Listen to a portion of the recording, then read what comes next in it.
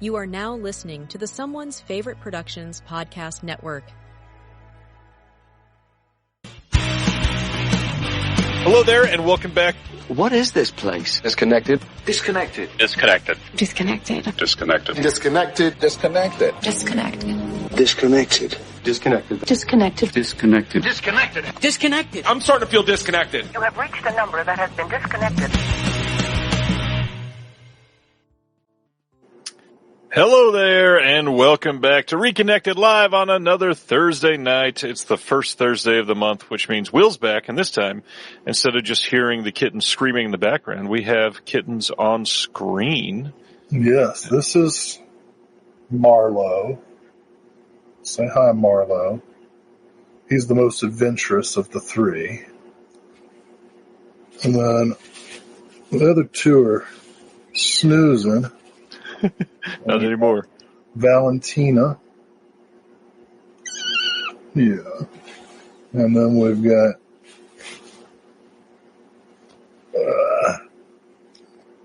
Clouseau. And that's Henri, not Inspector. That makes sense. Yeah. Nice. Noir, see? That does check out, yes. Right. Oh, shit. Valentine almost fell. So yeah, it's we got some kitties. We were hoping to have a special guest tonight, but she's taken ill and is hopefully going to reschedule for next month. So instead, kitties. It's a fair trade, and we're hoping to have her for next month, and we'll have some fun stories to talk about. We got lots to discuss surrounding the announcements this week, but all of our usual stuff. How you been? What's been going on this month with Will? Oh, let's see. Other than everything. We rescued these kittens. It has been so busy for me that at night when I sit down to watch a movie, I've been turning my brain off more than usual, and I watched a lot of streaming crappy blockbusters. So we'll talk about those in a minute. But I wanted to address Josephine's question. Yeah. Josephine, everybody should follow her on Instagram because she posts a litany of film screenings that will inspire and challenge you to try to keep up. Okay, I'm going to quickly pass the kittens on to Ansel. You see Ansel's hand there in the corner.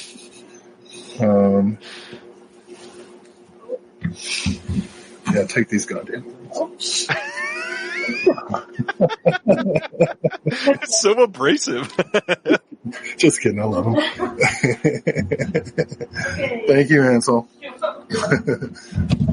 So I've been watching an unusual number of Hollywood blockbusters that I'm sure some of the listeners will find amusing when I regale them with my tales of woe. What else has been going on? Oh, the semester's started, and I'm back full-time at UNC Greensboro as a full-fledged, lowest on the totem pole, but as a full-fledged faculty member in the media studies department, whereas before I was kind of a hybrid media studies faculty, English faculty, and residential college coordinator. So nice to be just one thing for a while. Teaching my cult films course, we just watched Bad Girls Go to Hell, introduced everybody to Doris Wishman. Nice. And as per usual, it was super uncomfortable for everybody. And then afterwards we had the most incredible conversation. You know, the very idea of roughies is so fascinating to young people. I bet, yeah. Because they're nowhere near as violent or sexually explicit as anything you would watch, on TV today, right? But somehow they hit you harder. Like, watch Euphoria or Game of Thrones or whatever, and you're going to see a lot of Right. sexual explicit content and sexual violence, but watch Bad Girls Go to Hell and you'll be like, oh gosh, this is making me feel really uncomfortable. Yep. So now we all love Doris Wishman. That's something I like to do in life. That's the overall message there.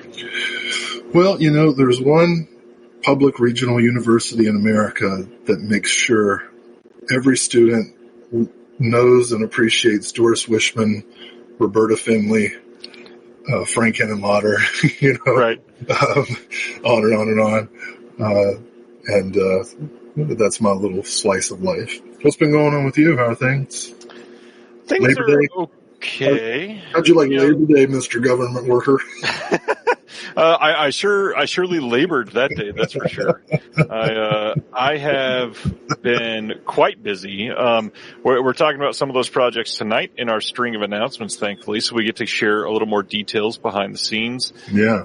Watched, not a ton of things compared to normal this week. It's been a very administrative heavy week for me. But I still watched a whole bunch of the theater last weekend, so we'll get into that in a few minutes.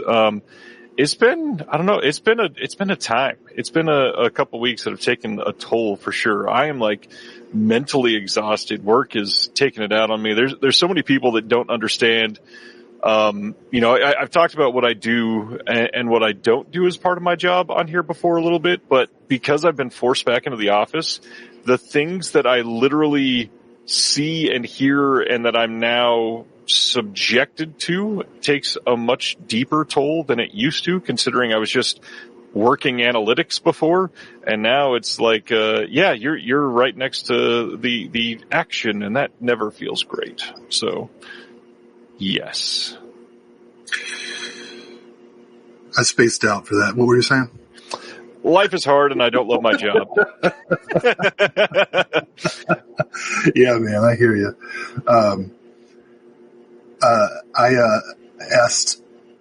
I took polls in all of my classes asking students what Labor Day was supposed to commemorate, and a grand total of 2 students knew. So we talked about it a little bit,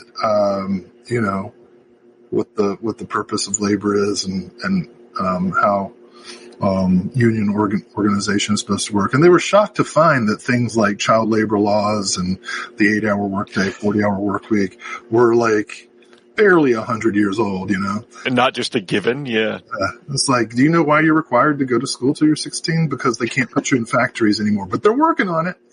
But anyway, not to get too political. I wanted to say, Josephine put a list of films up, asking if I'd seen any of them. And the only one on her list that I've, watched, let's see, Flesh and Blood, Vanya on 42nd Street, those Joseph von Sternberg said, Blue Steel, Red Line, that's the Wes Craven Red Line, right?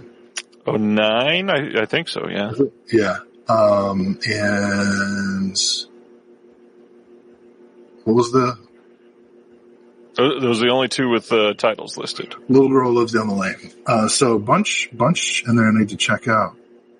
Cairo Station, that's Criterion's putting that out. It's about to drop from Criterion, yeah. I think this month, actually. I'll be seeing that soon.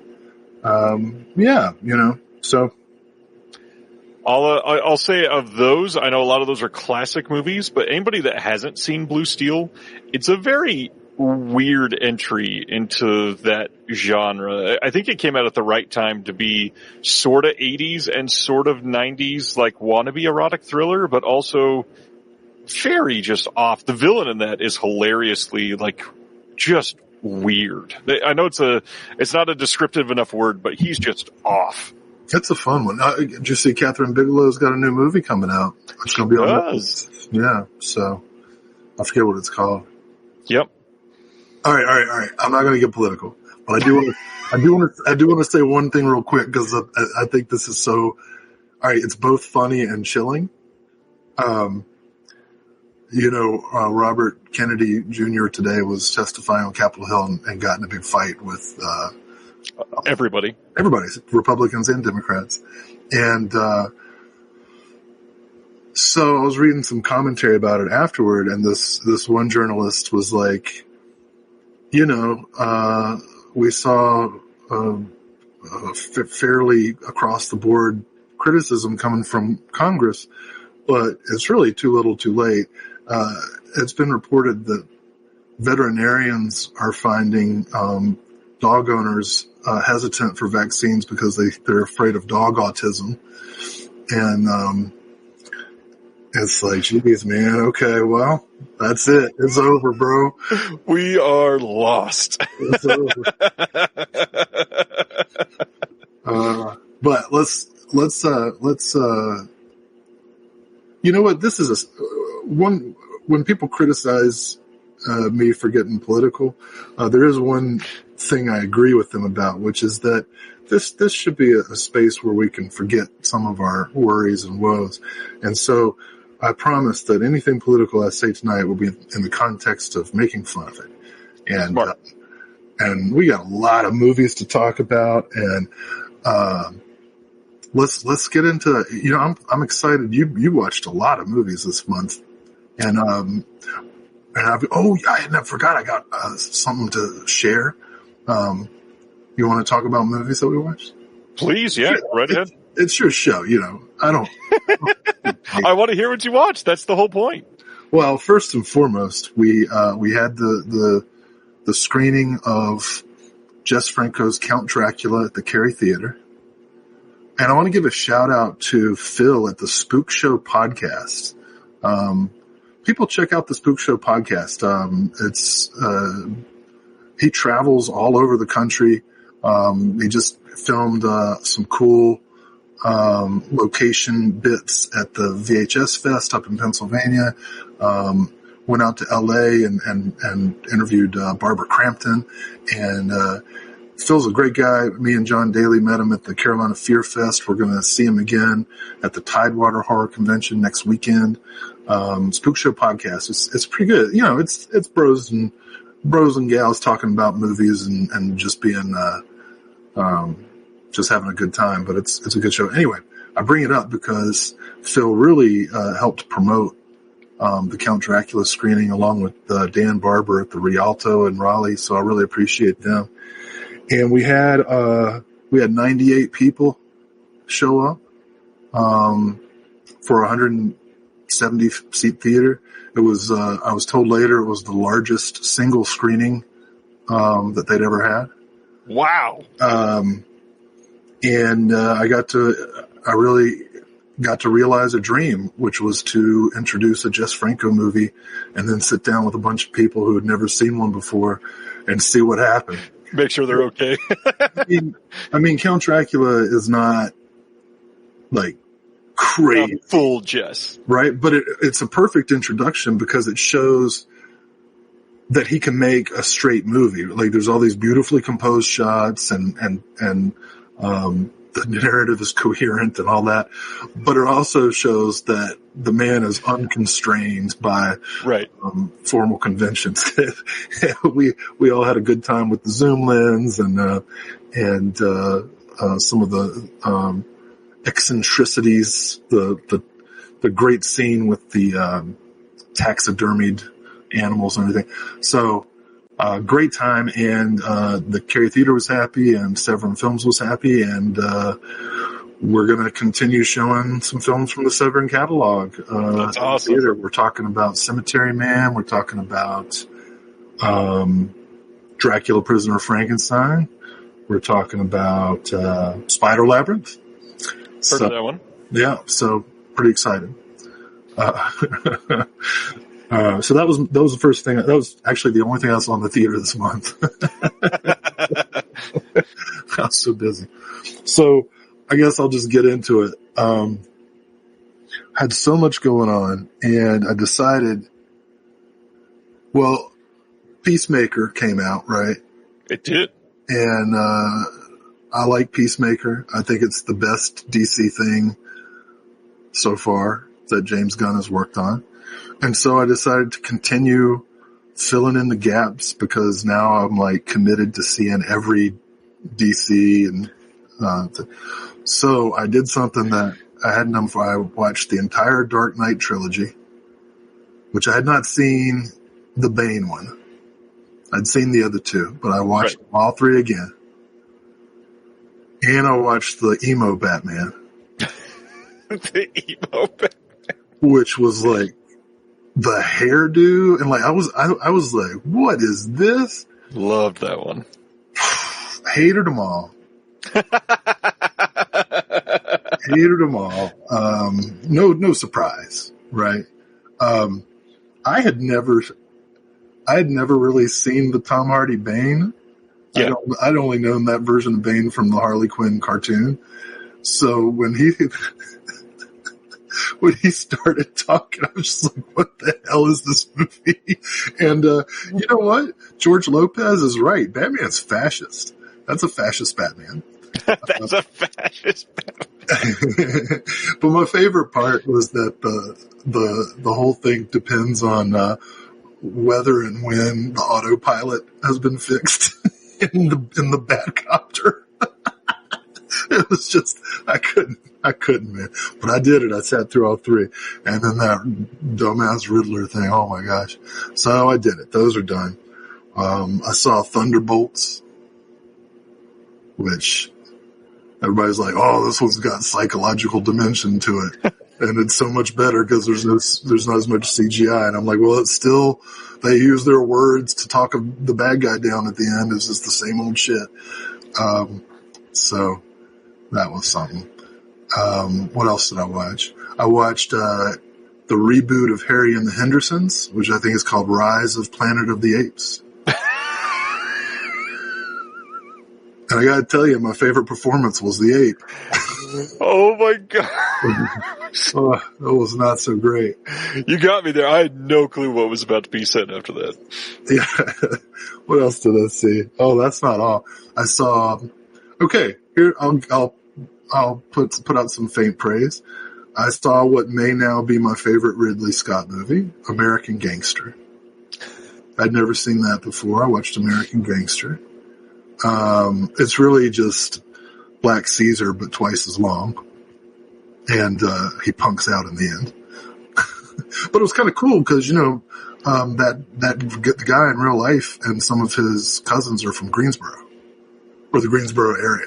Oh. So there's like a whole scene that's set in North Carolina and it was like, oh yeah. Nice. These guys. Let's see, what else? There's more.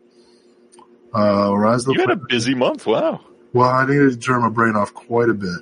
Oh my God, I saw V for Vendetta for the first time.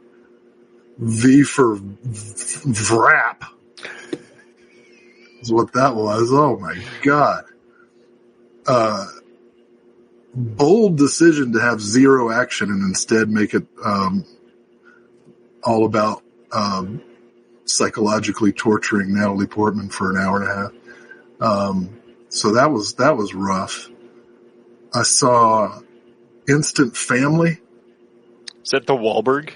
Marky Mark and Rose Byrne adopted. I've not seen that one. Adopted a bunch of kids, fostering them, and woof, that was something. Yeah, I'm gonna watch the rest of the Apes movies. The next one's behind a paywall, so I haven't done it yet. But what else? There's something I'm forgetting. Maybe it'll come to me. Oh, I watched a miniseries on the Peacock. The Peacock? Yeah. It was called Long Bright River, and it stars Amanda Seyfried, Liberals Sydney Sweeney. And it was pretty good. It was unrelentingly grim. But I did not hate Long Bright River. Now, Silent Mandible says we should make Will watch Punisher Warzone. Punisher Warzone is one of my all-time favorite movies. One that Will literally loves. It is the greatest superhero movie ever made. It is the first superhero movie to be directed by a woman. It is an unrelenting satire of very toxic masculinity.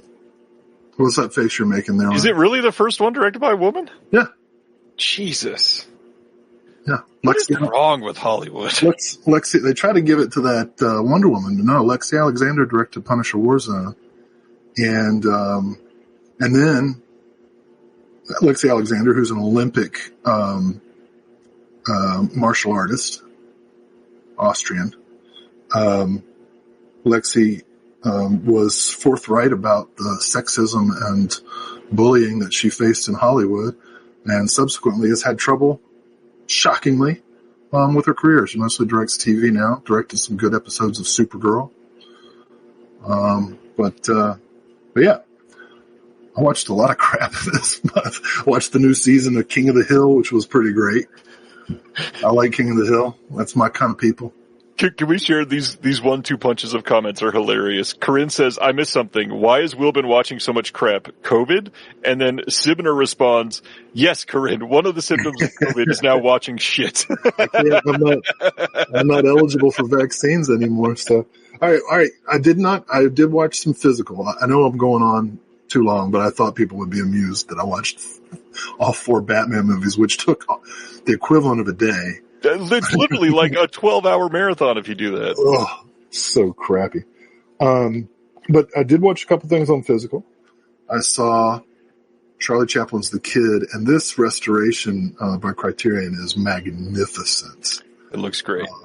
Love The Kid. Never mind. I was going to make a comment. From the catalog, I watched Mami Wata. Oh, how is that one? It's great. Your friend, Sean said it was one of his favorite movies of 2023. That Sean. Mr. Baker.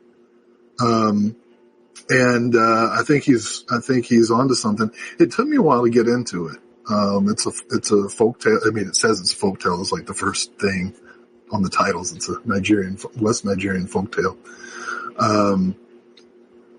The black and white cinematography is unbelievable.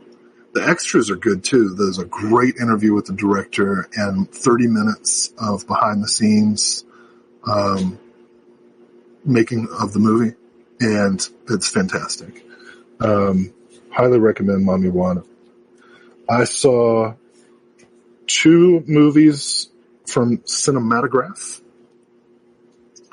Saw Jonathan Demme's Last Embrace, which was his kind of entry into the 70s paranoia stuff.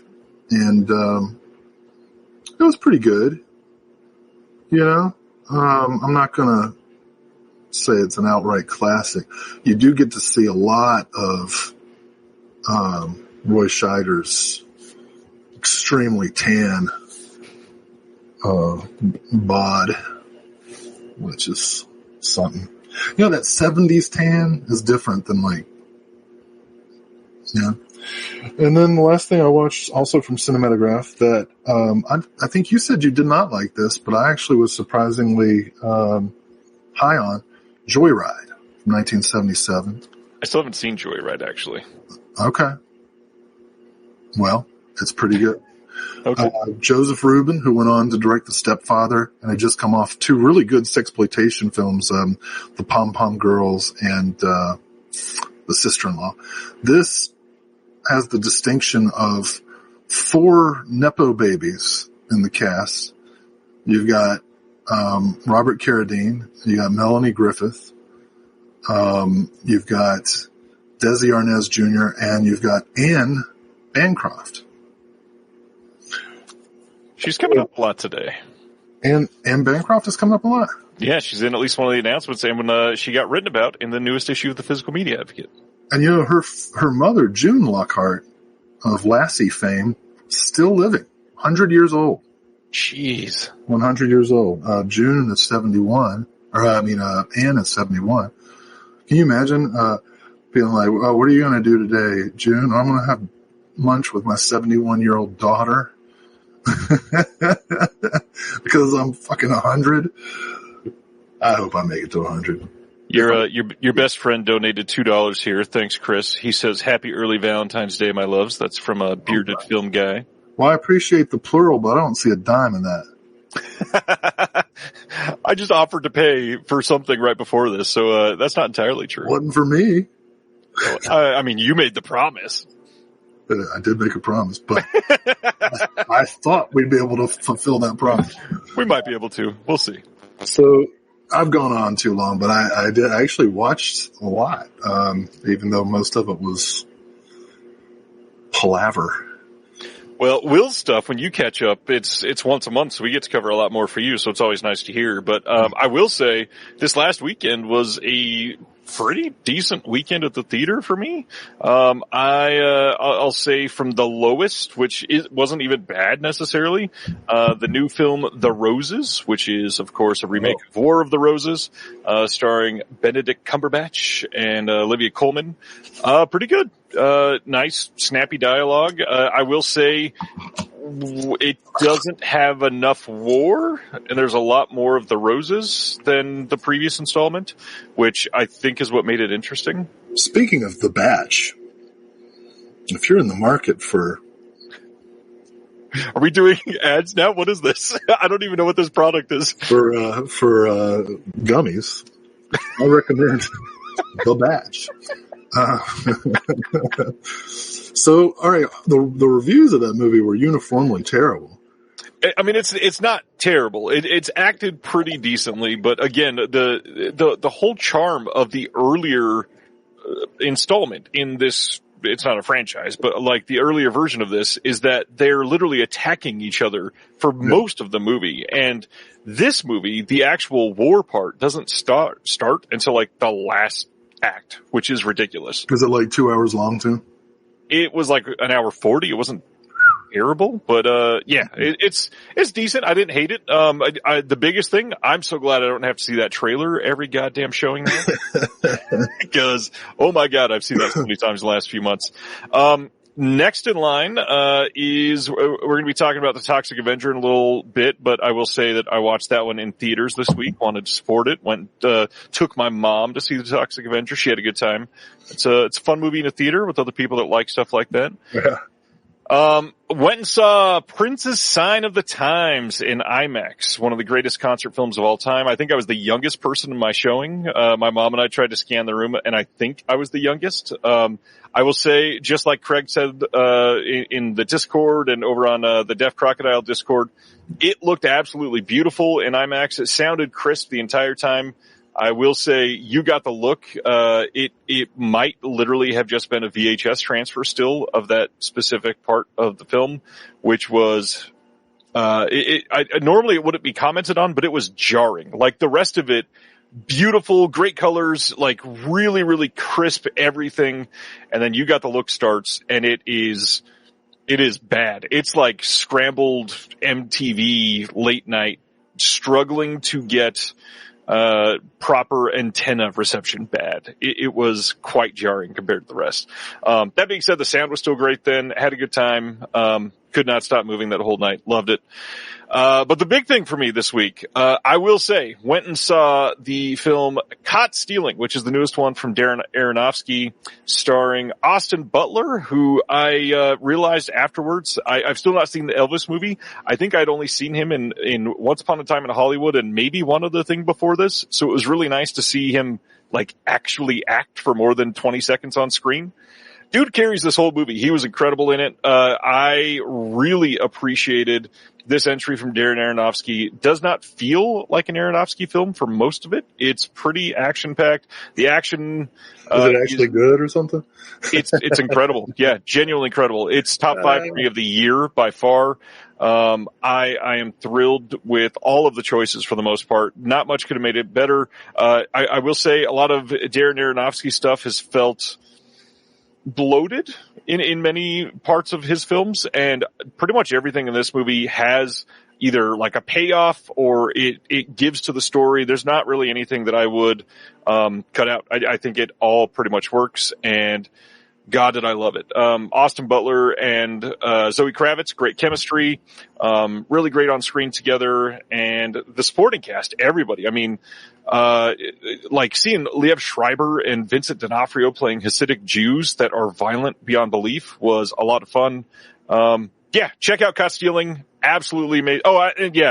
Paul Behrman's correct. Should have brought up Matt Smith. He's not in it for all that much because the whole plot of the story is that he's going on vacation and Austin Butler has to watch his cat. He's not in it a ton, but he is great in it. Just absolutely perfect. I love it. Definitely felt New York City in it. Definitely felt some really good music, decent dialogue, all good stuff. Check out Caught Stealing. New York City. Well, let's get down to the beans then. What have you been picking up? He's moved from Danzig songs to Jane's Addiction songs. What's next? NSYNC? His next film will be Shoplifters of the World Unite. I saw Prince in his last tour. Damn. And it was majestic. He played everything. And at the end, he brought people up on the stage, which was the symbol, to just dance, while he played the encore. And it was, I didn't make it. I didn't feel like I should rush the stage, but it was awesome. Great concert. What'd you say? Pickups? Pickups. What have you got? It's been a month. Okay. Well, viewers will be happy to know that Suddenly in the Dark and the replacement disc. And the first replacement disc. Have made their way to people's mailboxes. So thank you, TerrorVision. Also from TerrorVision, the Graveface film Gushing Prayer, which I highly recommend. Yeah, if people do like Pink movies, this is really good. And I'll plug my friend and former student Clayton Dillard and Brad Dillard, a team of brothers. I taught both of them. Their visual essay on Gushing Prayer is really, really good and provides some important historical context about the filmmakers. Gushing Prayer is worth your time.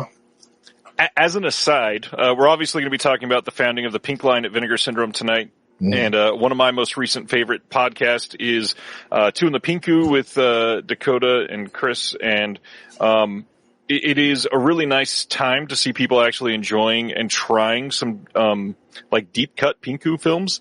Gushing Prayer is one that deserves it, and I understand that it got overlooked when it first came out from TerrorVision. Give it a watch. Absolutely worth it. And then if you're feeling adventurous, Deaf Crocodile put one out earlier this year too called Inflatable Sex Doll of the Wastelands. You're probably not going to see a lot more from either one of those two labels, unfortunately. But I would think that with everybody discovering those, just don't want those to be forgotten because they're two great releases. Two in the Pinku is God tier pun.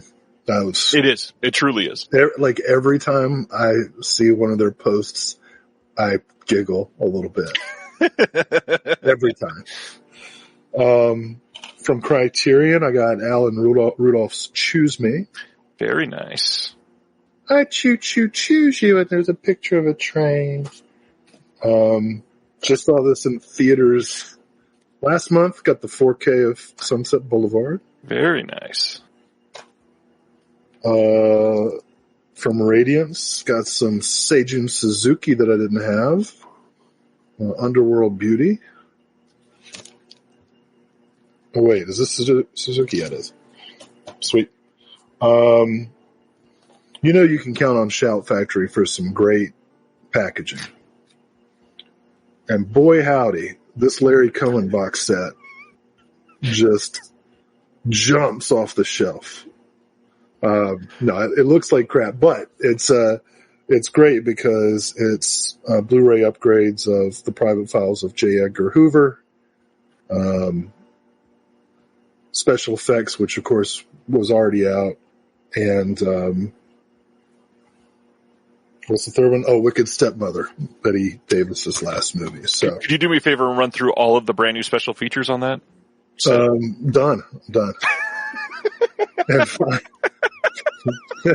finally, the good thing is that it's a Blu-ray of Private Files of J. Edgar Hoover, which is a great movie. Right. Would I have liked to do a commentary track and maybe bring in legendary film scholar Christopher Sherritt on it? I would have loved to do that. Maybe. Shout Factory. I happen to know a couple of Larry Cohen experts, Tony Williams, Christopher Sherritt. finally, something that makes me very happy. Testament of Dr. Mabuse.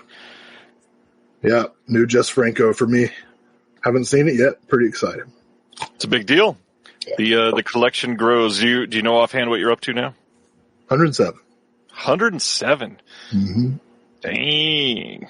Very nice. Just a little over half his films.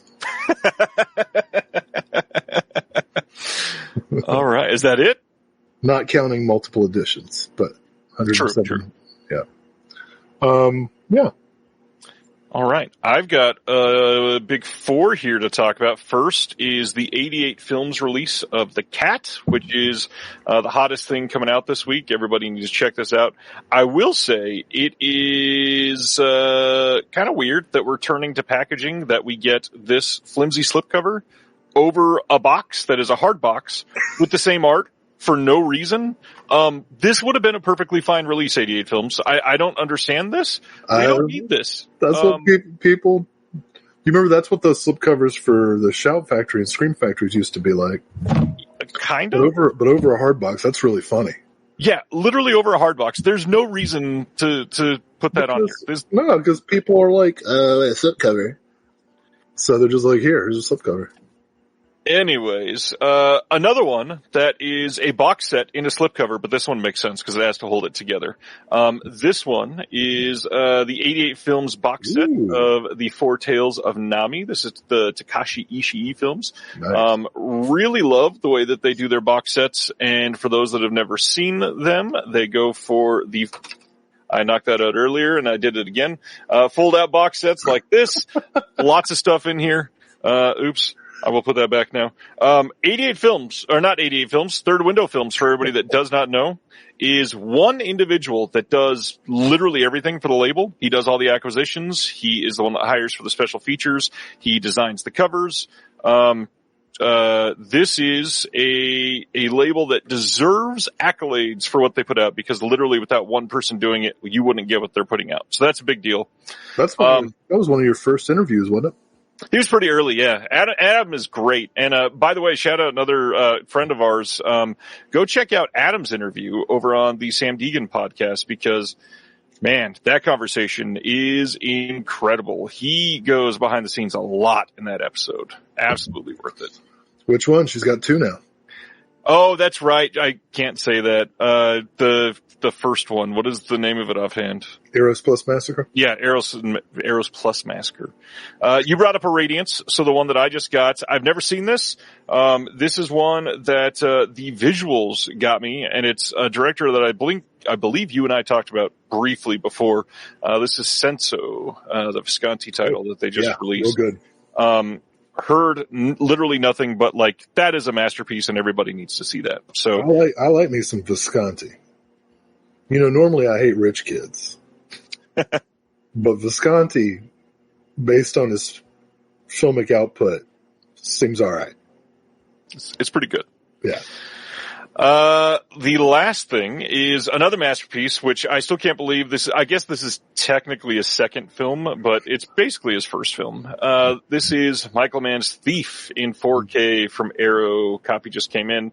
Love this movie. Love James Caan in it. It's incredible. The last thing I'll say, I don't think I've said it, but, The Cat, the deluxe edition of The Cat is already out of print in the US from the distributor. If you want this, it went out of print on pre-order, literally. So if you want the hard box, get it from the UK. It's the exact same disc, exact same release. If you see it in stock, it was probably like in shipping on the way to Orbit or Diabolic or something like that. If you really want it, check it out. Otherwise, I would bet the UK edition will be around slightly longer, and I don't believe it's region coded because it's the exact same disc released at the same time, so they had no reason to author it to be region coded. So check it out. It is absolutely worth it. That's pickups. That's pickups. Man, I'm tired. I could tell. And just imagine, we only have like 101 things to talk about tonight. 101? Didn't we set a record last time? We did. It was like 120 last time. All right. So this will be a breeze then. This will be a breeze. Before we get into this, anything from this week that you want to talk about that's not in announcements? Am I forgetting something? No, just if news came up that I forgot. I know one that I wanted to bring up is, Dolby Vision 2 is something that people are talking about right now. The new standard just got, dropped, I believe at a conference a couple days ago. They mentioned that they are working on it. Essentially, it's like very AI focused Dolby Vision, color grading that it's working on to make proper coloring. It will do better tone mapping and all of that. It will be another standard, and it will, like, players will have to be released that will support Dolby Vision 2. So it will be something different. Now, there's no news on that happening to discs anytime soon. There's no reason to think that anything that you have is going to be, out of, the ability to be played or anything like that. Just wanted to bring it up because I know that people are asking.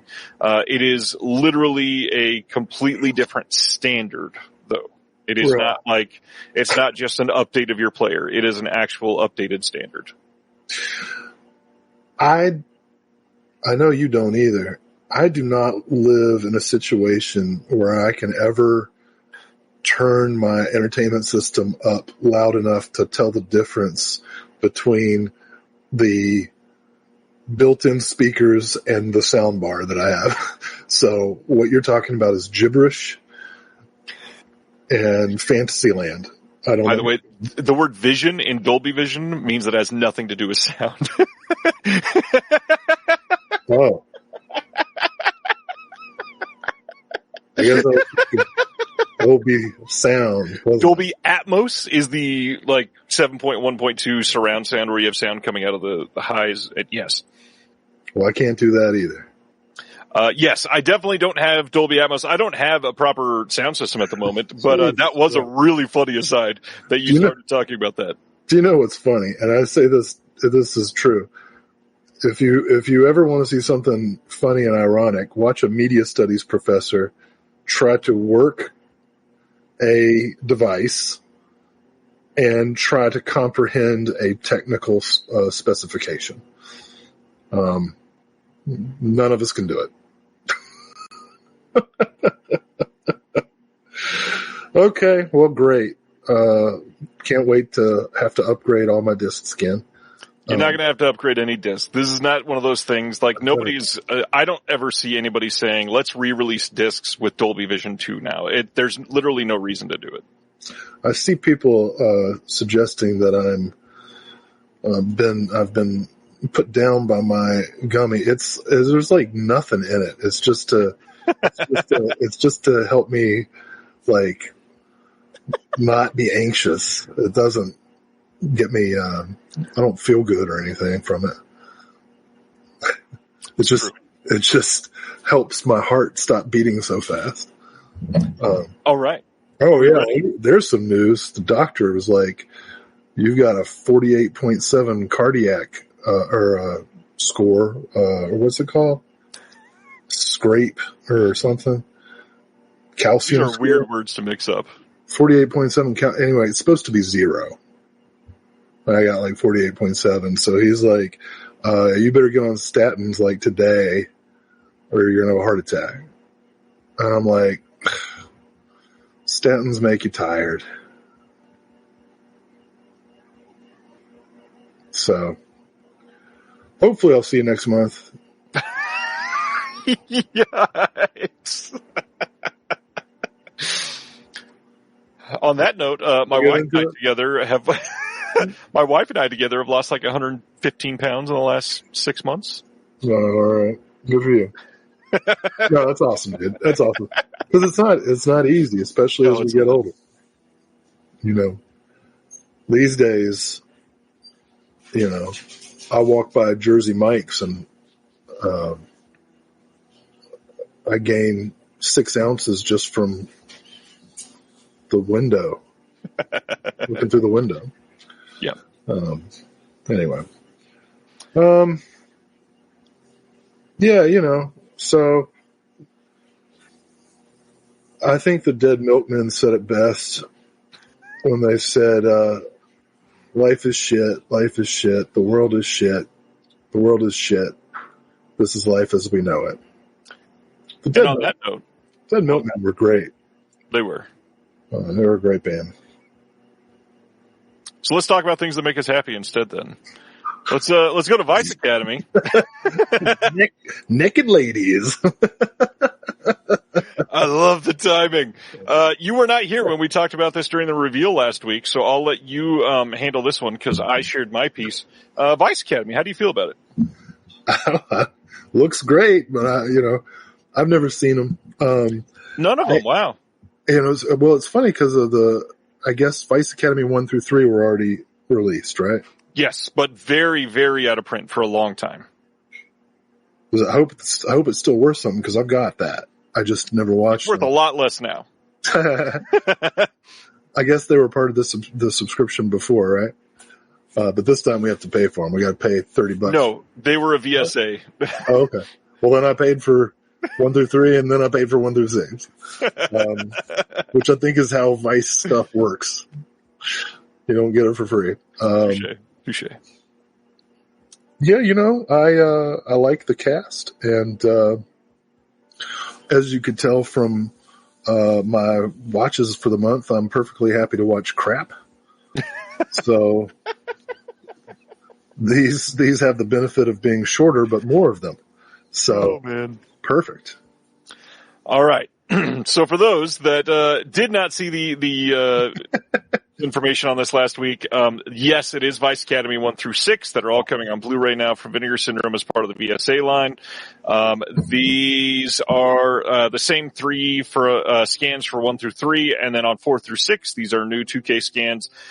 We've got a new interview with Rick Sloan on here. We've got a new piece from Cinema Wasteland. It was a panel that was done with Rick Sloan and Ginger Lynn Allen from last year. Is that all that is new? I think so. I'm getting their food ready. She's an American treasure. So yes, there we go. Damn. We're growing up. Sorry, for those listening on the podcast, I am being attacked by... And now you're muted. Ronnie is saying, are they all the same person? They're all directed by Rick Sloan. They are not all the same woman, though. No. I should hope not.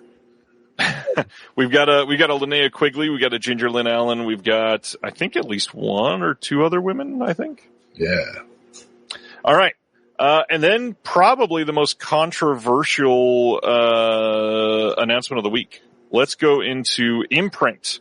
October 29th, they are putting out a 4K Steelbook collection of Halloween 1 through 5 on 4K in a jack-o'-lantern that you house the Steelbooks in the back of the jack-o'-lantern. That's cool. And it's all the original art for all of the 5 Halloween films, which is a rarity. Yeah. And it comes in this little case, and then here is the housing of the Steelbooks in the back. Nice. And then the controversial part is this cost $500 Australian dollars. Which in Liberty money, that is $325. Sounds about right. Now, there's a lot of people saying that is way too much money. Imprint is taking the piss. They're taking advantage of collectors. It's a big deal. Now, I will say a couple things. Did y'all not see the Never-Ending Story fake book? Yes.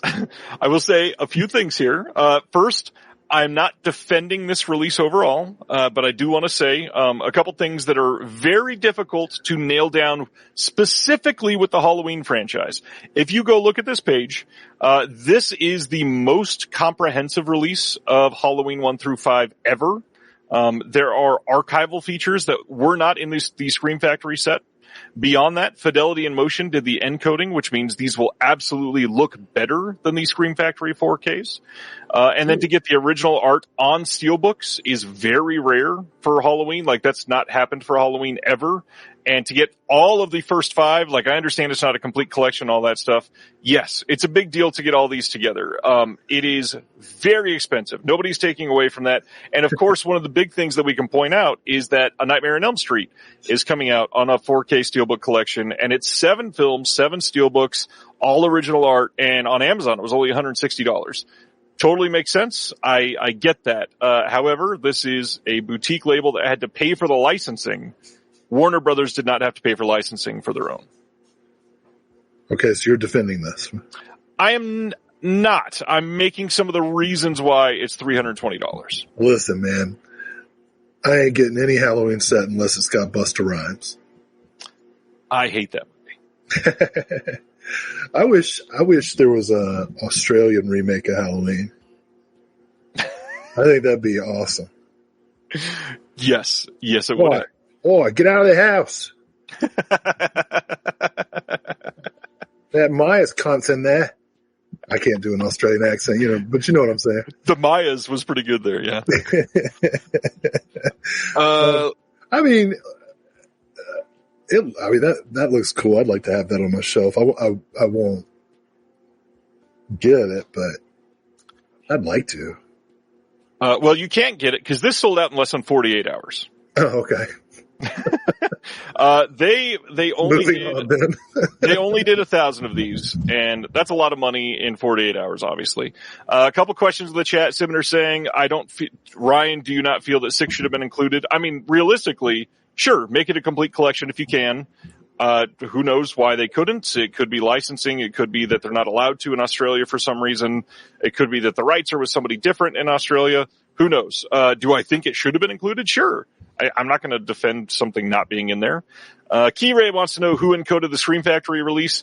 I believe that was just done through their regular company, which if I remember right, it is, I don't even remember the name of the company. I could look it up because over on another podcast, we interviewed one of the guys. So 1 second. But, yeah, it's literally just one of like the restoration and authoring companies that does it. So it's not Fidelity Emotion. Fidelity Emotion does not do every 4K release or anything like that. The other big thing is these are showing up at retailers in the U.S. So, Orbit DVD, Brother Belial have both had these up for pre-order at the same price. So you don't need to pay the tariff or anything like that. Check it out. Is this the first announcement? This is the second because we just talked about Vice Academy. Oh, right. Jesus, it's 10:30, dude. It is 10:25. Yes. And this is how we do it every single time. Halloween. Well, God love him. Paul says JB Hi-Fi will have some in stock there in Australia as well. I'll say this, and we've talked about this on the, I think back in July, maybe. I'm all for, perennial re-releases of Halloween because every new generation should be introduced to them, and sales of Halloween subsidize the production of lesser known stuff. So I think it's terrific. I hope John Carpenter gets a big fat check every time. He deserves it, that's for sure. Oh, and Odyssey Movies has some up as well. And Ragnar says the movie room sold out already. So yeah, they're selling. Yes, that is the company. Thanks, Craig. I think it is Duplatech that does it. All right, so that's Halloween. It's expensive, yes, but again, if you're a Halloween super fan, these are the best releases for the 5 films. Like, I don't know what else to say. And honestly, for Halloween, you break it down for 5 different films, it's $60 for a steelbook in a light up actual jack-o'-lantern. Honestly, that doesn't seem like a crazy price. It's just when you're comparing it to a Nightmare on Elm Street, who they didn't have to pay for licensing, it's going to feel expensive, and I understand that. I read they were going to release a $200 version of this exact set, but if you buy it, you also have to take a copy of The Ward. Yeah, you can't do that. That is way too cheap for that. I kid. Let's go to Arrow for this month. These had leaked about 10 days prior, so these are not really new news for most people. But let's get into them because they got some good titles. First off, on November 24th, only over in the UK, we are getting The Apartment on 4K. This is a film that Arrow had previously put out on Blu-ray that is legendary, like one of the titles that Arrow was known for a few years. This was one of their better selling, first of the big deluxe editions that people loved. Big deal title here, obviously one that is a classic. No new extras on this as far as I can tell, but it is essentially the full 4K version of the old deluxe, which was genuinely great. Check it out. Yeah. Apartment. Billy Wilder, man. Oh, this and between this, Sunset Boulevard, and Double Indemnity, I mean, God. He's great with the Fallen Woman movies. You know, I also really like Love in the Afternoon with Audrey Hepburn. Yeah, he's good with the hookers. All right, that's The Apartment. Moving out of that one to more Wes Craven. Nice. Deadly Friend from 1986 getting a Blu-ray release over in the UK. This Yet is another Anne Ramsey movie coming out. This is the first Arrow release of this. It's got a new commentary from Stacey Ponder and Alexandra West. We got some archival extras on here, and then a new visual essay by B.J. Colangelo, new visual essay also by Alexandra Heller Nicholas, and then a booklet with new writing by Guy Adams. Tell us about Deadly Friend. I don't think you've ever talked about this one on here. Beep, beep. Beep, beep. I love that this is one of the movies that you say one word and everybody knows like the scene. You just say the word basketball and everybody's like, oh, yeah. Well, you know, what was it, last year? I had the extreme honor to contribute essays to 2 different books about Wes Craven. Deadly Friend was not one of my subjects, but, you know, I've seen it many times. It was a movie that was kind of compromised in its production context. There were a lot of things that Craven wanted to do that he couldn't do, but I think it holds up as a pretty fun bit of camp, but it also has some pathos. I think actually Deadly Friend is probably more relevant now than it was at the time because, you know, you got all the stories about kids who are using AI for therapy and romance and whatnot. I mean, you heard the story about the kid who took his own life so that he could join his AI girlfriend. Tragic story. But yeah, I think Deadly Friends thematically is now a more serious movie because of where we are technologically. But you can also just watch it and be like, ha, she beep beep and she has the basketball. It's great. Josh Hurtado comments and says, I saw The Ward at a film festival. Should have got to bed early instead. Yeah, I love John Carpenter, but I think he'd probably agree that was not top tier. All right. That is Wes Craven's Deadly Friend. And then we got one that I love, Speak No Evil from 2022, coming on November 3rd on Blu-ray in the UK only.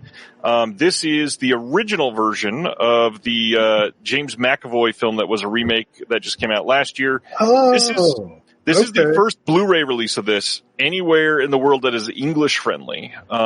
This is exciting. How do you feel about this one? Have you seen this one? I just found out that this was not the James McAvoy movie. So, I mean, no offense to James McAvoy, but now I want to see this. Yes, this is very, very good. It is in my opinion, it's a much better movie than the English remake. Who's James McAvoy? Keep going. The guy from Split and X-Men Days of Future Past. Oh, he's that guy with the really red, wet lips. Maybe? He's like young Professor X. I don't know. Is that who he is? Yep. Yes, he is Professor X. Yeah, those lips, man, they're ridiculous. Filth. That's another big one with them. Thanks, Pam. Yeah, he is a filthy man. So this one, we got a new audio commentary with the director and the co-writer that was recorded exclusively for Arrow. Now, I don't know this offhand. Obviously, I'm saying this is the first English-friendly release of this anywhere in the world. But the fact that they say the words at the end of this, recorded exclusively for Arrow in 2025, that tells me there's likely another version of this film coming out here soon. So if you're in the U.S. and you don't want to import for some reason, and maybe you're only Region A because this is likely to be Region B locked. I have a feeling that it's going to be released again here soon. This is coming as part of the Shudder deal with Arrow, so there is a possibility that this comes through OCN, through that Shudder deal in the U.S. Again, no promises, but from the sound of it, what I take away from that is that if they're using the word exclusively, that means there's another one in the works here. We got 6 never-before-seen deleted scenes with optional commentary by the director and the writer. New visual essay by Jen Handorf, investigating the illusions of safety within civility. Love that idea. You know why those scenes were deleted? Because they spoke some evil? Spoke some evil. I did not need to step on the punchline, but it felt natural. The booklet in here has new writing on the film by Tori Potenza and Natasha Ball. To me, this was a must. I definitely already pre-ordered this. This is absolutely one of my favorite films from the last 5 years. So it was a neat. Wow. Yeah, no, I haven't seen this, so. Brendan says, reminder, Severin has a Shudder deal as well. Yes, this is true, but I believe the Severin deal, they listed all of the titles that they had signed, and Speak No Evil was not a part of that. Now, it's possible that they had expanded that deal, but if they didn't, and they're only working on that original list, Speak No Evil was possibly not coming from them. So, we'll see. Shudder is kind of like, taking a ride around town. They got deals with everybody, so who knows where it comes. Shudder is the Vice Academy of labels. All right. So that's Speak No Evil. Next is Outland on 4K from 1981. Cool. This is coming on November 3rd over in the UK, November 4th here in North America. This is a movie that I have somehow never seen. This is a Peter Hyams film. We've got Sean Connery in this one, and it is coming with a brand new 4K restoration from the OCN by Arrow themselves. We got a new commentary by Chris Alexander, a new interview with the writer and director Peter Hyams, new interview with the DP, Stephen Goldblatt. We've got new interview with the visual effects artist, William Mesa. And then, Josh Nelson did a new appreciation of this one. New visual essay by Howard S. Berger, which, I can say it's a good visual essay. You'll appreciate that one. Booklet with new writing on this one by Priscilla Page and Brandon Stroysnig. I've never seen this. Have you seen this one? Hyams, I said, to no one there. That's Peter Hyams, but it's a Neil Diamond song. I took Peter Hyams' name and I put it in I Am, I Said.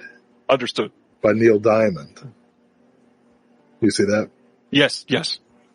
Yeah, it's a fun movie. Like Vince says, Outland is high noon in outer space. That's sweet. That seemed to be the reaction. A lot of people very excited about this one. Another one that I don't think I've ever seen is, oh my gosh. I got so excited when this was announced, and then I was like, no. I wanted Mission to Mars. Right. That's what. That's the one I wanted. You remember when these came out and it was like two movies at the same time going to Mars? So when I posted these announcements, I literally was like typing excitedly that it was coming out, and then I looked closer at the picture and went, oh, God damn it. Get me some like lesser known Brian De Palma. Now this does have Terrence Stamp, rest in peace.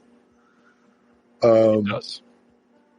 Oh man, we try not to do a whole lot of time lamenting and mourning, but man, Graham Greene, Scott Spiegel, Terrence Stamp.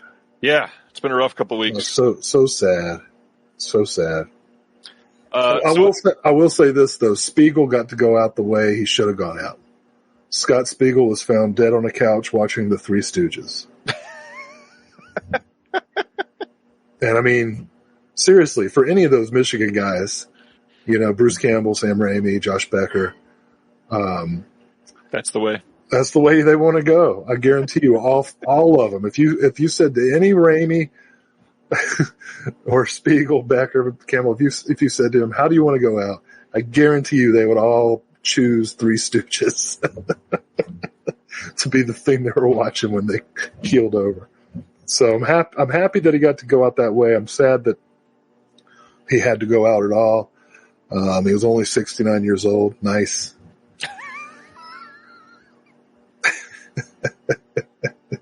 But anyway, Red Planet, the lesser of the Mars movies. Yes, did not even say. This is November 17th in the UK, November 18th here in North America. 4K release of Red Planet. This is Val Kilmer, Carrie-Anne Moss, headlining. We got Terrence Stamp, Tom Sizemore in this one as well. As far as extras, we've got a new interview with Jeffrey A. Okun, who is the visual effects supervisor. New interview with helmet and suits designer Steve Johnson. We got a new visual retrospective with Heath Holland, who is over at Serial at Midnight.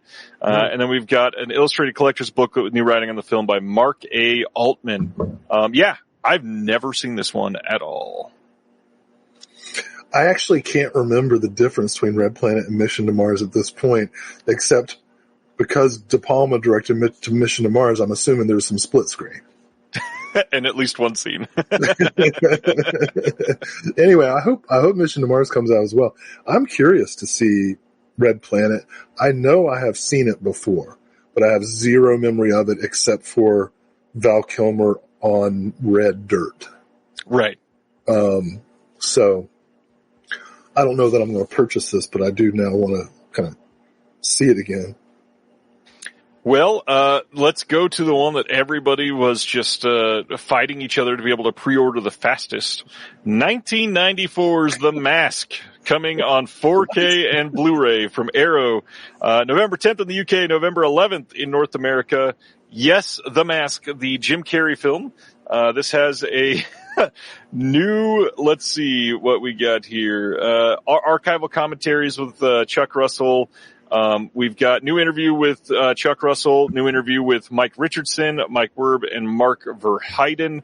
New interview with the visual effects supervisor Scott Squires. New interview with the editor Arthur Coburn. New interview with the actor Amy Yazbek. New interview with the choreographer Jerry Evans with never-before-seen rehearsal footage. New visual essay by Elizabeth Purcell on canine sidekick Milo. And then a new booklet with new writing on the film by Alexandra Heller-Nicholas and the original production notes, plus a poster, The Mask. Tell me about your love for this one, Will. Well, I saw this in the theater when it came out. I mean, Ace Ventura, The Mask, Dumb and Dumber. I mean, Jim Carrey was born to play those roles. But I got to tell you, I prefer Jamie Kennedy's sequel. I'm just kidding. It's because Sivner made that comment. But the fact that I know that there's a sequel starring Jamie Kennedy is kind of funny. I don't know. This, I actually watched this for the first time since I saw it in theaters, with my youngest daughter, like last year. And a lot of the comedy holds up. Some of it doesn't. Now that I'm older, the fact that it is just so unrelentingly kinetic, kind of wears me out.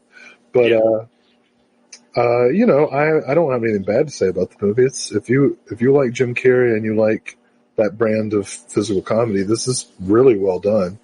The quality of the,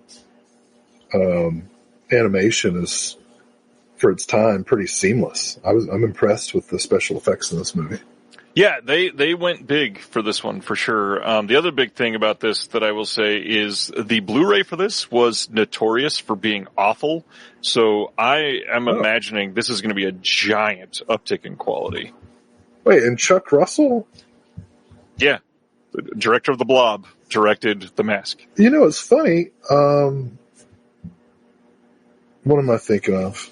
Didn't Chuck Russell work on Joyride? I think he did.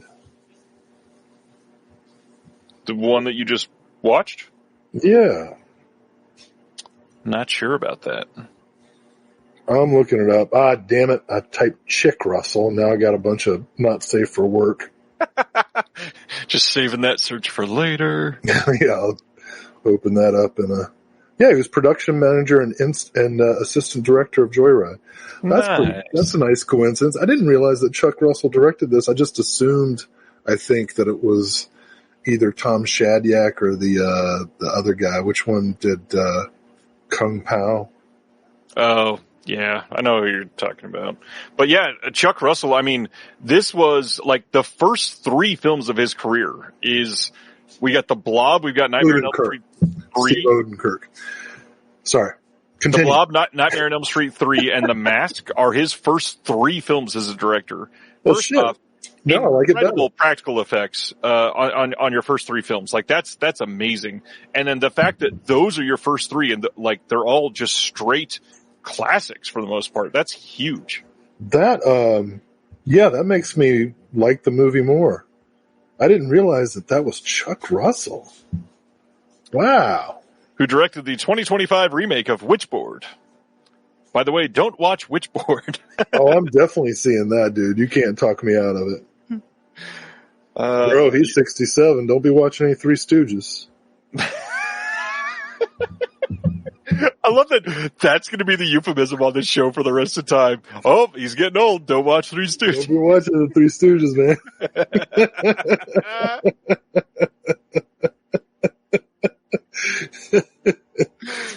They're going to curly you right out. Won't be watching no mo. All right.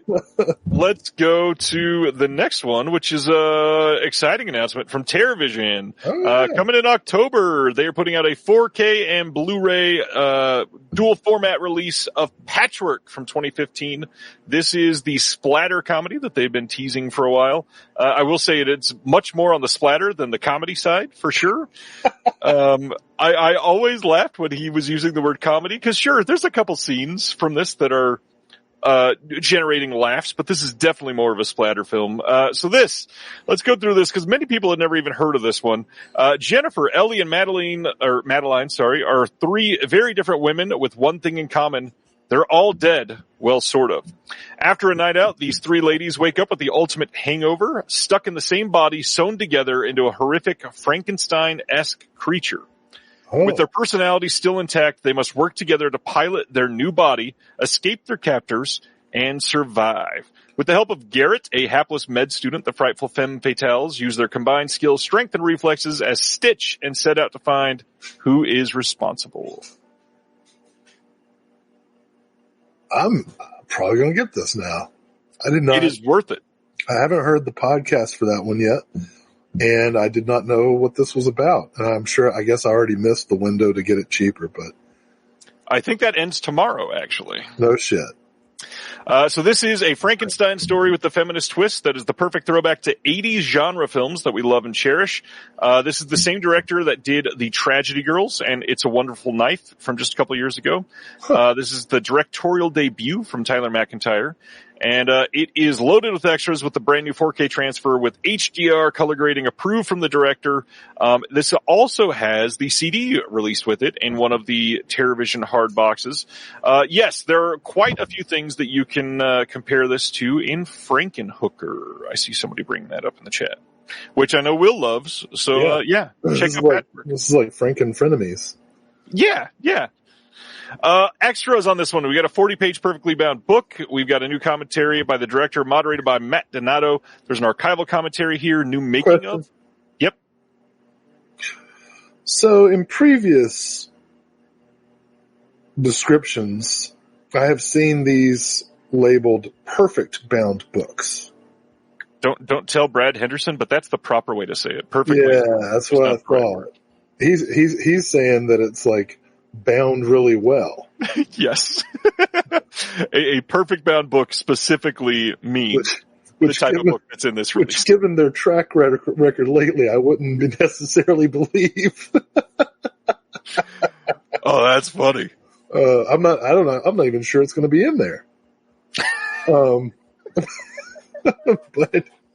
But I hope that the perfectly bound book is as good as it sounds.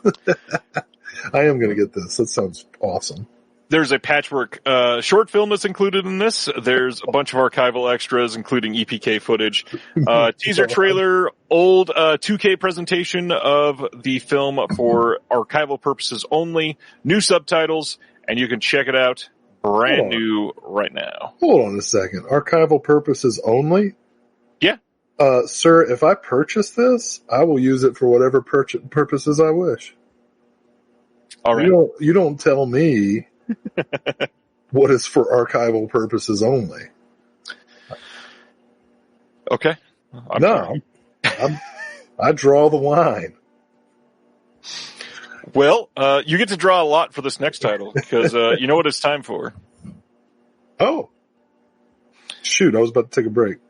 October 28th, there is a 4K Steelbook Standard 4K and Blu-ray and DVD releases coming of Cineverse's The Toxic Avenger from 2023. Yeah. This is the brand new remake starring the one and only Peter Dinklage as Winston Goose, who's exposed to a catastrophic toxic accident. He's transformed into a new kind of hero, the Toxic Avenger, the hero that we need right now.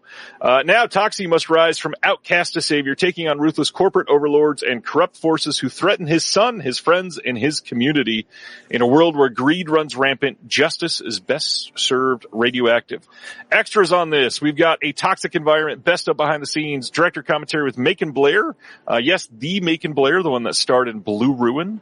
We've got Toxic Shock with Tiffany Shepis, 40th anniversary of the Toxic Avenger, and a trailer. That's a pretty good set. I will say, I think this movie is very funny. It very much captures the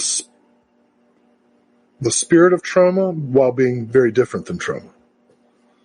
Like, yes. This is definitely not a Trauma movie, but it gets it, And I'll say this too, and I encourage people to see it in the theaters, even though it brings me no material value whatsoever.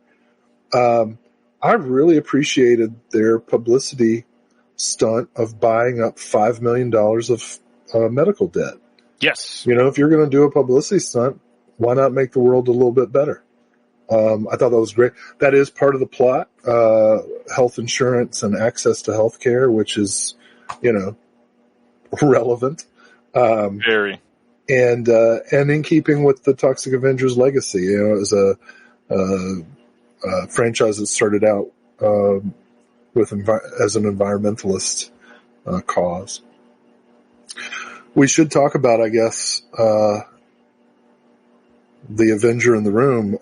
We produced Toxic Shock with Tiffany Shepis. We did. She is hopefully going to come talk about that. I'll go ahead and say the background, the genesis of that. Have we talked about this before? We just said we were doing something with Tiffany Shepis, right? Correct. So I've been a fan of hers for 30 years. 28 years. Like, I was working in a video store when Romeo and Juliet came out. And I thought it was terrific. Tiffany Shepis then started hosting Trauma's Edge TV, and she appeared in Citizen Toxie and a couple other things. What am I forgetting? Well, it'll come to me later. And, as a scream queen, she's just terrific. She elevates every movie she's in. Abominable, The Hazing, so many low-budget classics. So we actually, I don't know what I'm allowed to say, so do you want to say how this started? I will say, back in May, Will noticed that he and John were about to be... No, before that. Because we were doing this before that. Got it, yeah. So we had Dennis Bartok, actually, from Deaf Crocodile, recommended us to... That's what I wasn't sure you could say. He recommended us to the person that was producing the disc, and I had a conversation with him. We had a little conference call that night, and I mentioned some of the things that we had worked on and how we are both big Trauma people and would love to do something for Toxic Avenger. And he asked us essentially to do like a sizzle reel, like an audition for it. And funny enough, we kind of like did the entire thing to begin with. It was like a 6-minute version of this video that we put out, and they liked the sizzle reel. That was kind of a great surprise. Yeah, they loved every moment. Literally had no notes. They were like, "This is great. If you could just make it like a couple minutes longer, that's exactly what we need for the disc. You're in." And we said, "Well, maybe we could try something a little crazier. Let's go ahead with the that's where that comes in. So first of all, thank you so much to Dennis for recommending us. That was amazing. And this was a little bit different, right? This wasn't researched like visual essay or a commentary. This is like, hey, make something entertaining, trauma style. So we wrote, which we have done before, by the way. It's not something brand new to us. Especially the R. Wynorski piece for TerraVision is very, very similar to the tone of this. Yeah, I'm a funny guy. I can do the comedy. No, so yeah, we wrote this piece, and the piece that we made, and John Daly is a freaking force of nature when it comes to editing. He really took the script and the voiceover and created this incredibly, like the visuals that he made elevated the jokes far beyond what they were originally. Okay, so we had this piece, and Cineverse was happy with it, and that made us happy. They asked us to make it longer, and by coincidence, John Daly and I had made an agreement with Severin and TerraVision to run a table for them at the Carolina Fear Fest, which was back in May of 2020 of this year. And guess who was at Carolina Fear Fest? Tiffany Shepis, right? Like, there were so many great people at Fear Fest, but when I saw Tiffany Shepis was going to be there, I was like, I'm going. I love Tiffany Shepis. Her work is awesome. She's so fun and funny. And to share public gratitude again, Brad Henderson gave us contact information so we could ask Tiffany if she would like to be in the video. And she could have ignored it. She could have said no, but she didn't. She said, hell yeah. And I rewrote the script to bring her into the concept of it. And she said she liked it, and she had ideas and notes, and they were actually good. Like, she's a good writer. In fact, is credited as co-writer of this because she had so many good ideas that helped us evolve it. And at Carolina Fear Fest, we shot her scenes, and John did an amazing job of, kind of green screening the stuff behind her. I got to tell you, I'm super proud of this. I know you are too. You announced it. I hope everybody sees Toxic Avenger in the theater, but also, whether you buy it or borrow it, I hope you see Toxic Shop with Tiffany Shepis, because Tiffany is hilarious in it. And the whole piece, I think, is a nice tribute to the trauma legacy. The amount of high-paced writing that we had to do for this was insane. Like, we found out about this. I wasn't going to get into that shit. We found out about this on a Wednesday, and we needed to turn it in by Sunday. And ruined my spring break. It was insanity. The way that some of the rest of this has come together, like, we approached Tiffany 10 days before the convention. Most people would have said, that's way too close. I can't change plans for anything like that. And she was like, hell yeah, let's do it. And now her and Will are best friends. She is an absolute talent. Her work is awesome. She is very nice and tolerant. So I will say thank you to her. And yeah, she was as Ryan announced, Tiffany had agreed to come on tonight, but she actually picked up a bug and she's not feeling well. And her well, I shouldn't say that. So she hopefully will be able to come next month or a later month to say hello to everybody. She's just so nice and cool. Just cool person. When I posted this post about, hey, just so everybody knows, we produced this Toxic Shock thing, I wanted to spend a moment tonight, because I know there's a lot of people that watch and listen to this for all the announcements and don't even grasp that we're special features producers a lot of the time. So literally, come on. at this point, we have worked on like 40 some odd titles that have been announced, and there's literally something like 30 that have yet to be announced or that are currently in progress. Oh my God. You know?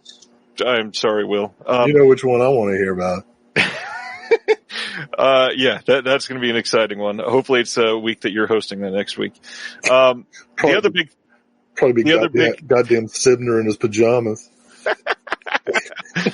The other big thing is that we are able to help, on many of these titles behind the scenes in ways that we have only dreamed of. Literally, like we're helping craft some of these before they come out, and I hope that people are appreciating this Toxic Avenger Steelbook. All the way down to $31 already on pre-order. It's going to be a fairly inexpensive pickup. Not going to say, hey, pressure you to pick it up, but if you're curious because we're on it and you want to check it out, we would appreciate that. We'd love to hear feedback. Because Tiffany's on. Tiffany's great in it. But God, man, working with her, I don't care what happens next. My cardiac score gives a shit. Supplemental features wise, when things get reviewed, we certainly don't have a lot of people that focus on any of the supplemental features. So, if you check it out, let us know what you think. We'd love to hear about it. Anyways, that's Toxic Avenger. Anything else on Toxie? Yeah, I don't know. I feel weird. The capitalist structure, really indoctrinates, the lower 98% into this like false sense of modesty. You know what I mean? Like we're taught not to be like, hey, I'm really proud of this. And like you were just talking about how proud you were, and I was deflecting. But it's because it's not me. It's the indoctrination. I apologize. Proud. You're proud of this. I'm proud of this. I bet you John's pretty proud of it. John is very proud of it, and he was supposed to be here tonight as well, and he will hopefully come on the show with Tiffany as well. So we'll hear more from that. Oh my gosh, you wouldn't know it to listen to him, but John's a really talented guy.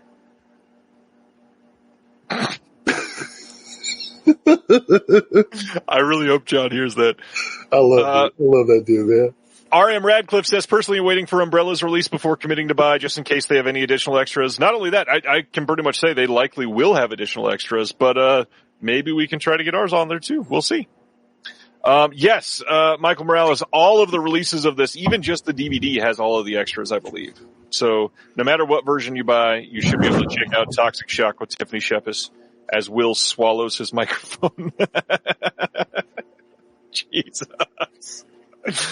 Oh, that was weird. All right, I'm going to carry on without him for a moment then. Coming in 2026 on Blu-ray in the U.S. from Mondo Macabro, they just wanted to pre-announce this title, and I'm stoked on this one. This is a Hong Kong horror title that they have been hyping up for a while, and that is Black Magic with Buddha from 1983.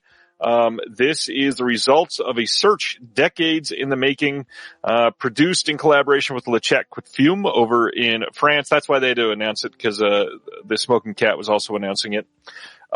This is going to be a big deal. Stoked to see this title. Glad to see that they're able to get some Hong Kong horror out. And as big fans of Mondo Macabro, Will and I are both probably going to be eager to see this on release day. And you are completely muted. I think it's at the microphone level, but that's okay. Let's see. Just watched Oily Maniac. Nice. Now I can hear you, Will. Yeah, I didn't have anything to say. I'm excited about pretty much anything Mondo releases. That gave me a funny memory. There was a kid in my high school that everybody called Buddha, because he was short, but he weighed about 450 pounds. I think every school had a Buddha. We had one as well. And I was like, that's such a cruel thing, but he loved it. He was like, that became his persona. Now that I'm older, I realize that's probably just how he was processing the trauma, and who knows, his cardiac score is probably worse than mine. But anyway, the Black Magic with Buddha. All about it. And you know what I'm not about, though? bullying. Okay. Don't bully. Paul says we had a Buddha here in primary school as well. Of course. Oh man, it's a worldwide phenomenon. Brendan says, has Mondo ever done another Hong Kong title? No, that was a big deal. This is one that they've been after for a while, and they're excited about that for sure. Well, before we even talk about this, we're getting more questions about this. CGTV, is Mondo not doing a special Halloween release this year? Last year's was so worth the wait. Of course they are. Absolutely they are. We just have not seen them announce that yet. It'll be happening in October. It always does. And they're also about to ship the batch that we just ordered last month. So lots coming from them. All right.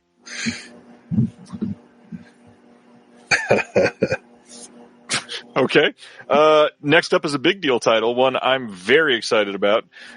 We don't have a release date for it, but you can pre-order now from the Fun City Editions website. Here in the U.S., a 4K release of Ladies and Gentlemen, The Fabulous Stains from 1982.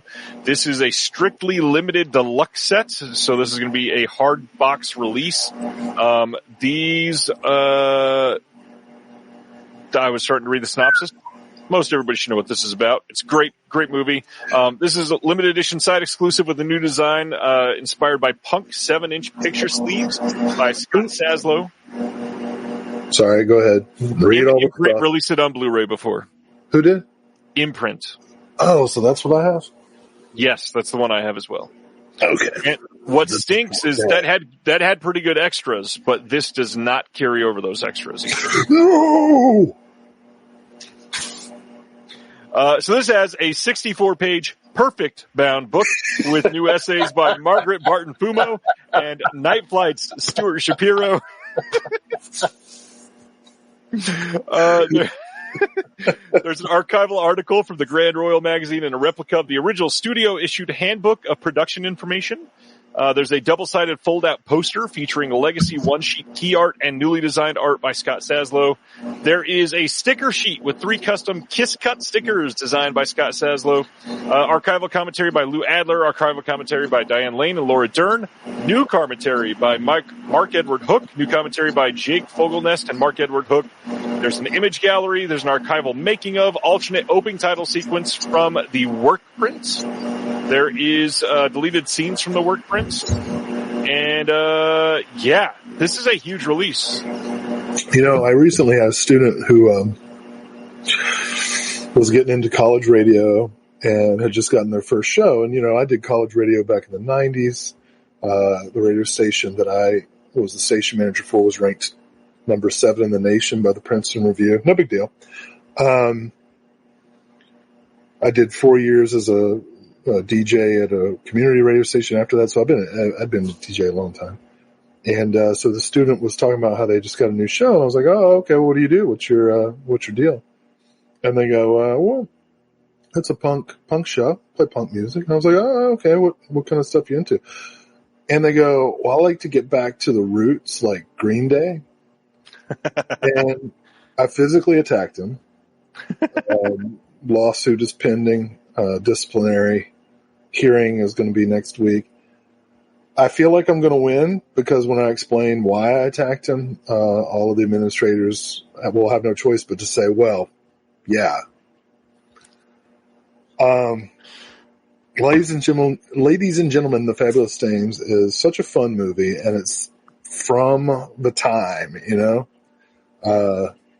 I really like it, enjoy it. I'm not saying that it has like the authenticity of, say, Decline of Western Civilization or something, but it has the benefit of, you know, being in the right place at the right time, and the style is fantastic. And get to punk rock's roots with Green Day. Jesus Christ. You know, we didn't have Google. We just had to find shit out. Green Day. Will, I will say we've gotten many comments. Right before you started speaking, there was a very loud sound coming from your home. It sounded like you put your microphone in the air conditioner. Oh, sorry. Just letting you know. you know, it's fine now. I'm just letting you know. I don't know if there's something different. You don't need to mute. I just moved the microphone. Oh, I bet I know what that was. The little fuzzy part fell off. Oh. I had to put it back on. Could be. I bet that sounded loud as shit because I forgot to mute before I did it. Well, it sounds like it's still happening, just very quietly in the background. Oh, all right. It sounds like you're near like a hotel air conditioner. Oh, it's a fan. Can we turn it off, or are we good with it? I don't want you to die either. Well, it's not blowing in my heart. Those are the statins. Not yet. I'm afraid of them. You know, Ronnie's right. Dookie did come out. Well, and, you know, not to mention paper lanterns and all that stuff.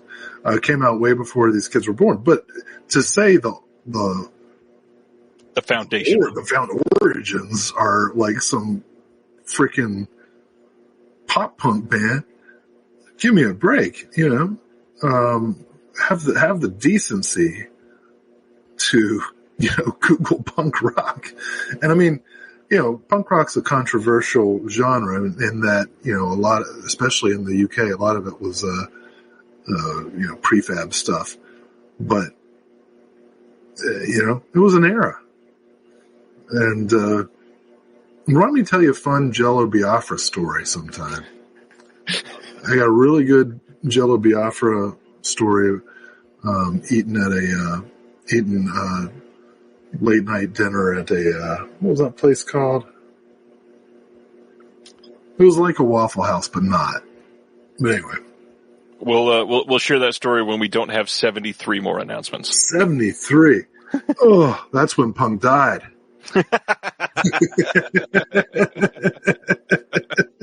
All right. Next up, over in the UK, Shameless on September 29th is releasing a Blu-ray of State Line Motel from 1973 with Ursula Andress. I've never seen this one. It's also got Fabio Testi and Eli Wallach. This says, this is no quick-build Hollywood caper under the gritty direction of Maurizio Lucidi, a master of emotional tensions. These cinema legends deliver powerful performances in a sleek psychological thriller elevated by a moody score from Luis Bacalov. Yep, your fan got loud again, it seems like. What do you want from me? I don't get paid. I did mute you for a moment because it was getting real loud. This has a new 2K restoration of the fully uncut version of the film. We got an interview with Fabio Testi on filming with Ursula Andress and Eli Wallach. We've got... Did you turn the fan off? Turn it down. Okay. I was going to say because I still hear it. I mean, I have it on every time I'm on the show. I hear you. All right. Except for that one time I was at my mom's, but then I had a ceiling fan. You were outside that one time too. Then I had ocean. Current says, Will, can you turn your fan off and go shirtless? Any thoughts? I'll do it as a fundraiser. I don't want to lose any money. Half of them are donating for me to put it back on. The other half want me to like drip chocolate syrup on it. Anyways, this is State Line Motel. Is this a film you've seen? No, I haven't. Obviously the cast is incredible. And gosh, who wouldn't want to hear the majestic score of The Postman again? No. Will, a classic Kevin Costner stan. No, I definitely want to see this. Unlike you, I treat Ursula Andress with the respect that she deserves, which is utmost. I've never disrespected her. You punned her name. Everybody has. Anyways. Wow. You see what I'm saying? Audience, this toxic masculinity cannot stand. Oh, speaking of toxic masculinity, September 30th on an Amazon exclusive Blu-ray from Wellgo USA, we get Affinity from 2025. This says Chilean martial arts star Marco Zaror is Bruno, an ex-SEAL struggling with PTSD. He lives a life in fear of his demons until one day when he discovers a beautiful woman with no past of her own. Together they begin to build a life, but when she disappears, Bruno must return to his violent past if he's going to save her from a shocking conspiracy. I am 100% going to see this. Sounds like a Will move. Paul is donating $3 Australian to you. No, man, save that for the Halloween set. No, thanks, Paul. That's awesome. If anything screams, could this be a new Jim Wynorski or Mark L. Lester or Fred Olin Ray movie? It would have to be this. And to see that they're like, we can't afford Costas Mandalore. But his nephew Louis is available. I don't know. I just made that up. That was a pull for the name, though. That was nice. All right. Yeah. What? If you're a fan of Jim Wynorski, you know who Costas Mandalore is.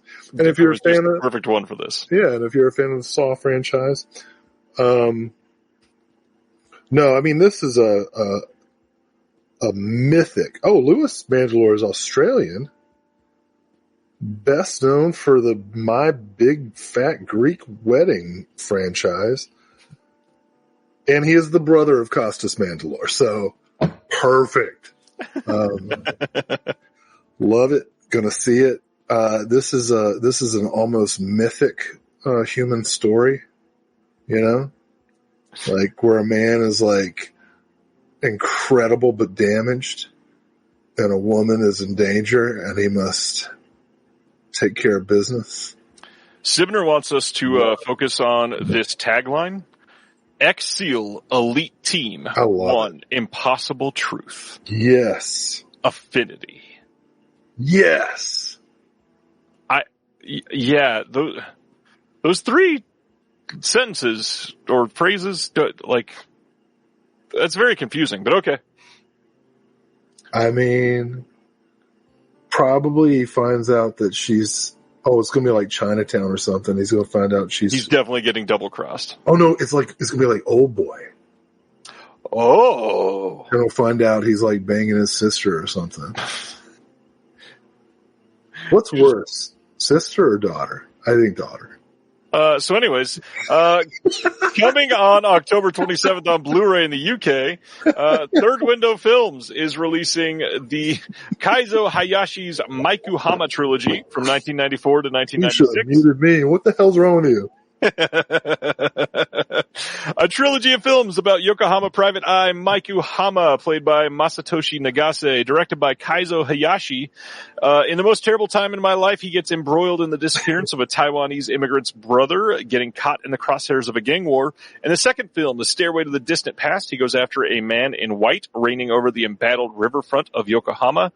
The ominous final chapter, The Trap, straddles the line of psychological horror as a series of drug-fueled murders instill fear in Yokohama.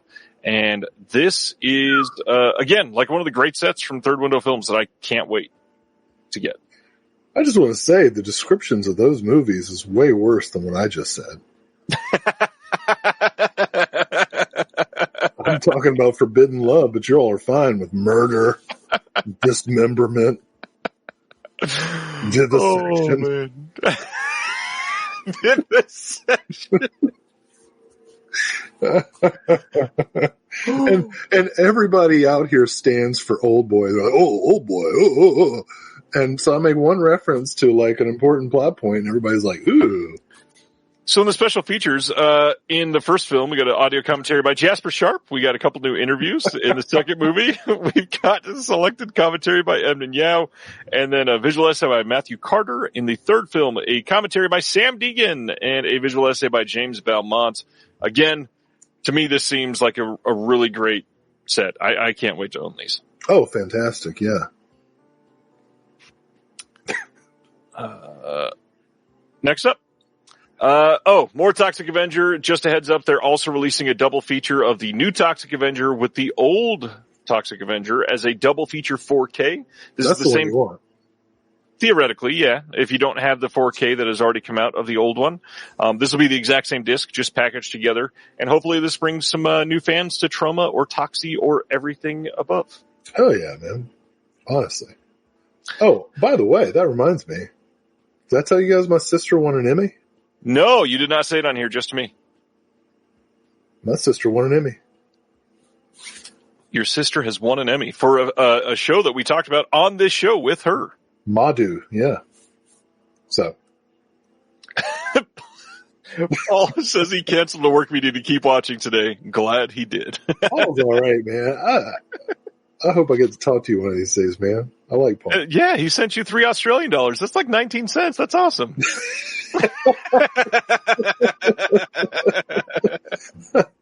I'll apply that to my next order from Umbrella. Oh, man. Next up, October 21st, Decal and Bleecker Street are releasing this year's Relay on Blu-ray, so coming on Blu-ray only. I would be curious to see if this is going to get a 4K overseas. It will be kind of surprising if somebody in the UK or Germany does not do a 4K for this. I really enjoyed this movie. Some people didn't like the ending all that much, but I thought it worked very well. I love this. Riz Ahmed has made some incredible choices as far as what movies he's in, and this just continues that streak. You have not seen Relay. Have you seen much with Riz Ahmed or seen him in anything?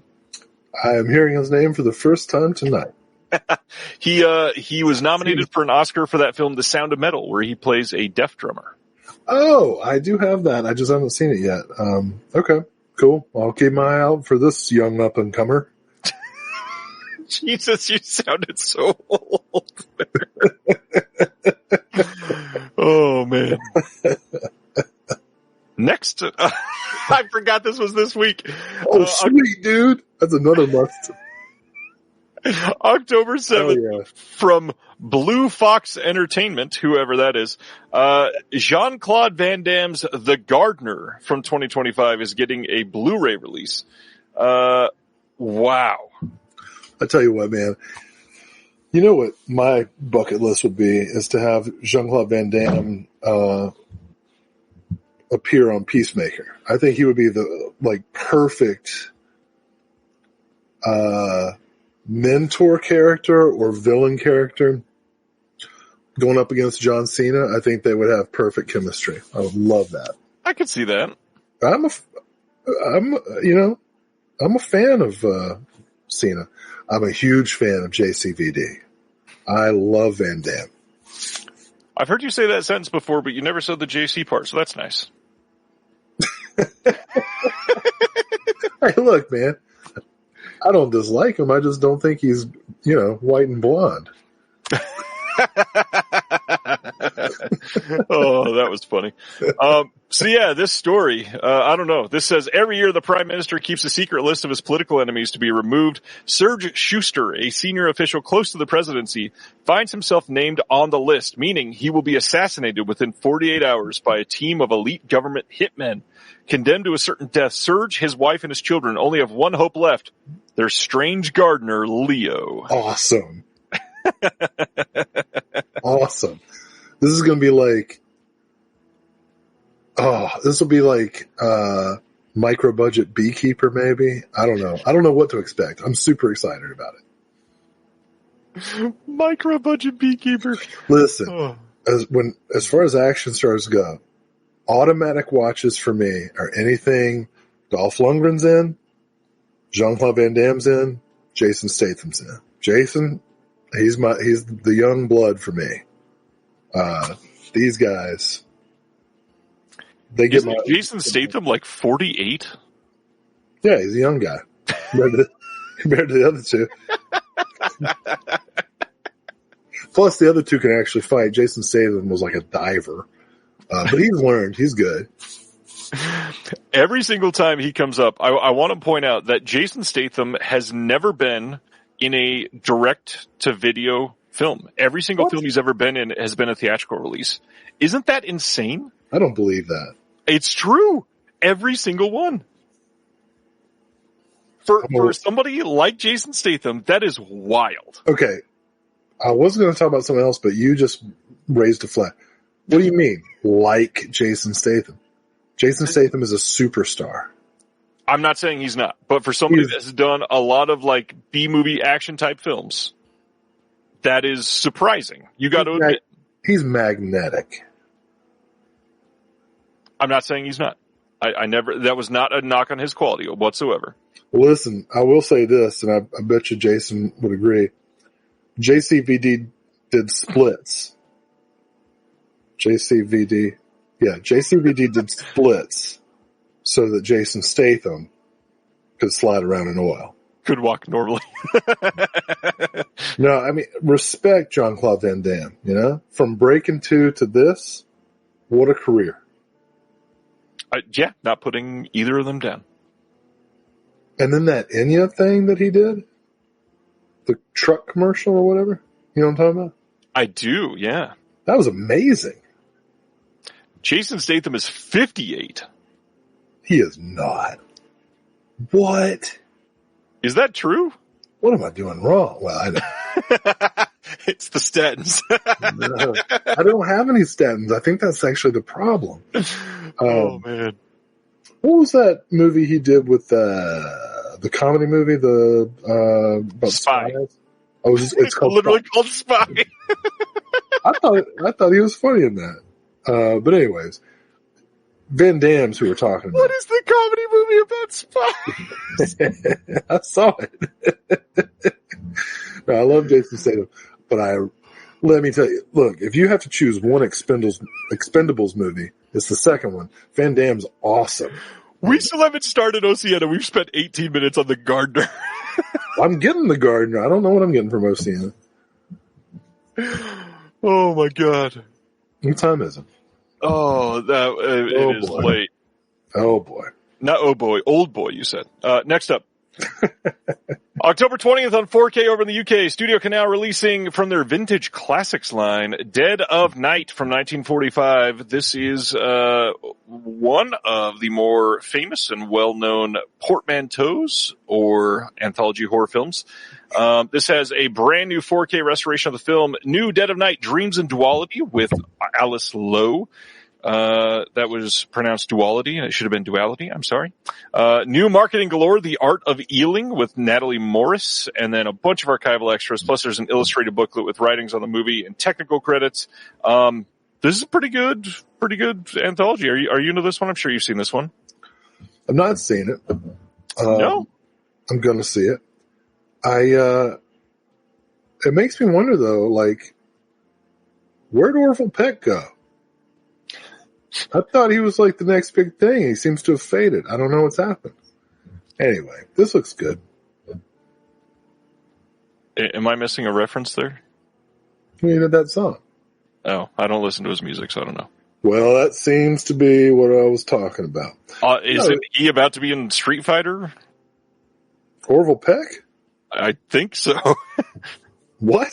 The cast for the upcoming Street Fighter movie is unhinged. That's a journalism word. I don't know what that means. Orville Peck did that Dead of Night song. Oh, I don't know. I literally never heard any of his songs. What are you, a homophobe?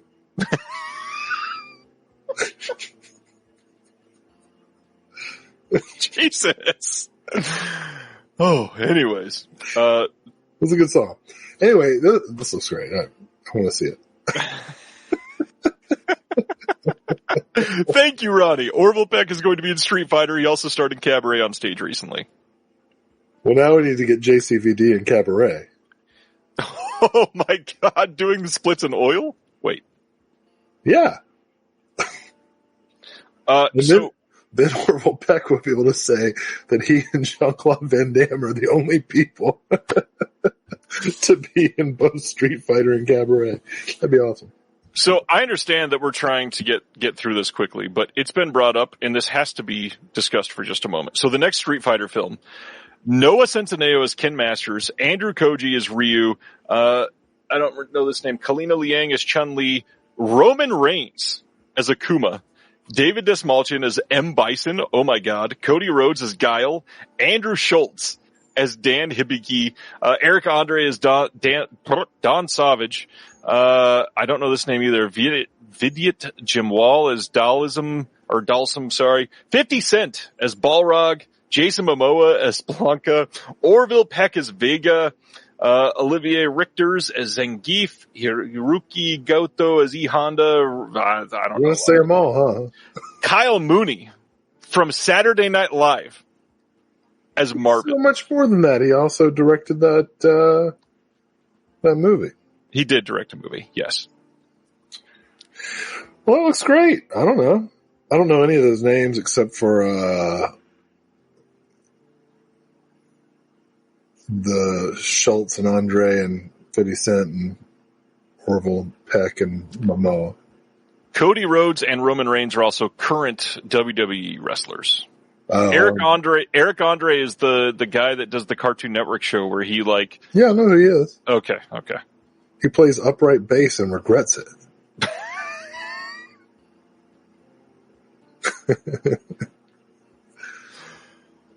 Oh man. I'm willing to take bets now on how much this film is going to lose, but very curious. What?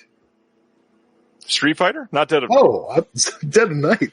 Listen, we're recommending this. Let me be clear. Dead of Night is good. I discussed this on one of our first supplemental features that we put out, actually. This was... Oh, yeah, the anthology thing. What was that on? What Happens Next May Scare You on TerraVision. Mm-hmm. Good release. Okay, OCN. Oh my God, you were right, Ryan. I was. Thank you. So you can order now and shipping this month all of these from the Vinegar Syndrome website. Not going to say that again. Actually, one of them is not going to be shipping this month, but we'll talk about that when we get there. The first is Larry Fessenden Volume 2, and that is Wendigo and the Last Winter, as I said it was likely going to be just last month.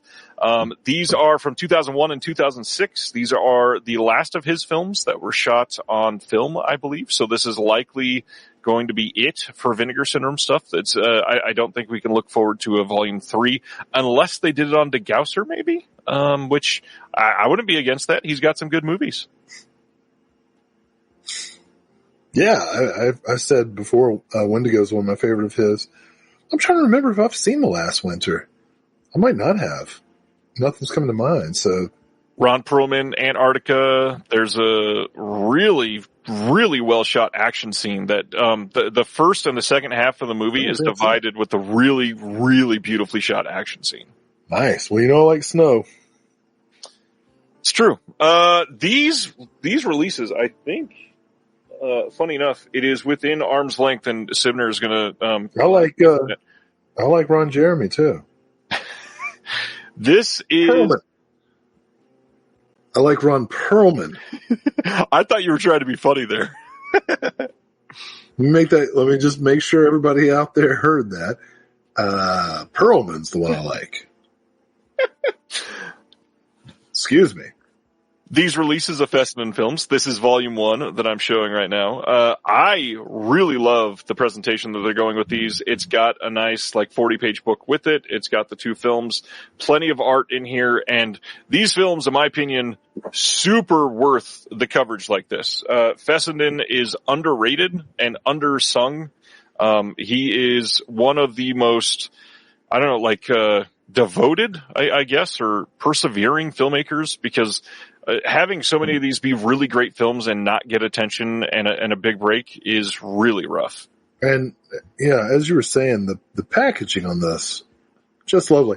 To compare Larry's, remember, this is the Larry Cohen collection. That's arguably with slightly more cachet than that's the Larry Fessenden collection. Which one are you going to get first?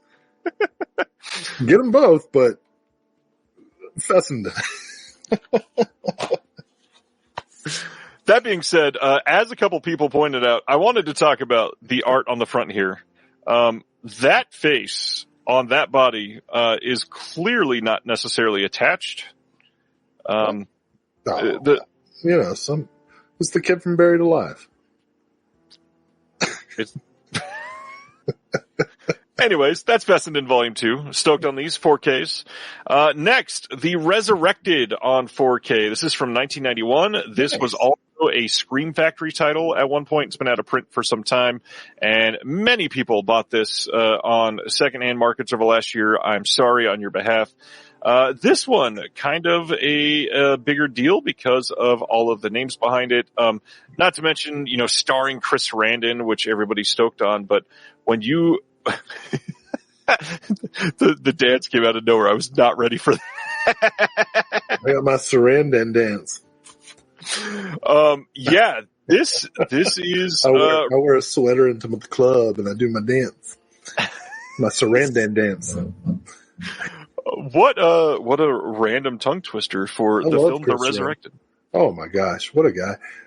Dan O'Bannon, man. Yeah, great big deal. I'm super happy about this. I will happily sell my Scream Factory edition at a loss. Yeah, it's definitely going to be at a loss, but this is a good looking release. Dan O'Bannon directs the heck out of this. Nice body horror movie to round out this month from them. Our archival extras galore. Tons of stuff on here. Some new interviews, including a new one with Chris Sarandon.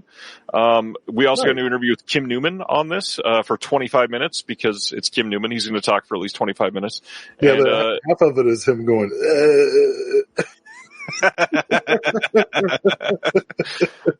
and then of course, just lots of great stuff. And it's coming on 4K. Looks like a great release. And yeah, the cover on this looks pretty amazing. To be clear, I'm a fan of Kim Newman. Me too. It's a British thing, Like after every sentence they go, He's got to think. Yeah. That's what they do when they're thinking. Next is a Blu-ray trilogy, and it is going to be called Bloodstained Italy, and it includes Obscene Desire, The Bloodstained Lawn, and Death Falls Lightly. These are from 1978, 1973, and 1972, respectively. There's a lot to unpack here. Some of these are titles that people have wanted for quite some time. The Bloodstained Lawn specifically is one that I've seen requested a lot. But when we get to the extras, you start finding out what we are getting, because these are really cool. So Obscene Desire. You're breaking up, dude. I am? Yeah. Well, then you talk about it for a minute. Oh, well, 1978, 1973, and 1972, all years where punk died. No, this is exciting. I love sets like this, when any label does them, but Vinegar Syndrome in particular tends to, get some really, underseen titles into these sets. So I'm really excited about this. I haven't seen any of these movies. I don't know, anything about them other than, these descriptions. So, is this any better now? Yeah. So what I was going to say, because I'm really excited that we're getting this specifically, is we've got on Obscene Desire an interview with the daughter of the director, Giulio Petroni, and the script supervisor, Silvia Petroni. Interview with the grandson of the director, and that is Eugenio Ercolani. We get an interview with, yeah. Oh, that's cool, man. So this is a real family affair. He produced these extras for all of these. Yeah. Obviously, he's the right fit for this. Yeah, he's going to crush it. And then, on the other extras, we got a couple other interviews. We got an interview with censorship expert Alessio Del Rocchi. Definitely want to check that out. Interview with, Pupi Avati, on Obscene Desire as well. Bloodstained Lawn gets a commentary with Rachel Nisbet. Wait, an Italian censorship expert? Yes. They won't let me show the titty.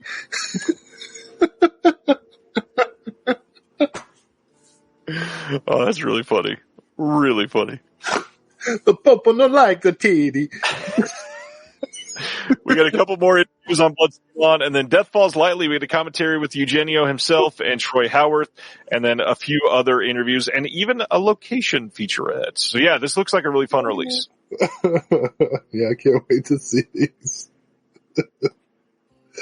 I think Eugenio Ercolani's work is awesome too, so. For those that don't know, he's not started to hype it up all that much. He's got a cannibal horror movie book coming out in a few months. that he got all kinds of incredible people that most of us respect and adore to contribute essays to, being released with Pulse, and it's sounding like it's going to be amazing. I just talked to him about it the other day, and cannot wait.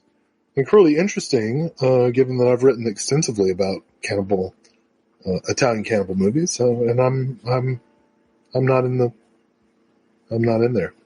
Yeah. Interesting. Brendan says, why do you suppose this wasn't just Forgotten Jolly Volume 9? Because these aren't Jolly films. That's the biggest reason. They're not even Jolly adjacent, I would say. So, yeah. Next up. This is coming from the VSL lines. This is their VS Labs. That is The Strange Affair from 1968. This is an early feature from David Green. Combines the grit of U.S. police dramas with English working class culture. This is newly scanned and restored in 4K from the OCN. We got a commentary with Kat Ellinger. We got a featurette with words by actor Michael York. There's a making of doc that's 35 minutes long. Interview with the actor David Glazier. I know nothing about The Strange Affair. Is this something that you're familiar with at all? No, it's strange. And art by the guy watching, Sam Smith. What's up, Sam? What? Yeah. I'm into this. I love these style of covers that Sam does. Really great graphic design, and I again know nothing, but this one looks and sounds great. Have you done much with the VSL line so far? They've kind of been an interesting one to pick and choose from. Yeah, if I could, I'd get everything from there. I mean, it's all historically interesting.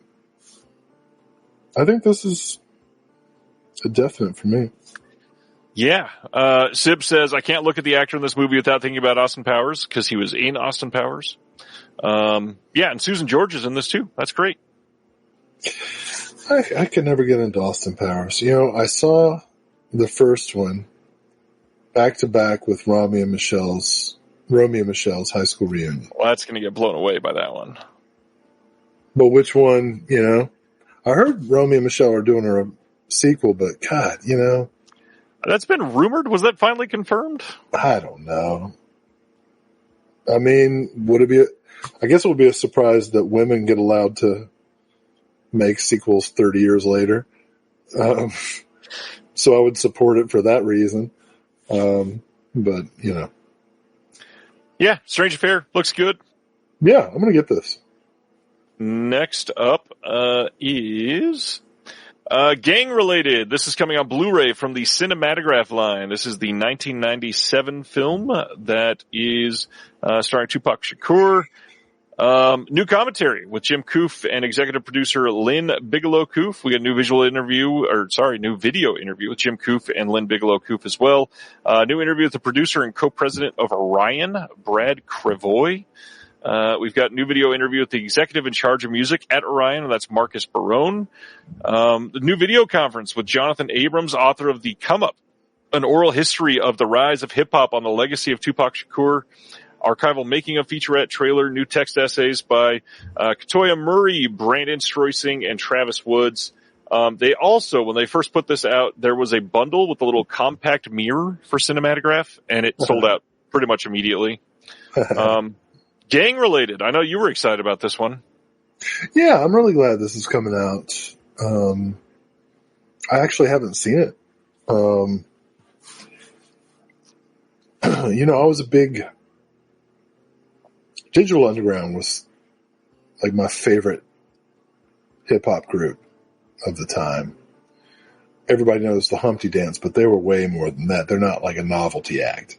Shock G was the best producer. He was the heir to George Clinton. And Tupac started out as a dancer for him. And his first verse was in the Same Song video that went with the Nothing But Trouble soundtrack. And then when Tupac transitioned into his own thing, I felt like some of the fun was lost from Digital Underground. But when he started acting, I was like, well, this guy's really good. But yeah. So gang related, I wanted to see it and I never did. So this is, I'm rambling on this one. Reservoir wants to know if you're West Coast or East Coast. In terms of, hip hop, I don't, no disrespect to the West. I'm from the East Coast, so I'm Petey Pablo, bro. I'm North Carolina. I'm Petey Pablo. Wherever he goes, I go. I will throw my hat slightly in the ring because I still find this hilarious. I went to D.C. since I work with the federal government in 2012 for a conference and was selected to speak at the conference. And twice in my speech, I quoted Tupac Shakur. Yeah, man. I mean, Oakland. I don't know the sound of Digital Underground, and then in LA, NWA, Dr. Dre. Ice Cube, all that stuff. It's really good stuff. But, Lady of Rage is from Farmville, Virginia. Petey Pablo, North Carolina. We got some good folks down here too. So. All right. That is gang related. Blu-ray from Cinematograph. Then we've got the launch of the Pink line. This is available on the VS website and the Melusine website. And this first release is the films of Hisayasu Sato. I never say that first name right. This is listed as Volume 1, and it features the films Rewind, Lust Moored, and Love Letter in the Sand from 1987 and 1988. And we got some drama to talk about this one, so we'll get through that part first. This release has been delayed until October because they have to redo the packaging because the art here features scenes from a couple movies that are not included in this set.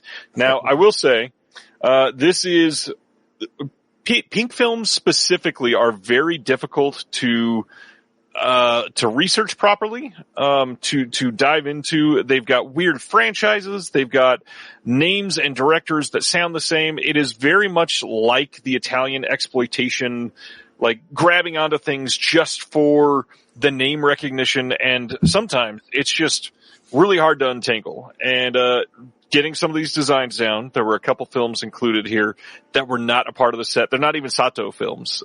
So it's difficult to get that fixed, but, they're recognizing that it was an error and that they want to fix it. And so I'm glad they're doing that because, oh my gosh, did, fans of the Pink lines, they erupted when this came out the other day. I'm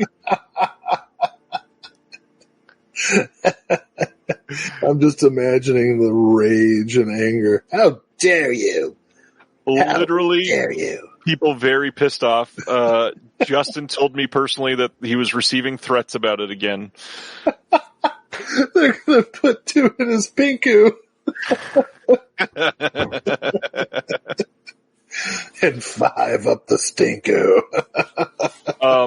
This is a big deal. So let's talk about this for a minute. These 3 films, first of all, 3 films as part of Volume 1. Volume 2 is also coming very soon. It is already under the works. These are films that people have wanted for quite some time. Not only have they never had Blu-ray releases, these have never had proper English-friendly releases for a couple of them. These are titles that people have been wanting for a long time. And just the fact that Vinegar Syndrome is launching a Pink Films line is a big, big deal. I pre-ordered this with the quickness. I definitely want this to be something that does well. And lots of special features to go over for these 3 films. So we've got, on Lust Moored, we got a commentary with Jasper Sharp, an interview with the director, interview with the writer, and then a locations featurette as well. There is a commentary with Simon Abrams on the second film, Rewind. There's an interview with the director, interview with an actress from this, an interview with the writer, and then Love Letter in the Sand. There's a commentary with Sam Deegan, interview with the director, and then an interview with the filmmaker, Risaku Kurodashi. These are great. I'm so glad that they are putting these out. Glad that they are getting attention finally. Pink films. Will, thought on, have you seen any Sato films? Have you seen many Pink films?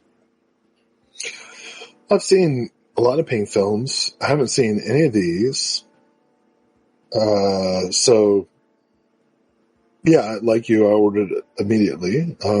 Perfectly fine with waiting till October. I think this little controversy is pretty funny. I think it's funny that it's been made into such a big deal. However, it does suck to be launching a line all dedicated to a certain genre of films and to screw up the art on that very first one. That is a big deal. Well, there's a lot of things in life to be upset about. It's true. Obviously, this is a problem, but it's a funny problem, especially, when you think of it in the context of American distributors releasing Japanese films and not being able to tell the difference between images from different films, That's funny. That's funny. Yeah, sure, it sucks. It sucks for them. They have to deal with the inconvenience of it and everything, but. And the cost. Let's be honest. These were already printed. Right. Yeah. This is, you don't get to put this back on the printer, This is thousands of dollars. Yeah. Yeah. So that sucks for them. But to me, it's just funny. Like if I told you what happened to me yesterday, you'd think it was funny, but it sucked for me. I mean, when you told me about it, I laughed. Right. So just for context, yesterday, my wife's paycheck was about half of what it was supposed to be because they made an accounting error. The air conditioner in my car conked out, and the plumbing clogged up and shit started shooting out of my shower drain. Now, that's a bad day, right?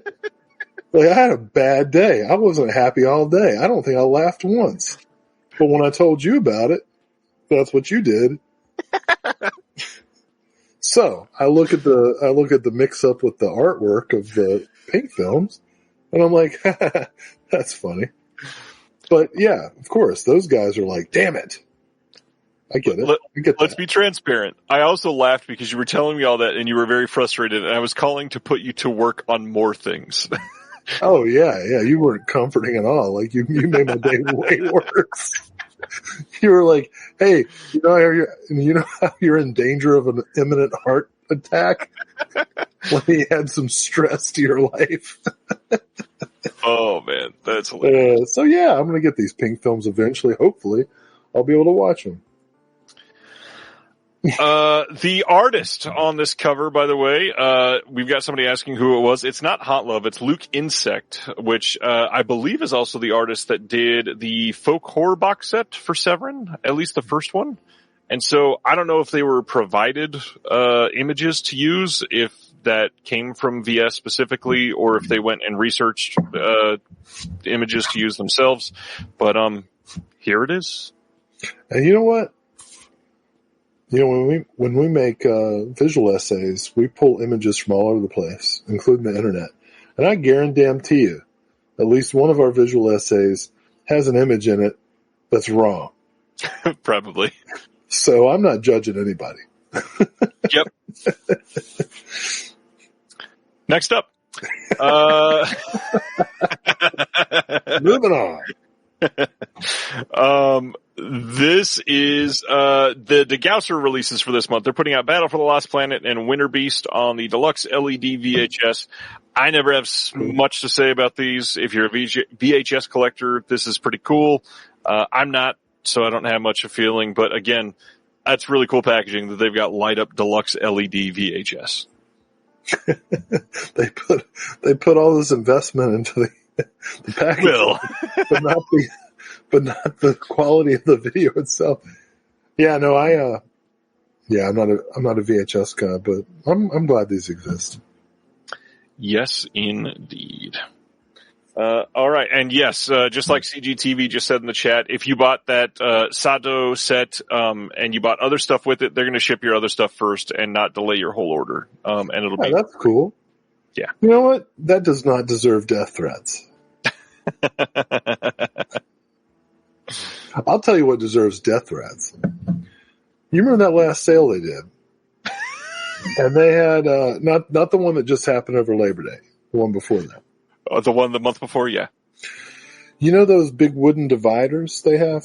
Yes. With the names of different labels?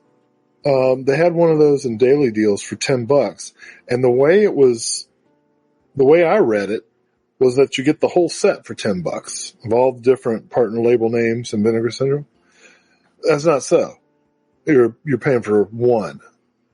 And so when my sale order arrived, I had this one divider made out of wood.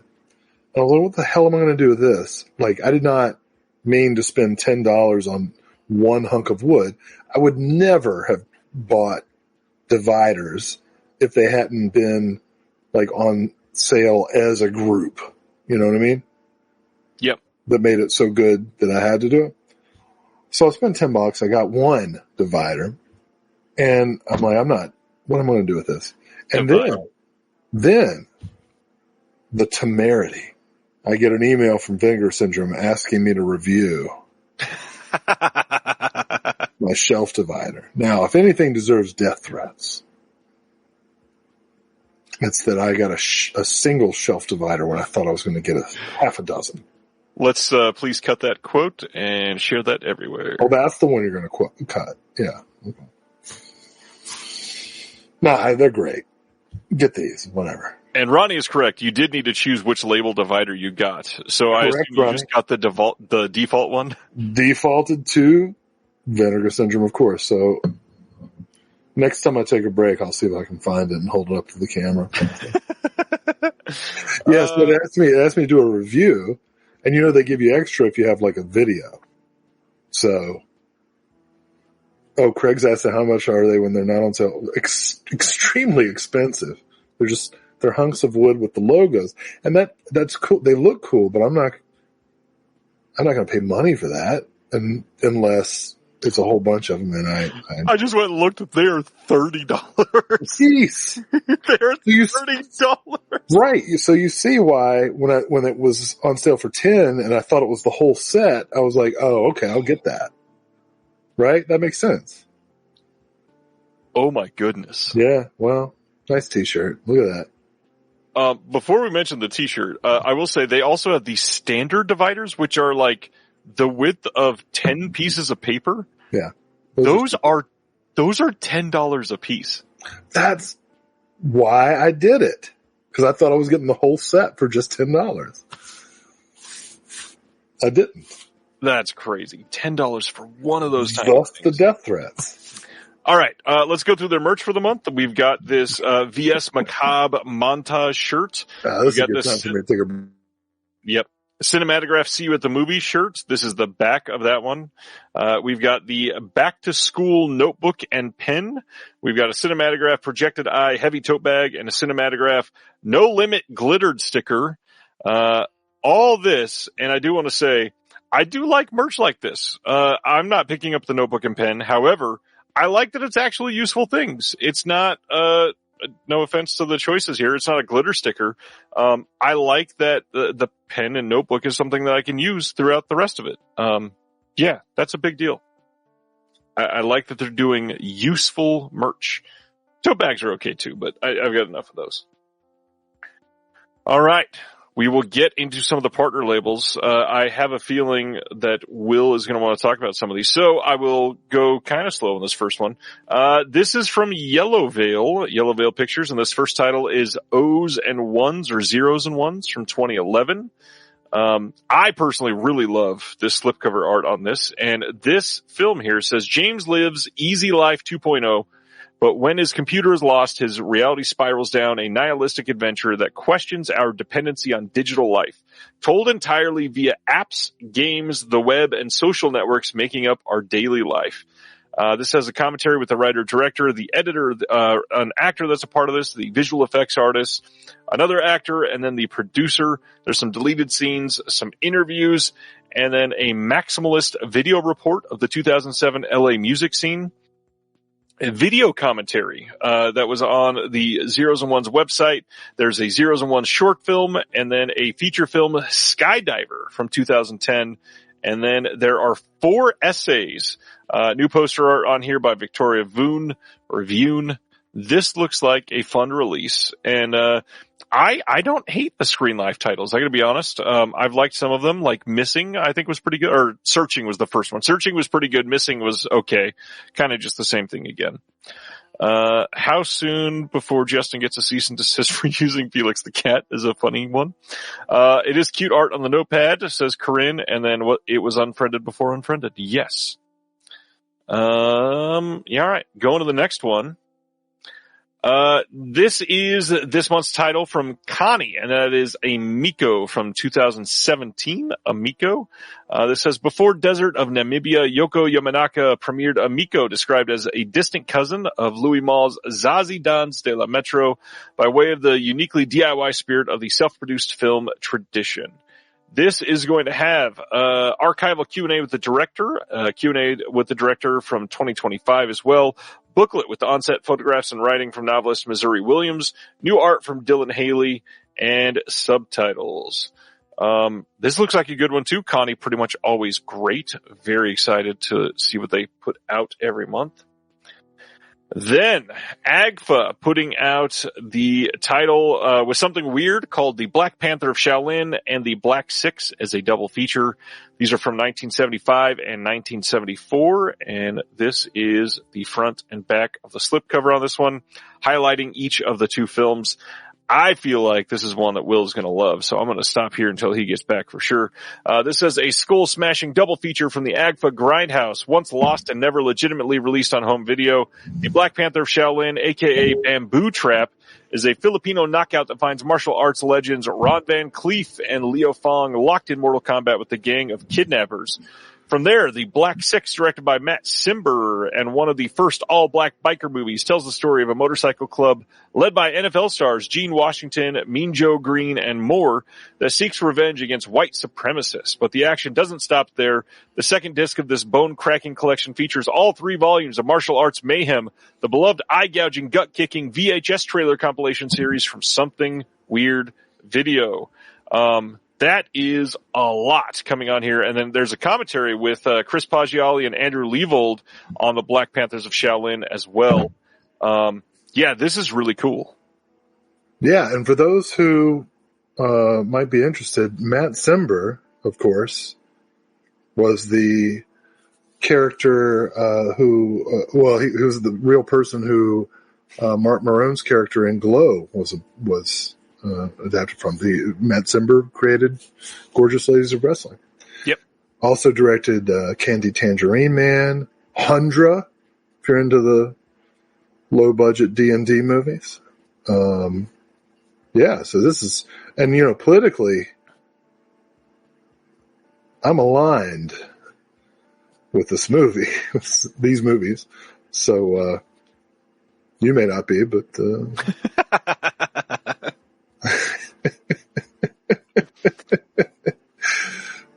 Yes. A Canadian has just told me I didn't pronounce Mark Maron's name correctly. What did I say? Did I say Maron? Mark Maron? I think you said Marone. Did I say Mark Marone? Like he's cool or something? Mark Maron. Hey, did you see his new stand-up special? I've not watched it yet. I've seen a couple clips. It's pretty good. Pretty good. He did the rounds, and he said some scathing stuff in interviews. It was good. Yeah, his best. Some of his best jokes were about all these people were like, "Oh, you can't say nothing anymore." Yeah, if you're Bill Maher. Yeah, and he's like, "Yeah, you can." Bill Maher got away with. Wait, is Ronnie not Canadian? Somebody's Canadian. Whatever. Sorry, I didn't mean to. I could have sworn Ronnie said they were Canadian. Is that not? I don't know. Now I'm confused. I'm not trying to identify. The defensiveness was funny there for you. Well, whatever. I must have made a mistake. I thought Ronnie was living in Canada. What's up, Chris? No, this isn't the one. This isn't the one you want, Chris. Listen, next week, Ryan's going to have a normal collector nerd. Next week is going to be a normal collector nerd. Way to put him down. Who you got next week? Next week is going to be a fun one. Bob McCulley from the Split Your Head podcast. First time guest. Oh, that guy. Yeah. Yeah. He's Canadian. He is Canadian. How funny is that? Yeah. Ronnie says, I wish I was Canadian. I was born in Chicago, now in Boston. Oh, okay. Different accents. Oh my gosh. Which one do I go for? Canuck, please. So is Ronnie like native Chicago or Chicago? are you like Sausage and Brats or Are you ready to go to Bloody Creek yet? are you like Da Bears? Is that your thing? I'll tell you, the Organic Theater, Stuart Gordon.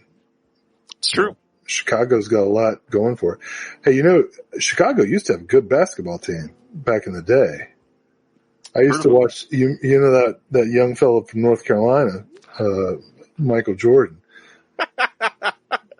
People still talk about him. That young People still talk about him. Oh, Will. All right. We're going to Bloody Creek. The next title from Saturn's Core is Bloody Creek from 1993.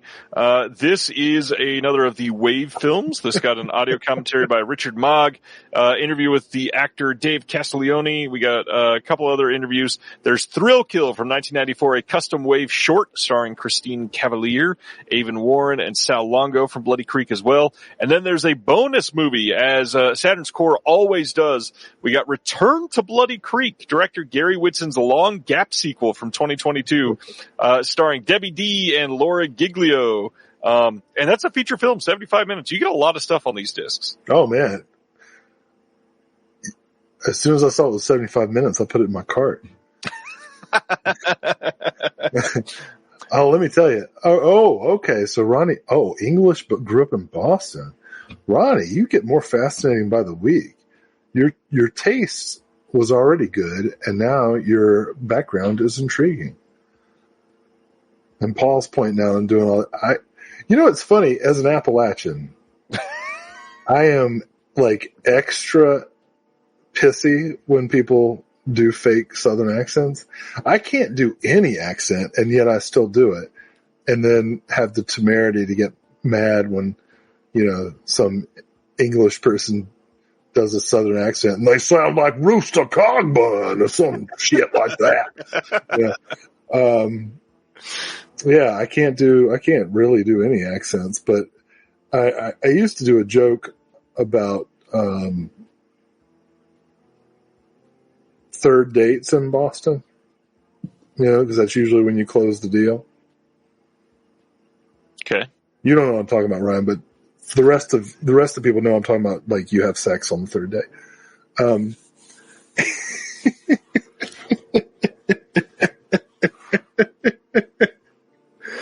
Oh, that goes perfect with my VD joke earlier. But I used to do this whole thing with like some guy from Boston getting it on for the first time and trying to say romantic things. Like, oh baby. Just get in the cab, bend over. That kind of thing. And it's terrible because I can't do the accent at all. But like when I was a young person, I thought that was so funny. And it wasn't. It was just obnoxious. Like I am. I mean, it could still be funny, but yeah. Yeah. So Bloody Creek looks great. 75 minutes, and you get a second movie. You can do this twice. And a short film. Yeah. Next, we've got from Hope Runs High, we've got Chronicles of a Wandering Saint from 2023. This one says, in a tiny Argentinian town, a pious yet competitive woman decides that staging a miracle could be her ticket to sainthood. This is supposedly generally great. That's how it works. Yeah. Yeah. Cool. Commentary with the filmmaker on here. There's a short film from the filmmaker as well. There's a video conference with the filmmaker, and then Emily the Criminal filmmaker John Patton Ford, new visual essay by Taylor A. Purdie, and then there's a new essay by film critic Andrew Crump, and an afterword by Taylor A. Purdie as well. This one looked really good, actually. Next is Canadian International Pictures putting out the 50th anniversary release of Cold Journey. This is there's a guy heading towards his third date. just a couple kilometers more. You know? He had to change the joke in the middle. Caught myself. Just a couple kilometers longer there. I'm gonna get lucky tonight. Oh man, that was funny. This one. And do you know what? Like, I take that back immediately because this movie is so serious and important. And I'm sorry for what I just said. Go ahead. Okay, I've officially muted Will. 15-year-old Buckley is coming of age, torn between two worlds, his stifling experience in a residential school and his hunger for the old traditions of the reserve. But when he returns to visit his family over summer break, his distance from their way of life and even the Cree language is painfully apparent. During a disastrous stint living with a white foster family, Buckley meets Johnny, a caretaker at the school who becomes a bridge to Indigenous history and community. Despite this fleeting connection, Buckley grows increasingly disaffected, and his alienation begins to sow the seeds of personal tragedy. Newly scanned and restored in 2K from the 35mm Interpositive by the National Film Board of Canada.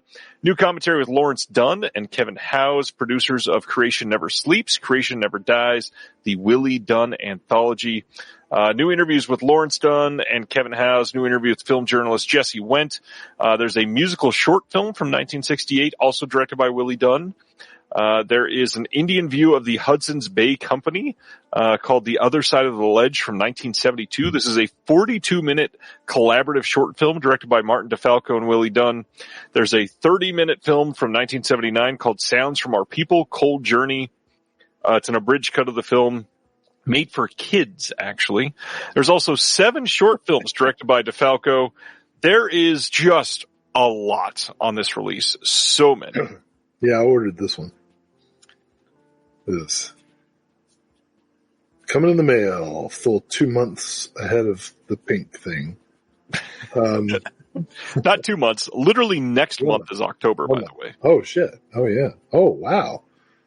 Oh, man, I got an anniversary. Anyways. That was the perfect response. Oh, my gosh. Yeah, this is probably my top OCN announcement for the month. Nice. Yeah. Very nice. Big deal. I mean, this is a big deal. Yeah. Yeah. Next up. Another big deal. Commando Ninja 2. Equally important. Equally significant. I'm sorry. I should have made that joke. This is like, hey, you know how we just showed this movie about justice for Indigenous people? Next up. Oh, man. Fuck you.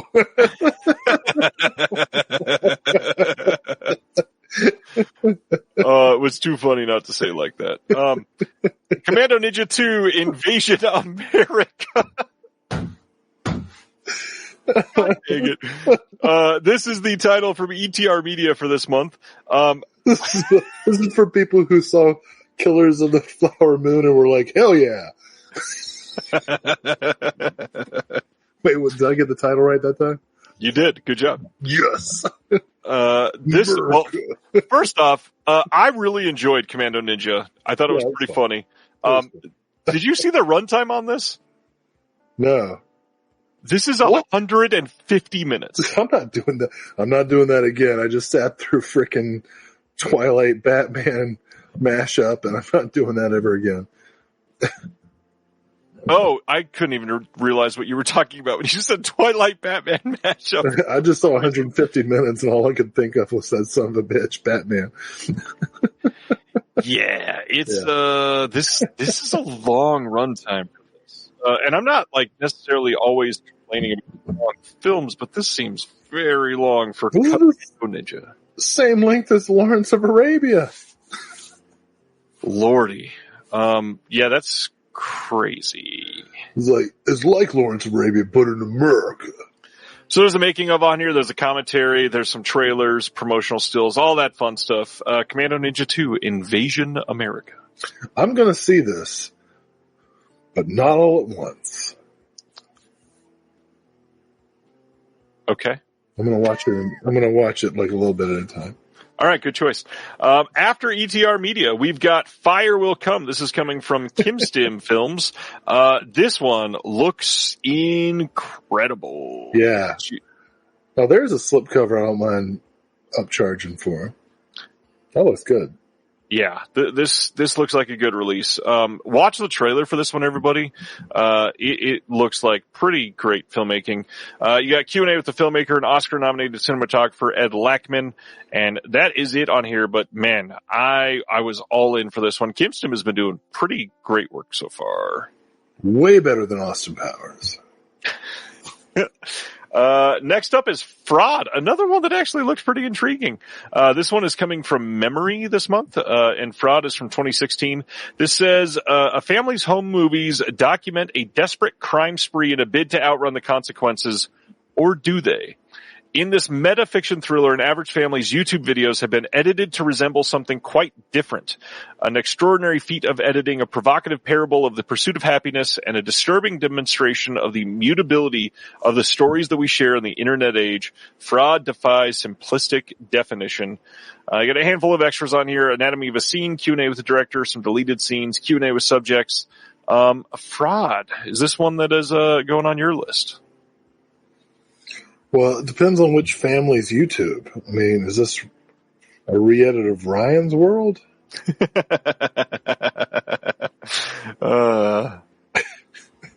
just unboxing toys to find out who the killer is.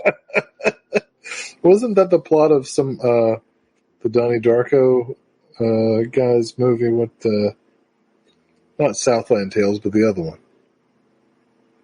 Northland Tales. No. You get a box. And you open it, you make a wish or something? Isn't that called The Box? I don't know. Yeah, it is called The Box. With the Donnie Darko guy? I think so. Is it like this? So I don't know. From the description, I'm not sure what am I looking at people's YouTube videos re-edited? I kind of think so. Well, that actually could be interesting. I just don't know if it will be. Can I just say, it is hilarious that twice tonight you have been describing a film and said the name of the film in the description and could not think of the film. I'm stressed out. It's the statins. It's, what's that song? It's not Imagine Dragons, it's the other one. The Kings of Leon. The white emo rapper. It was like 29 Pilots or yeah, that's it. 21 Pilots. 21 Pilots. The song about being stressed out and making candles out of your brother. I love that you said the white emo rapper and it worked and it got it. Oh man. Yeah. All right. Next up is from not IFC, Film Movement on this one, and it is I Am Not a Witch. This is from 2017. And this is another one that looks incredible.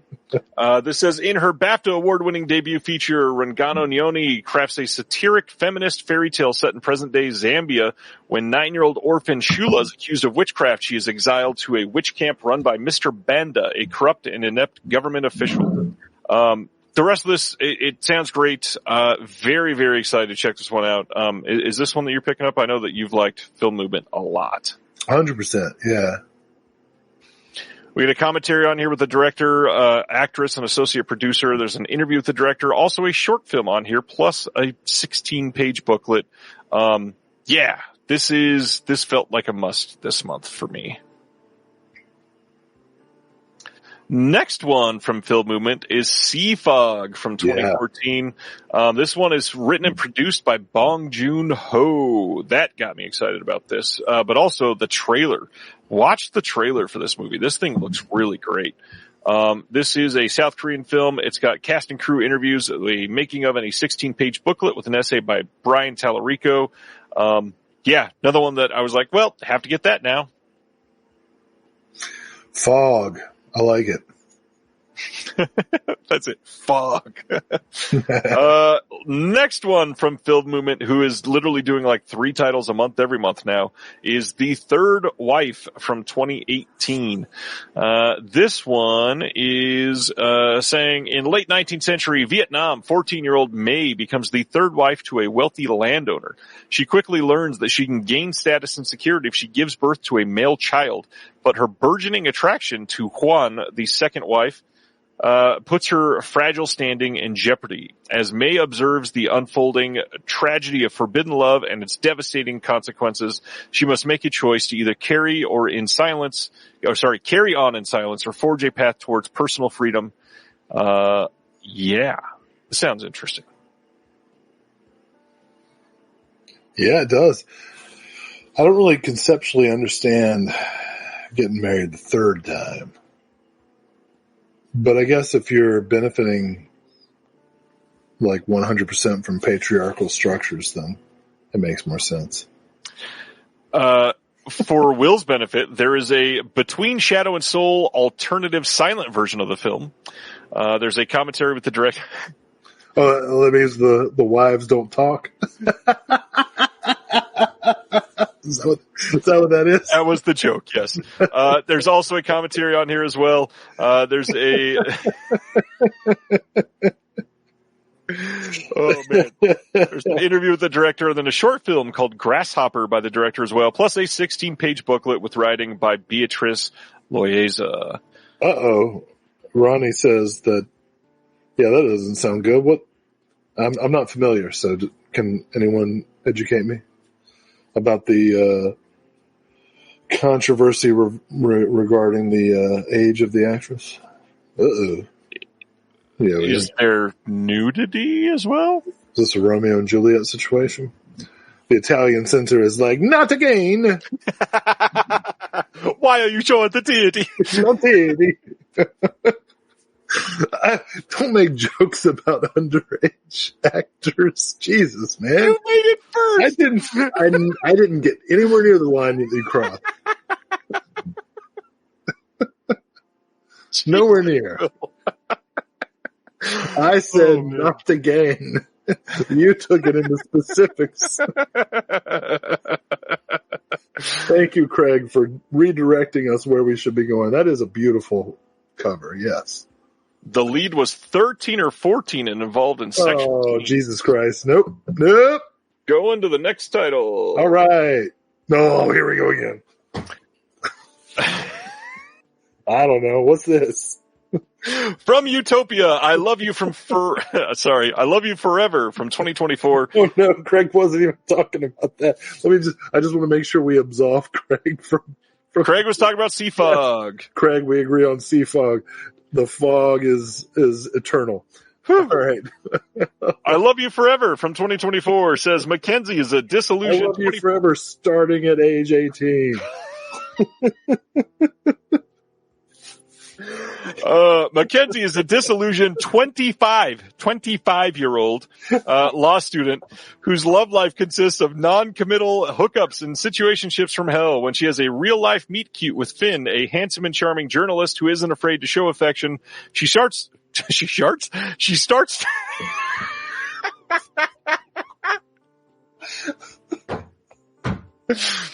She starts to believe true love may actually exist. When Finn's dark side begins to emerge, Mackenzie finds herself trapped in a tumultuous and depleting cycle of emotional abuse and must confront whether her true love is too good to be true after all.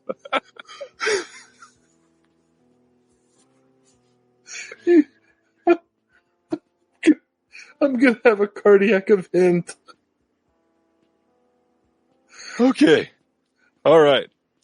She doesn't seem happy at all. I love how Wave is asking, are you both high tonight? I've never been high once in my life. I'm not high. I'm tired. I'm just anxious. I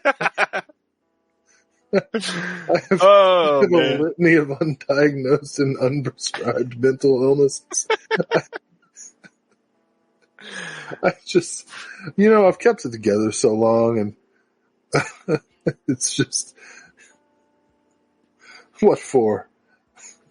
So extras on I Love You Forever. There's behind the scenes, stills gallery, a trailer, Q&A, audience interview and reactions in a post NYC screening, deleted scene, and outtakes. I gotta tell you, man, when it comes to being nobody gets to choose who they are, and sometimes I don't like it when we say, oh, Nepo babies, because that's not their fault. It really depends on how they use their privilege and whether or not they acknowledge it. Like when Ben Stiller was all like, I got into this because I worked really hard and I'm talented. And it's like, yeah, you did work really hard and you're talented. And that's why you stayed, right? But you got your foot in the door because of your parents. That's okay. Just say that. It's family business, whatever. Like if you sucked, Ben Stiller, you wouldn't have a huge career. Ben Stiller's directed, Cable Guy's a classic. Tropic Thunder's really good. Reality Bites is a touchstone of the decade. So obviously being a Nepo baby is not all you are. Okay. Cassie David. Right? Larry David's daughter? I see. I didn't know that's who you were getting at. Because also Ray Nicholson stars in this. Right. And I just talked about Joyride. Right. Right. And then is Sophia Black D'Elia, is that Chris D'Elia's daughter? I don't know that name. Might be his girlfriend. I don't. Oh, God.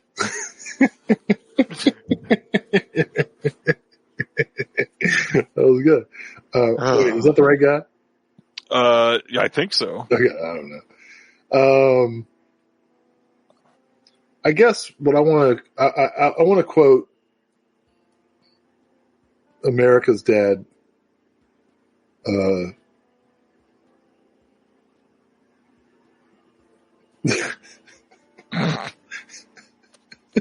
Who's that guy from? Jesus. No, I forgot his name. America's Dad, Tom Hanks. And I just want to say to Cassie, earn this. Earn this.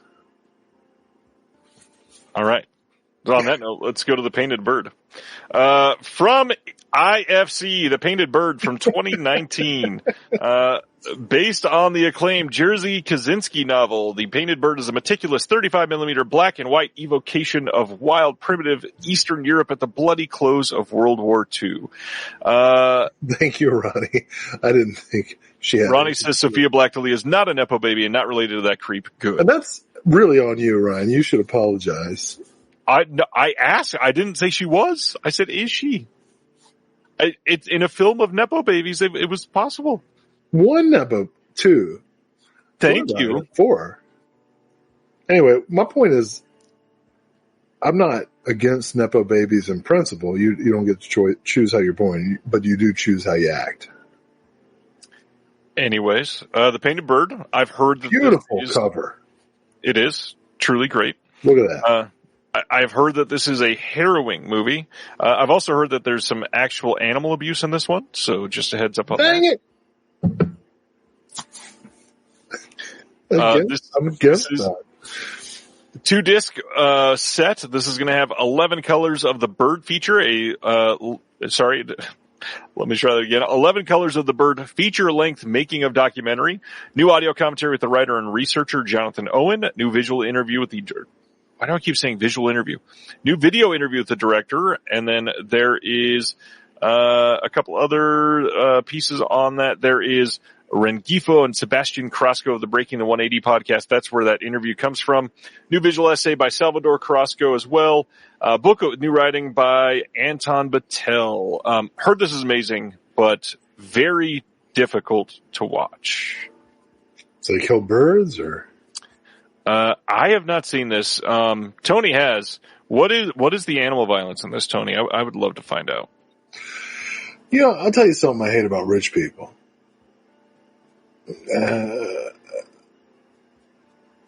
I happen to know some folks who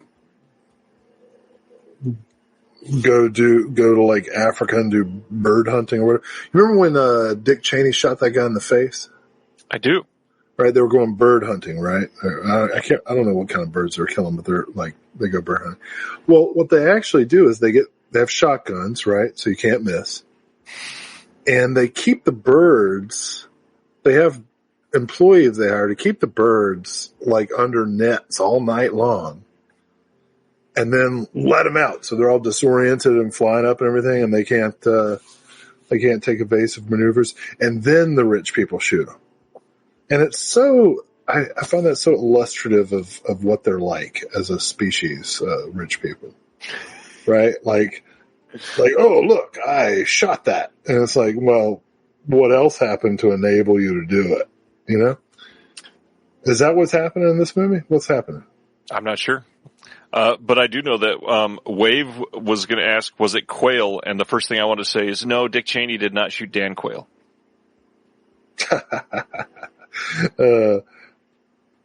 Yeah, it's probably quail or no. Actually, I think my cousin shot doves.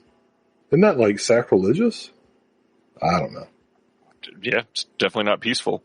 And yeah, the gun skill literally does not matter. I mean, they're shooting with shotguns. Exactly. Well, clearly in Dick Cheney's case, that's some bitch. I tell you what, that war criminal,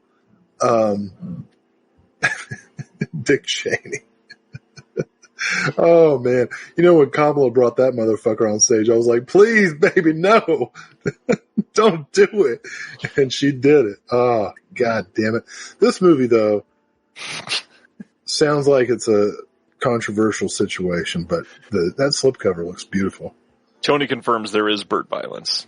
You know, I can't make any, you know, I've got like 3 different editions of Cannibal Holocaust, so I can't take a moral stand. So our next title is from Bleeding Skull, and it is the Phantasma tapes. This is a 2025 compilation that we're going to talk about. But first, they had a bundle with a cassette tape that you could buy for this one that sold out pretty much immediately, just like the slipcover as a whole did. The Bleeding Skull releases, they need to put out more than 1,000 slipcovers. Diabolic DVD even commented on one of the I think Bleeding Skull shared it, and Jesse was even like, hey, you guys need to do more than 1,000. I only got 2. That is so fast to sell these out. More like bleeding wallets. Am I right? So this one says, welcome to the 1980s TV horror show that never was. Phantasma Tapes is a psychotronic VHS mixtape that reimagines The Revenge of Dr. X, a Japan-set creature feature that was written by Ed Wood, and The Brain That Wouldn't Die, the savage body horror film that inspired Frankenhooker, as a late-night home-taped double feature, complete with local TV commercials and a new synthesizer score with from Taken by Savages, who also did Jungle Trap that Agfa put out. Oh. And then inspired by hazy memories of channel surfing at the witching hour, this is a nostalgic and experimental art project from the minds behind Bleeding Skull. It's kind of weird that there's this whole new economy of nostalgia for that time when you were high. You know what I mean? Yes. I mean, actually, maybe no, I don't, because I've never been high. But conceptually. Yes. You know? I have concepts of a high, yes. Like, when are you flipping channels at 2 a.m.? Right? There's only 2 reasons. You're high or you're anxious. It's true. Either way, this seems like a great pickup. This has a commentary on it, which stuff like this usually doesn't. Annie Choi and Joseph A. Ziemba from Bleeding Skull do a commentary on the mixtape that they made here. There is an uncut VHS preservation of The Revenge of Dr. X. There is the Max Headroom Pirate Incidents, a 7-minute short on this from 2025. There's also a couple other shorts that they found. One that's only 2 minutes long, one that's 8 minutes long.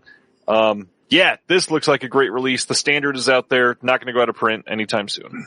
I love these, totally in the tradition of Negative Land and Throbbing Gristle and all the something great, weird stuff. Yeah. That's so cool.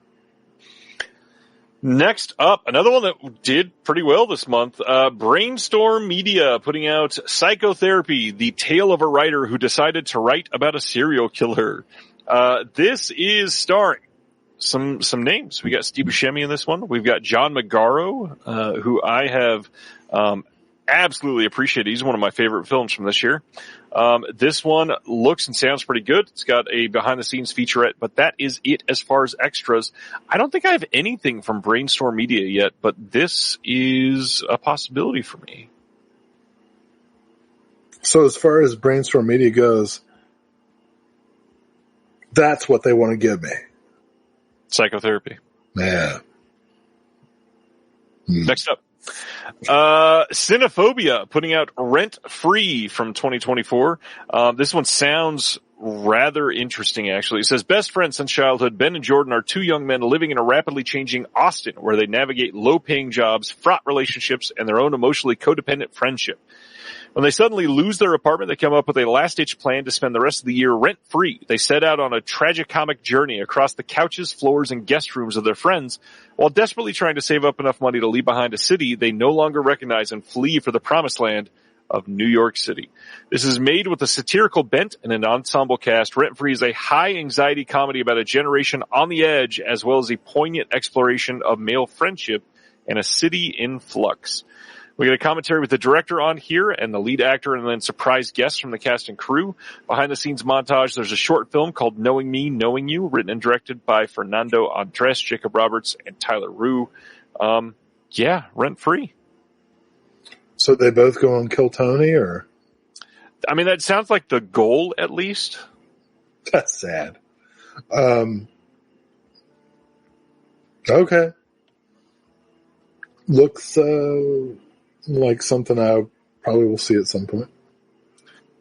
Next is from Shudder. Sorry About the Demon from 2022. I have not seen this one because I have not had Shudder for a while. Have you seen this one? You don't have Shudder? I do not have Shudder. I haven't watched this yet. Or your login for Shudder. I wasn't going to say it on air, but if you want the login, I'll give it to you. No, I put this in my queue when I saw the announcement. I haven't watched it yet, but I will. This is yet another title this month that had a cassette bundle that you could buy that sold out about 12 seconds after it went on sale. I just got to say, hey, cassette tapes were my life. The mixtape, my culture. Who's got cassette players? I have some cassettes. I got all these from TerraVision, all these Jim Wynorski things.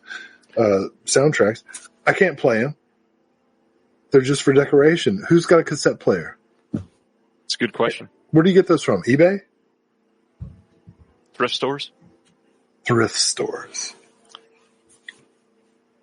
It sounds like a John Daly question. Give me a digital download and a CD. And I know Brad Henderson says that nobody buys CDs. I buy CDs. They're putting out CDs. Like Patchwork has a CD this week. Oh, okay. Well, news to me. I said that earlier. I don't like when you talk. I understand.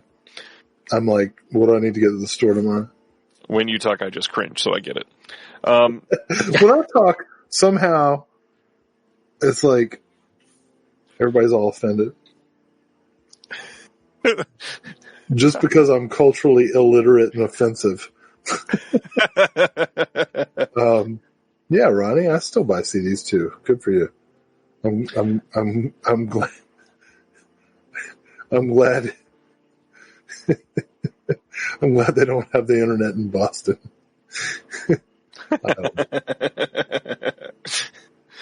Yeah, I'm a big Boston Celtics fan, and not because Boston's a racist city, but because, and I'm not like a Larry Bird era fan. I'm like Rajon Rondo to to Marcus. Call him Rajan. That's his name. Rajan. That's not his name. Listen to Rajon Rondo say his own name, and you will hear how it is supposed to sound. Anyway, Boston's such a weird and strange place. I'm reading this great book about the Revolutionary War, and man, the shit that went down. Anyway.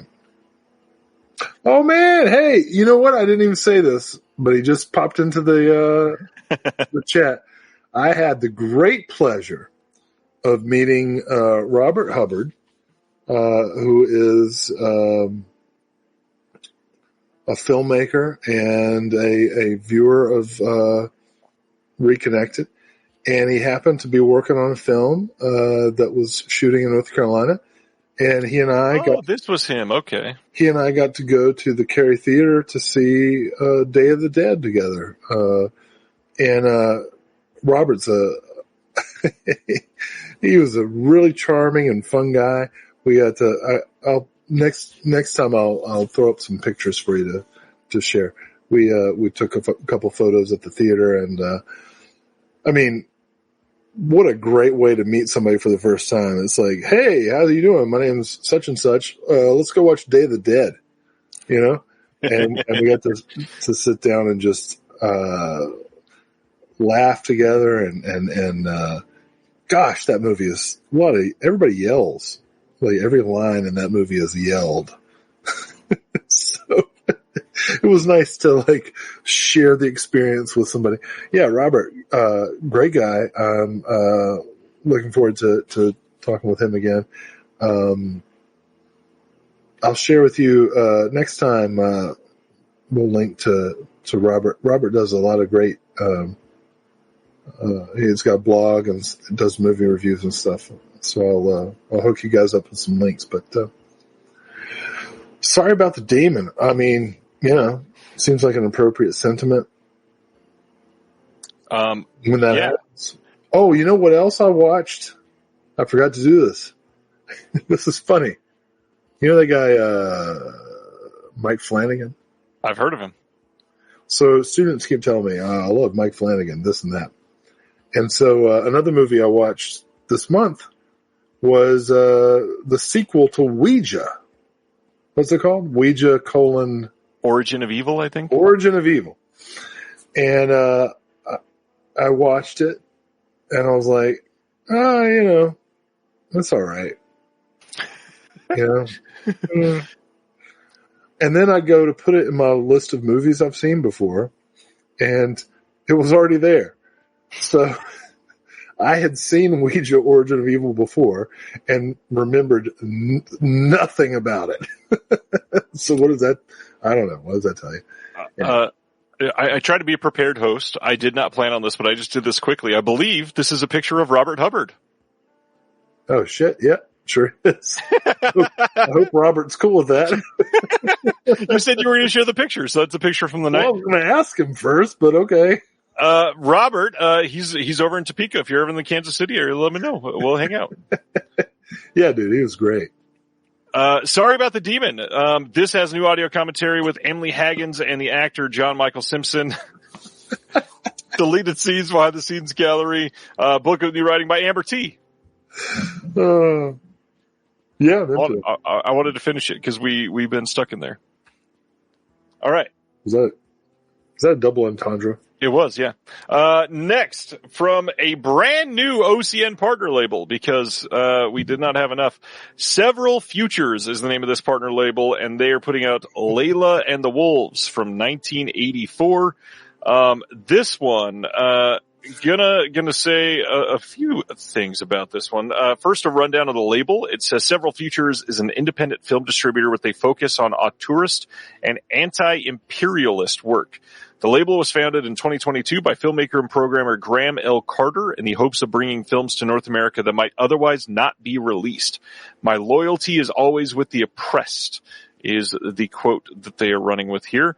And this film itself says, drawing on the Arab heritage of the Arabian Nights, Layla and the Wolves combines fictional drama, archival footage, fantasy sequences, mosaic pattern to refute the colonial and male-dominated version of history.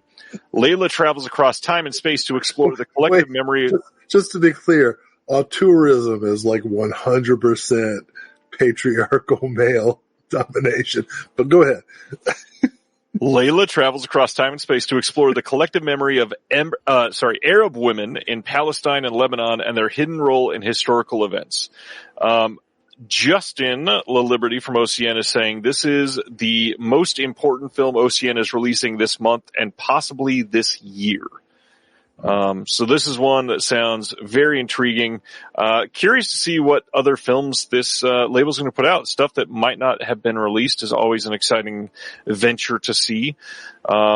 This coming from 1984, sounds great. We got an interview with the director, and then there is a trailer on this one.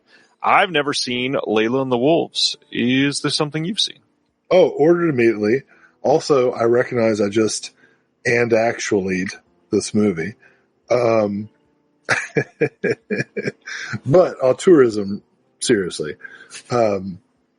This is, I agree with Justin. This is pretty important. Wherever you happen to stand politically. Yeah. Well, it is 3 hours and 10 minutes into this. We still have 48 announcements. This is your show. No, I know it. I know. I was just pointing out a fact. It's just funny to me. Let's keep going. The movie. Oh, here we go.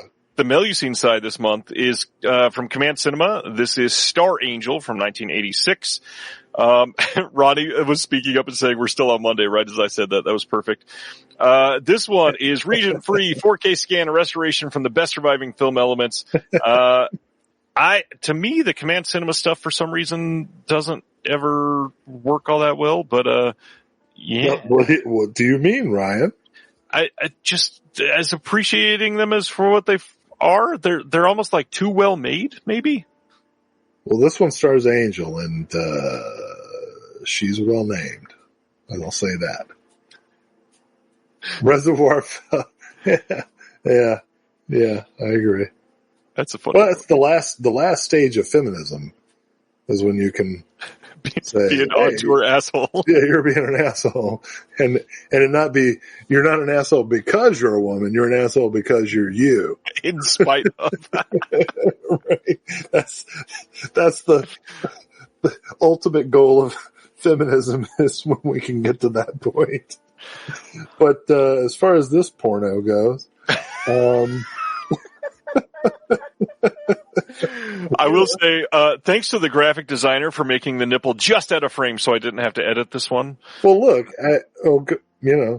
that's Angel. She's, there's a reason she's, venerated, in the era. She's a, there you go. Great t-shirt. Let's talk about the t-shirt.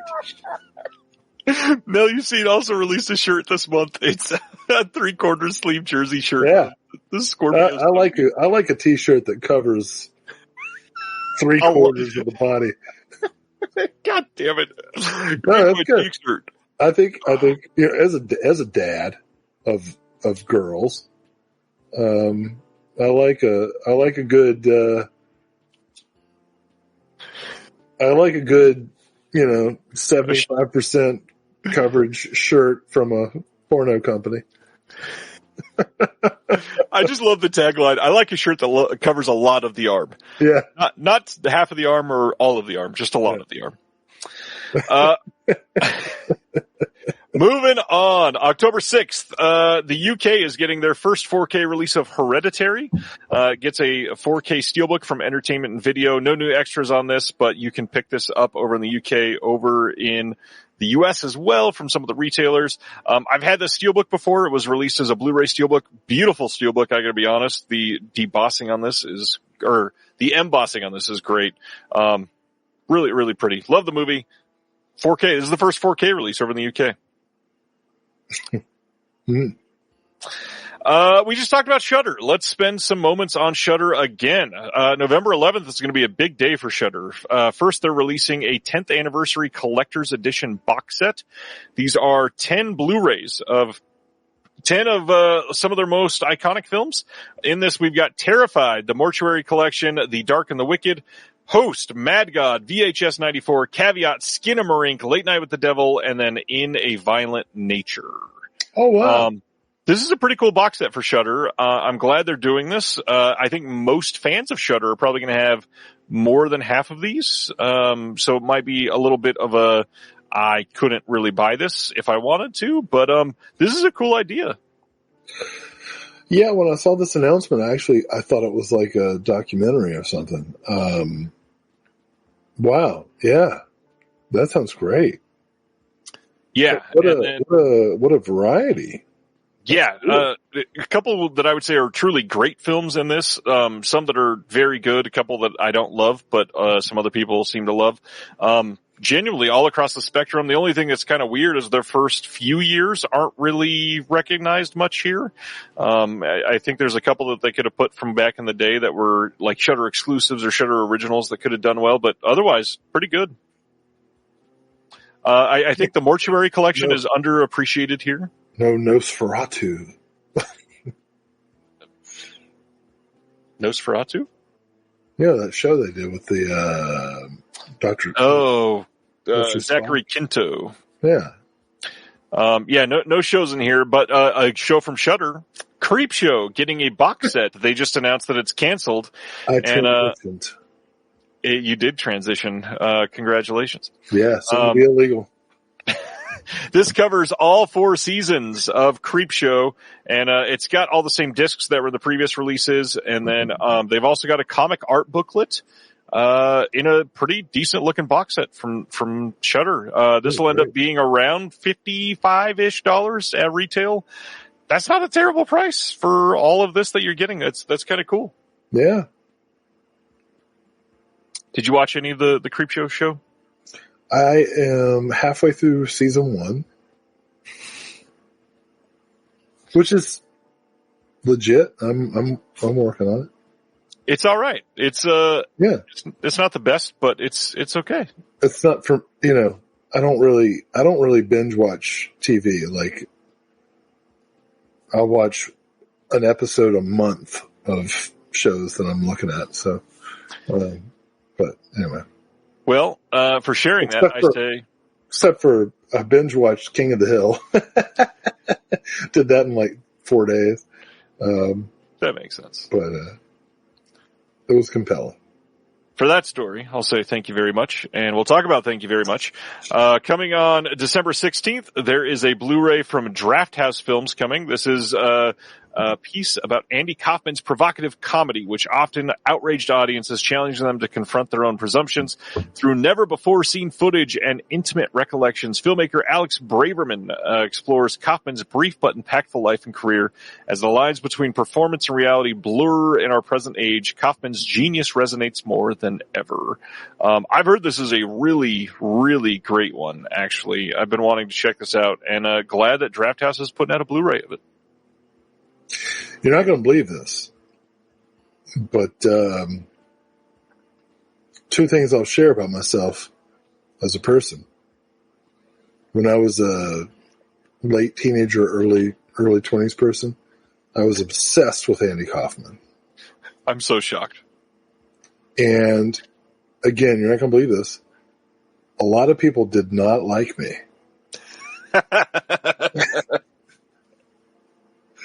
The connection between those 2 things is profound. I'm so not surprised. I was a walking Tony Clifton. Oh, Tony Clifton. Yeah, I was a dick. But like, well, it's pretty much the same. Hey, next up, I talked about this movie earlier, so I won't say much, but they're putting out a 4K Blu-ray and DVD in the U.S. from Sony on November 11th for Caught Stealing. No news on the extras yet, but I'm so glad this is getting a 4K release. Great looking movie, really well shot. This will do well. It's like Guardians of the Gay Club. What in the world does that even mean? The cover art. I'm for it. Oh, God. Let's go over the UK again. October 27th, second run, putting out Manthan from 1976. This is done by one of India's most venerated filmmakers, Shyam Benegal, whose early films were iconic in India's parallel cinema movement. This tells the story of the extraordinary dairy cooperative movement in the transformed India from a milk-deficient nation to the world's largest milk producer. The movement broke the shackles of economic inequality and caste discrimination whilst empowering the farmers. Manthan was integral to spreading the message of the benefits of the cooperation to the farmers across the country and thus became a vital part of building that movement. This is going to have a new 4K restoration by the Film Heritage Foundation. There's a film on the history and restoration of the film, including footage from the 2024 Indian premiere and an interview with the late director Shyam Benegal. There is a piece on it playing at Cannes in 2024. Then a book of new writing by Omar Ahmed, who was interviewed on this channel recently. And then Shivendra Singh Dungarpur and the director Shyam Benegal on the film and the restoration. I love that second run's been doing some more Indian film releases. I definitely want to check this one out. Nice. Yeah, it sounds like we should send this to Robert Kennedy. Yeah. Okay. Yeah. Yeah. Let's make fun of his disability, Ryan. That's just the brainworm speaking. Yeah, that guy. Oh, he's something. But, milk. So weird. Have you ever milked a cow before? Yes, I have. Well, then you know what I'm talking about. It not easy either. It is way more difficult than it looks. Weird. Yeah. Like, that's their engorged teats. Because they've recently had children. I went to a dairy farm with Cub Scouts so that we could practice milking and learn about the farm and all that stuff. Yeah. And we just happened to be there while one of the cows was giving birth. And oh man, that was a traumatizing trip for that entire Cub Scout troop. Yeah, that's a weird way to learn about intercourse, isn't it? Well, let me tell you, raw milk is not something to fuck with. No. You know, these people that do the raw milk stuff, I think they're mistaken. It'll make your life flash just past your eyes. You dick. Go to the next movie. I'm done with you. Go on. Oh yeah, let's talk about Tarantino. October 20th, there's a 4K steelbook coming from Lionsgate of Reservoir Dogs. Speaking of auteurs, hey, you know what? Speaking of Scott Spiegel, because it was if it wasn't for Scott Spiegel, this movie would never have been made. He's the one who introduced Lawrence Bender and Tarantino. They lived together in a rental. And the story is Spiegel got those two guys together, and that's how Reservoir Dogs got made. All right. That's it. It's Reservoir Dogs. That's your response? Yeah. Wow. Oh, I see. You're obsessed with your little joke. No, I was typing that before you started to tell the story. It takes forever. It was a great pun. My point is the timing of the release of this steelbook. With the passing of Scott Spiegel, we should recognize that we absolutely should. In addition to his own film work, he actually enabled. Like, would you even have this show if it wasn't for Quentin Tarantino? No, seriously. I hate his movies. I don't think he's a great guy. You're being serious about the video store idea. Yeah, but no. His championing of exploitation movies, cult films, etc., directly led to their financial viability on home video. You know, we owe, and let me be clear, like, I have said this before, I actively despise Tarantino's movies, but I am so grateful to his existence. Reservoir Dogs, I just rewatched this. I talked about this a couple months ago. It was, I liked it less than I used to. Watching it again, it was like so stagey, you know. Great soundtrack, and rest in peace, Michael Madsen. But I'm not a fan. I understand. Yeah. How many we got left? Tell me how much I need to speed it up. Like 40. For real? When I said 48, I counted. That was actually 48. Wow. Okay. These next two, we'll go through these real quick because nobody has seen these. You're like, let's get this guy out of here. September 12th, there are Blu-rays coming from Bizarre Theater releasing of Tinseltown Blues from 2021. There's an uncut version of the film and a 30-minute making-of doc on here. Bizarre Theater is like a underground extreme type of label, so you'll understand what you're getting into there. But the one that's a little more exciting is Septic, also coming on the same day. This is from 2022, and this one is directed by Brian Paulin, director that people actually may know.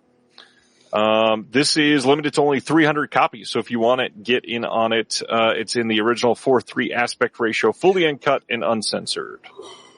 Okay. All right. Speaking of the home video life, roaring back to life, Anchor Bay releasing Mutant Swinger from Mars on December 16th on Blu-ray in the U.S. This synopsis is wild. Check it out. This is a weird sounding one for sure.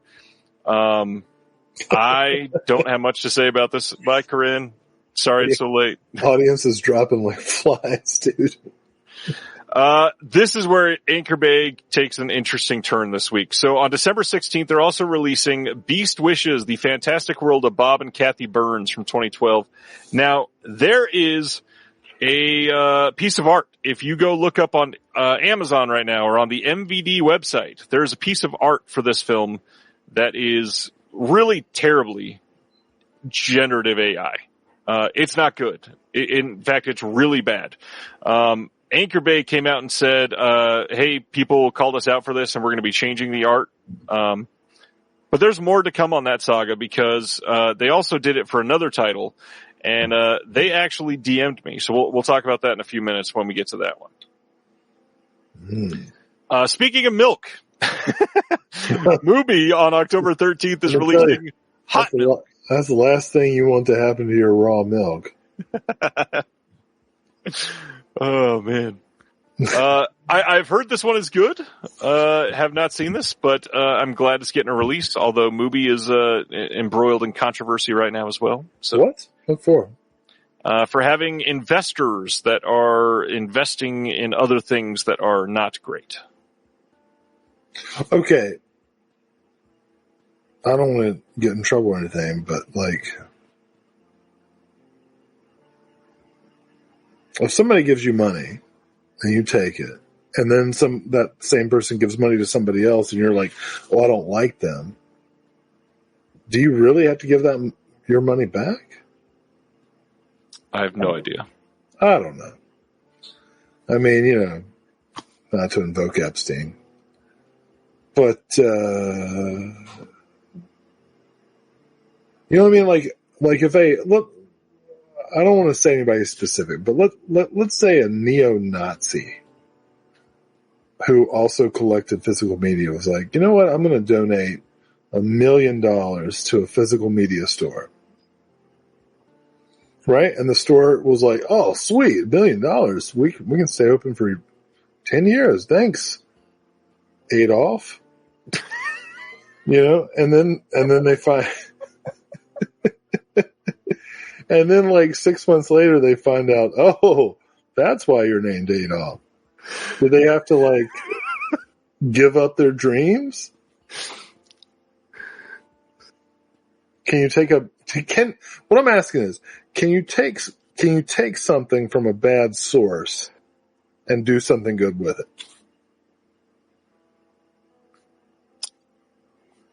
That's what I'm asking. I understand. I'm just saying what's happening in the zeitgeist. Well, I don't speak. You don't speak, and it's 3.5 hours into this. I don't speak enemy languages. Did we talk about hot milk? Did we give it its due? I don't know. I'll read the synopsis, I guess. It says, the directorial debut from award-winning screenwriter Rebecca Linkowitz, Hot Milk is an intimate exploration of self-discovery, desire, and the complex bonds that shape us. Set against the sun-drenched Spanish coast, a young woman discovers that the people in her life, her ailing mother, and a mysterious lover, may not be exactly who she thought they were. Secrets, lies, and revelations lead her to doors that might be best left unopened. Based on the acclaimed novel by Deborah Levy and featuring compelling performances from Emma Mackey, Fiona Shaw, and Vicky Creeps, this is a vivid and evocative look at liberation and longing. Well, this sounds, whether or not I like it, I should get it. Can I just say, it is really funny on a night that you mansplained female auteurist theory. You also said, thank you, Adolf. I didn't. Oh, right. Oh, man. Tonight you also called Ronnie a Canuck, so you're just labeling all of the things that are... Ronnie forgave me. I apologized. Next, let's talk about Dark... All of this is your fault. That's my fault. Yeah. All right, we'll have somebody else on the first week of next month. Now available on Blu-ray. You do that. We would get so many less viewers. Everybody tunes in to see fucking Jeremy or some shit. He spends the whole time like, what should I buy? What should I buy?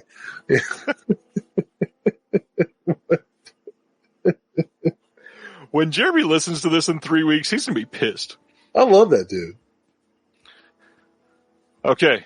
Dark Rift Horror over in the Ronnie, over in the UK is a label that I'd never heard of before. Yeah, you know what? That's another point. You just assume being called a Canadian is offensive. I never said the word offensive. You did. Well, you implied. I framed it as an implication. Yes, exactly, on purpose. Exactly. Those fires of Will's. Don't gaslight me, Gavin.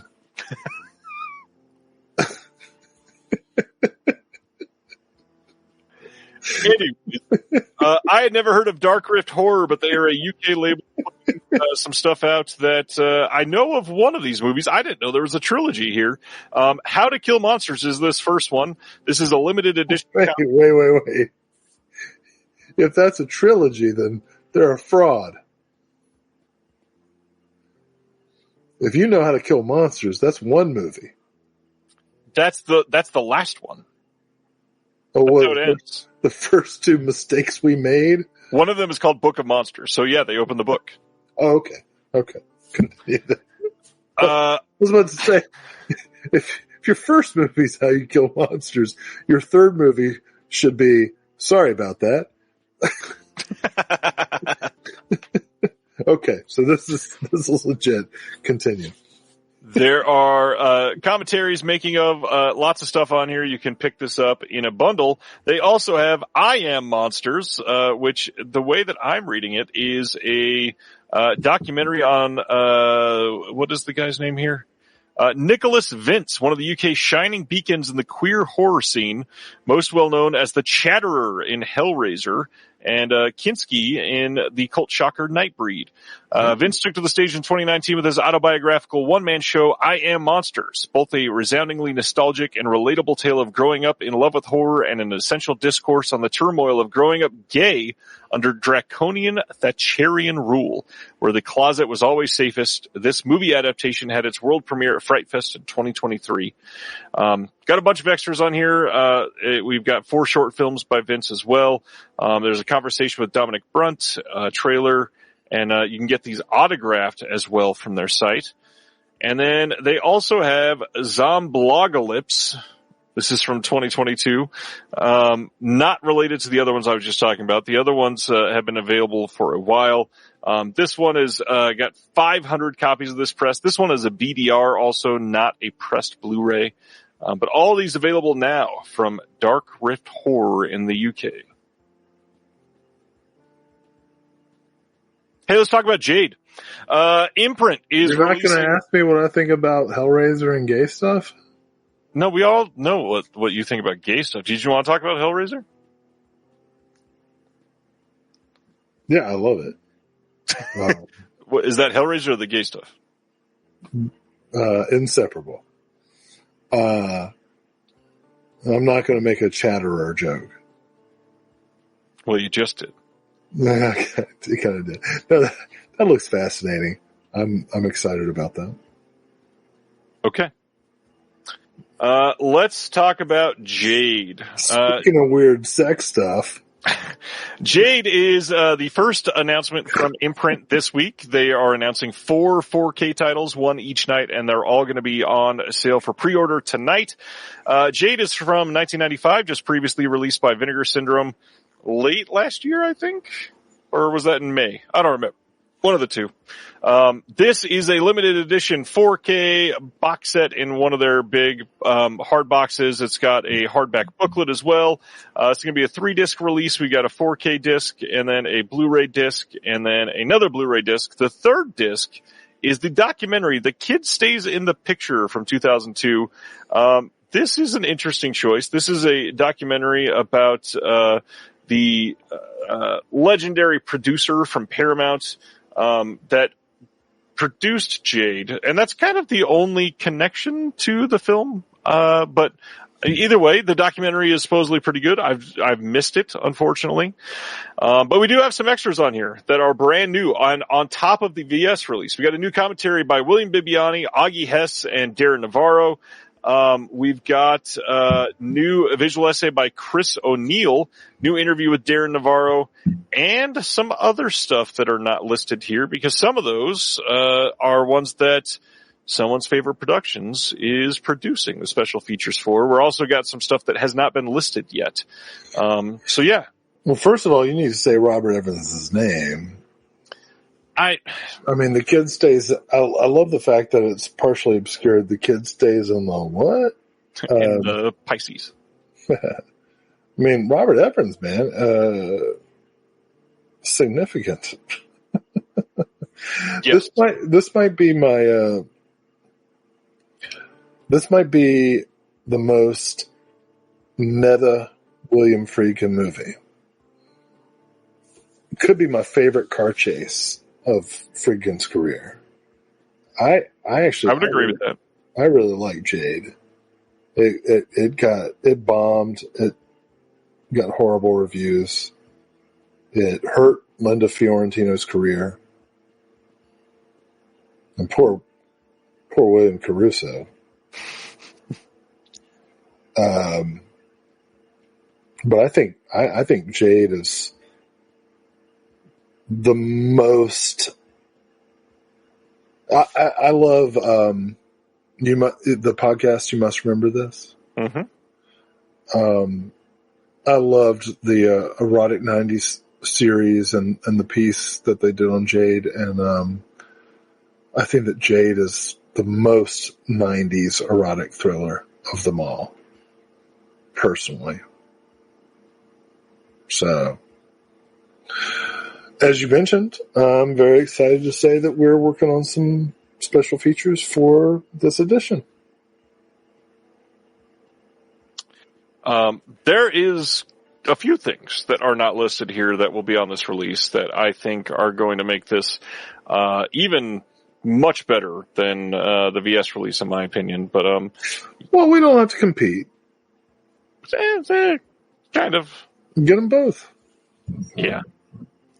I don't understand why Sibner is saying who David Caruso? Like, that is his name. I think I said William Caruso. Did you say William?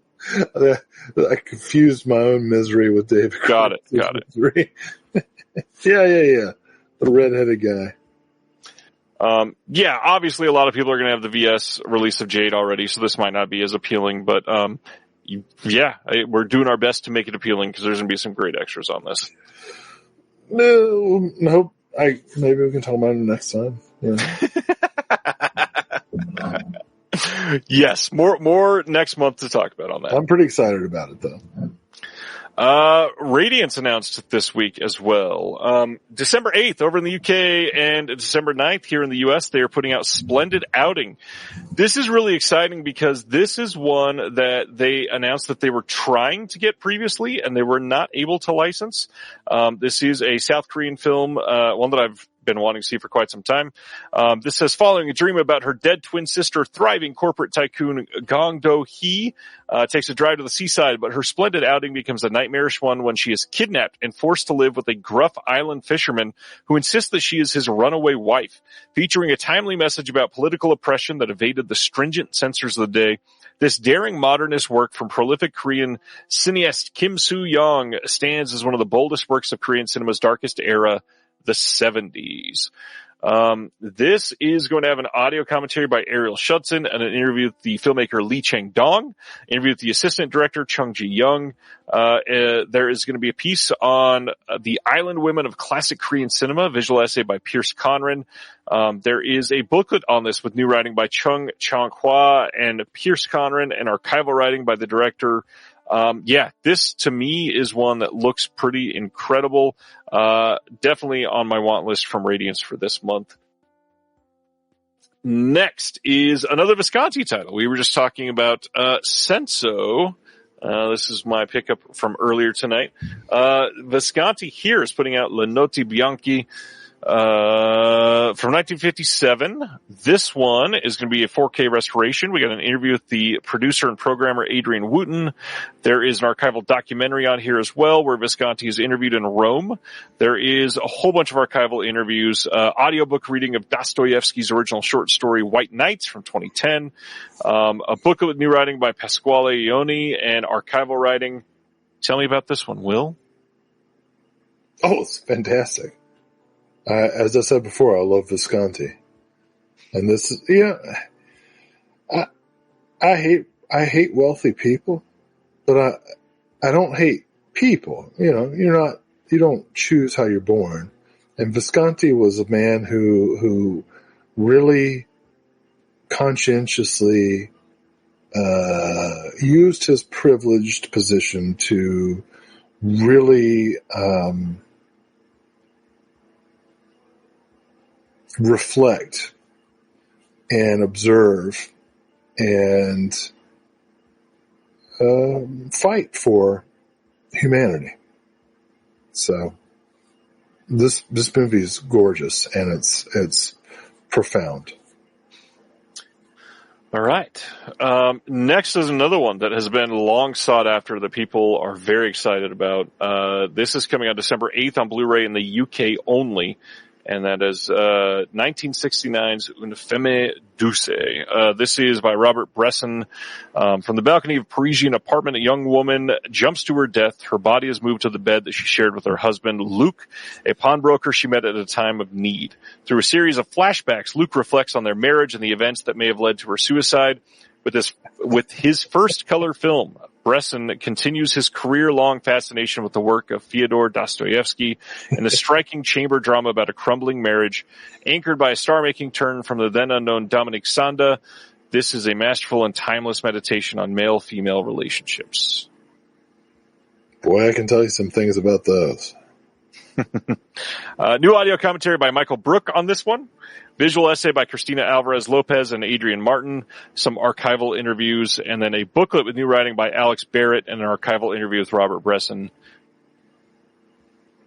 Yeah, I don't pronounce anything in French correctly. I'm bigger on the Asian titles. Thanks, Ronnie.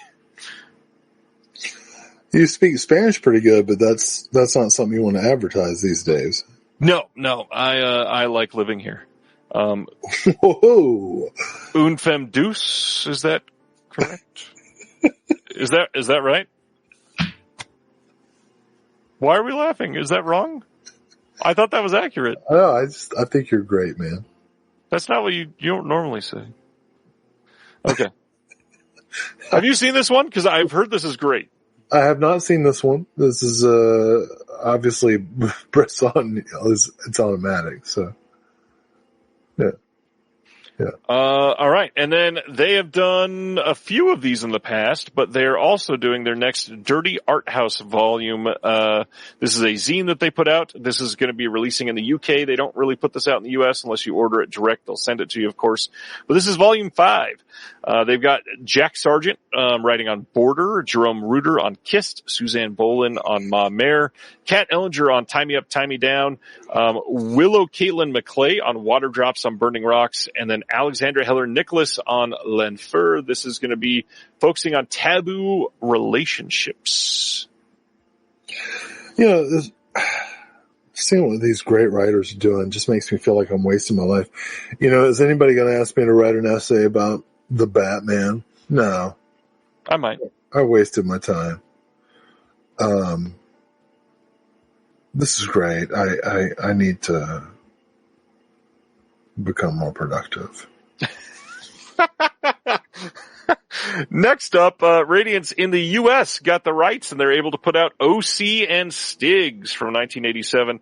They had released this previously over in the U.K., so now it's coming on December 9th in the U.S. This is going to be the exact same disc, exact same release, everything else, all the art, everything else is the same. But this is a big deal, because this has not come out in the U.S. before. Another Altman title. It's a good deal. Yeah, the young people love them. Criterion has done a big Altman festival for their this month's streaming offerings, and it makes me wonder: is a 4K of MASH finally in the works with someone? I have no idea. You know nothing. Well, nothing. That either means it is or it isn't. Sadly, the ones that show up on their streaming channel does not necessarily mean anything. So no Gross Point Blank anytime soon? Maybe. I would say it would be more likely if the Janice title card showed up before the film. Oh. Okay. On the streaming channel. The next one from Imprint for this week is a pretty big one. The Last Seduction from 1994 getting a 4K release from Imprint. And this is a big deal because they are presenting this brand new, restored from the OCN by Imprint themselves. This is the first time that any release of this has come from the OCN, I believe. They're also doing not only the film in its full color theatrical cut on 4K, but also an exclusive noir edition with the full film in black and white on 4K. And we also have the extended version of the film on SD. The Last Restoration. Yes. Well, another key film in You Must Remember This is Erotic 90s series. A very interesting backstory. So this is 100% worth it. This has a lot of good extras. We got a new interview with John Dahl, new interview with Peter Berg, new interview with Bill Pullman, new interview with the editor Eric L. Beeson, a new interview with the cinematographer Jeffrey Jur, more new special features coming as well. So they're putting together a pretty damn cool week here of titles. Yeah. All right. That was Last Seduction. Finally to some Shout stuff. Somehow we have still not gotten to Shout, and I think this was Wednesday for the Shout stuff. And we got some big stuff to talk about tonight. So first, Vampires, the John Carpenter film, is getting a 4K Steelbook on November 4th. This is an Amazon exclusive, and this is all the same as the previous release. Nothing new on this. It's just the exact same 4K discs. If you don't like the art, this is Mexifunk again. This is the same artist that people have not been liking a lot of their stuff from. But this isn't even the most egregiously bad Shout art this month. This isn't even the worst either. We're going to talk about the worst in just a minute. But people hated this too. We finally got the first big John Woo title. November 4th, they've got a deluxe 4K release coming of Hard Boiled. That is pretty bad.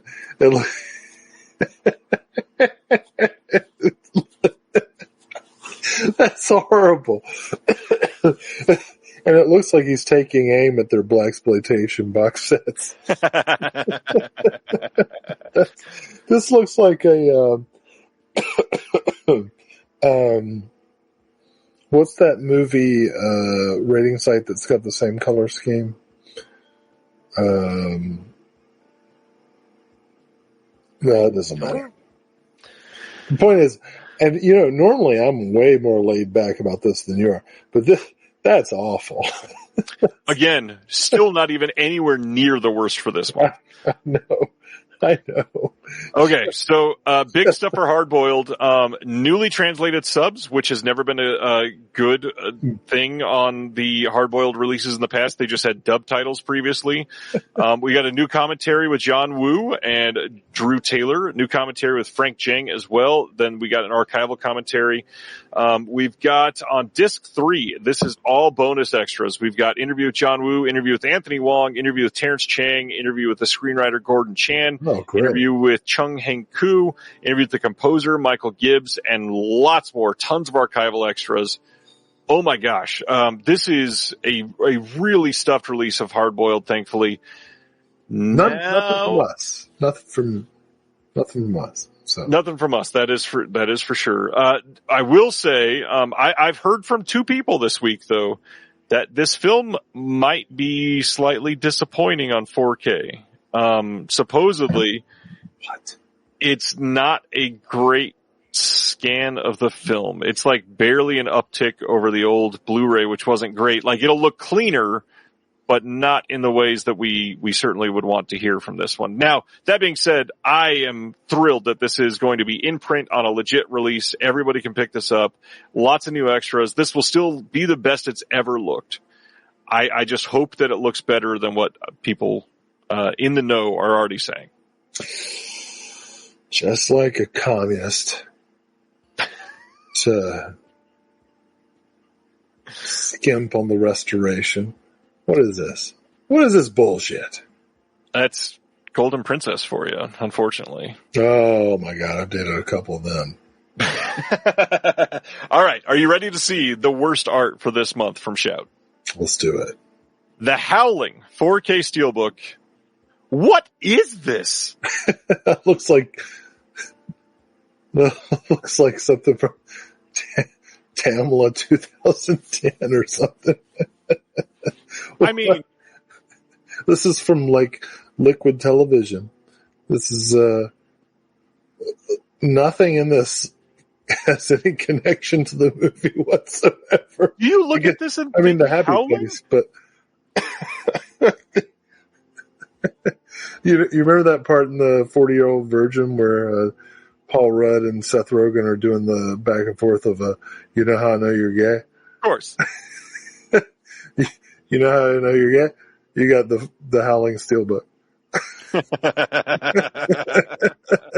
Oh, Craig's mad at me now. Well, it's going to get me madder after he responds to the last one.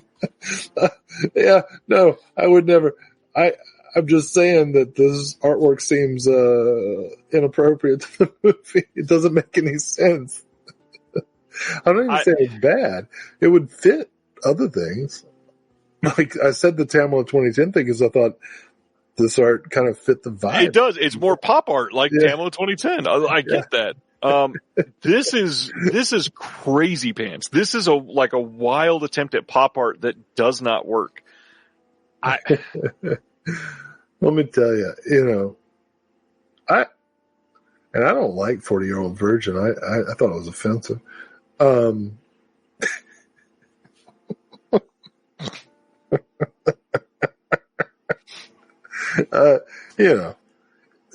If this gets Gen Alpha to buy it, then great.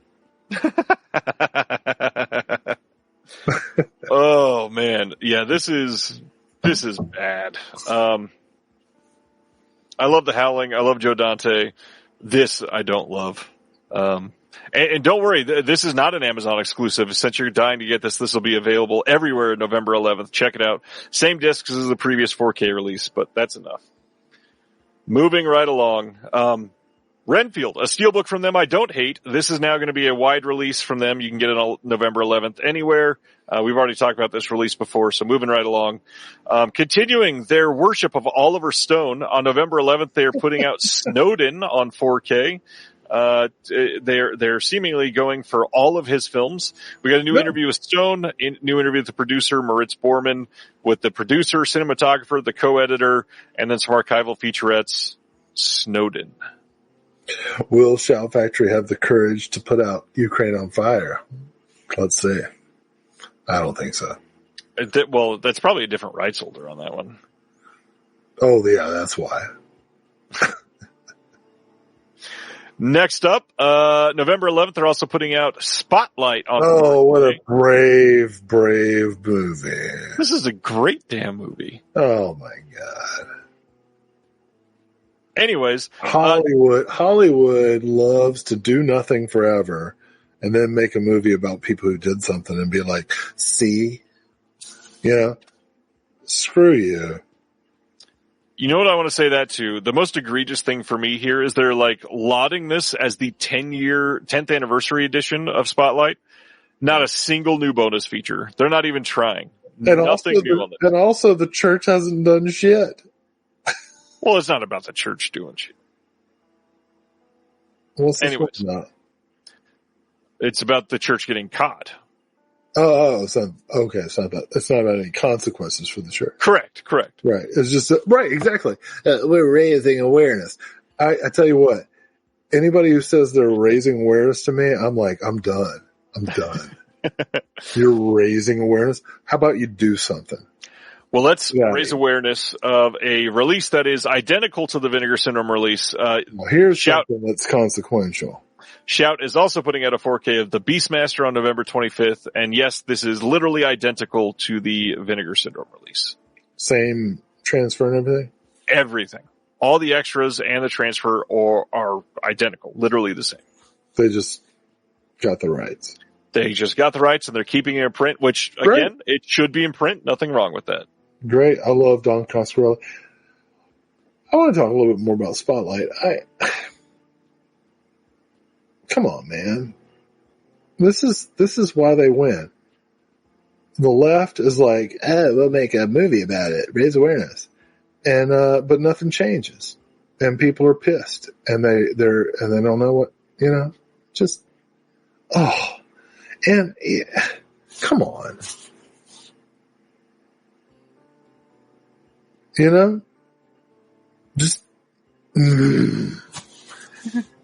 I just realized it's 1:30 where you are.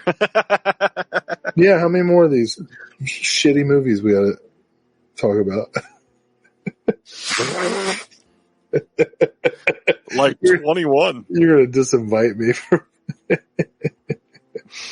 Look, I've made it clear how I feel about, Big fan of Catholics. Right. Whoa! You don't twist me. I don't blame the people. We talked about Beastmaster. Next up. No. Let's talk about Beastmaster. Look, I know Coscarelli watches this movie and talks about how much he wish he could have done different. I love this movie. Oh my gosh. Mark Singer. Woof. Have you ever seen a specimen as such? and the spookiness of those like bat things, and the the ferret, and just everything about it. Rip Torn,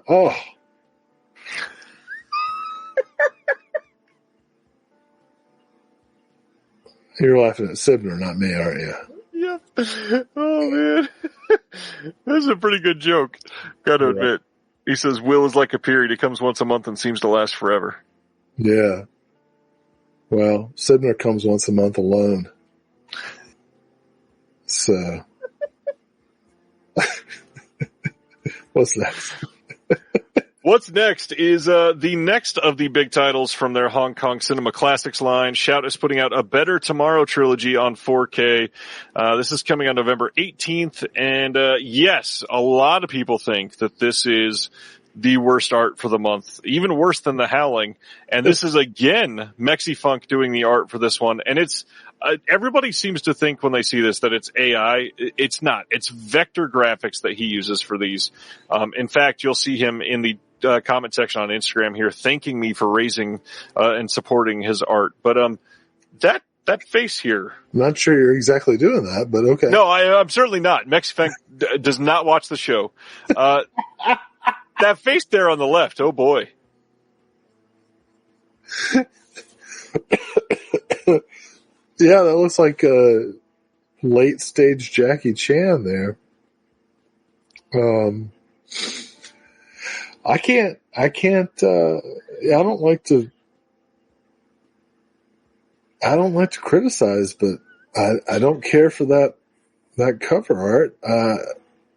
You're burning bridges is faster than this guy's burning Chow Yun Fat's lips off. This is like Chow Yun fire alarm. This is an incident. This is a Jesus, you said this is like 9 times. Yeah, this is like Stop, Drop, and Egg Roll.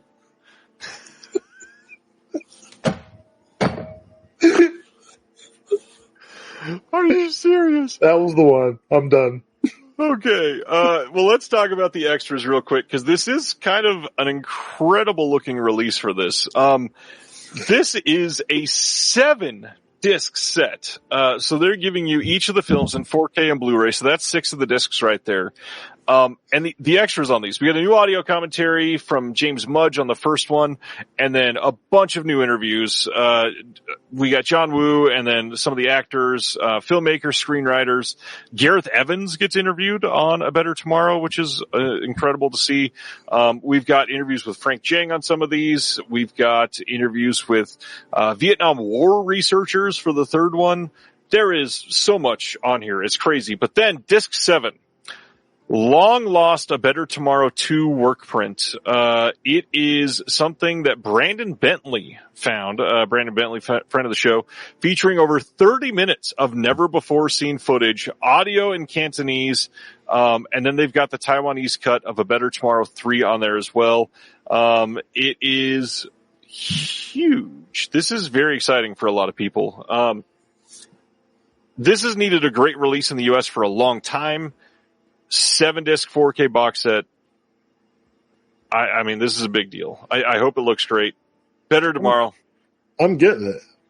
I just wish we had a better cover art. Well, on that note, one of the main things I was going to leave us with on this, a reminder to everybody, this will also be released in the UK by Arrow on 4K with the same scans, potentially different extras, but they'll likely have at least all the same extras. A better Tomorrow. A better Tomorrow. It won't be tomorrow, but it'll be a while.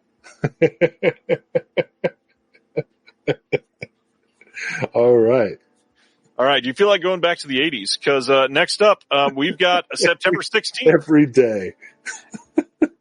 A 4K steelbook coming in the U.S. of Tron from 1982. I miss the Reagan era. Is your gummy trickling down right now? No. It's just the world sucks so bad. That was just a Reagan joke. Oh, Okay, so heads up. This is not getting a standard 4K release in the U.S. It is only getting a Steelbook release in the U.S. It is getting a standard release over in the UK, so if you want that, you can check it out. You can pick it up now. It'll likely be on Orbit eventually. The pre-orders for these are weird. They've been up on Walmart, taken down from Walmart. They've been up on Barnes & Noble, taken down from Barnes & Noble. This is going to be available everywhere. They're going to make a bunch of these. They're going to make a ton of money off of them. They are still not up on Amazon. And when I'm saying they, because on the same day, they're also doing Tron Legacy from 2010. Same thing, not getting a standard here in the US, but it is in the UK.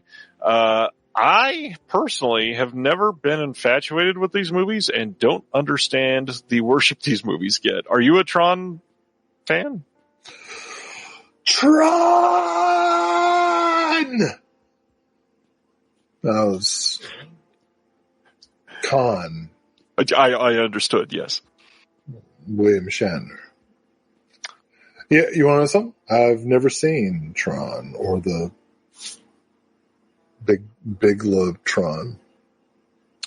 Is that because you're waiting because you are really excited about the Jared Leto Tron? There's a third Tron? There's a third Tron coming out this year. We live in a society. That's why they are putting these out, yes. Yeah. Okay. So the big thing here, other than Disney catalog title coming out, because that's always a big deal, these are coming out in 11 days.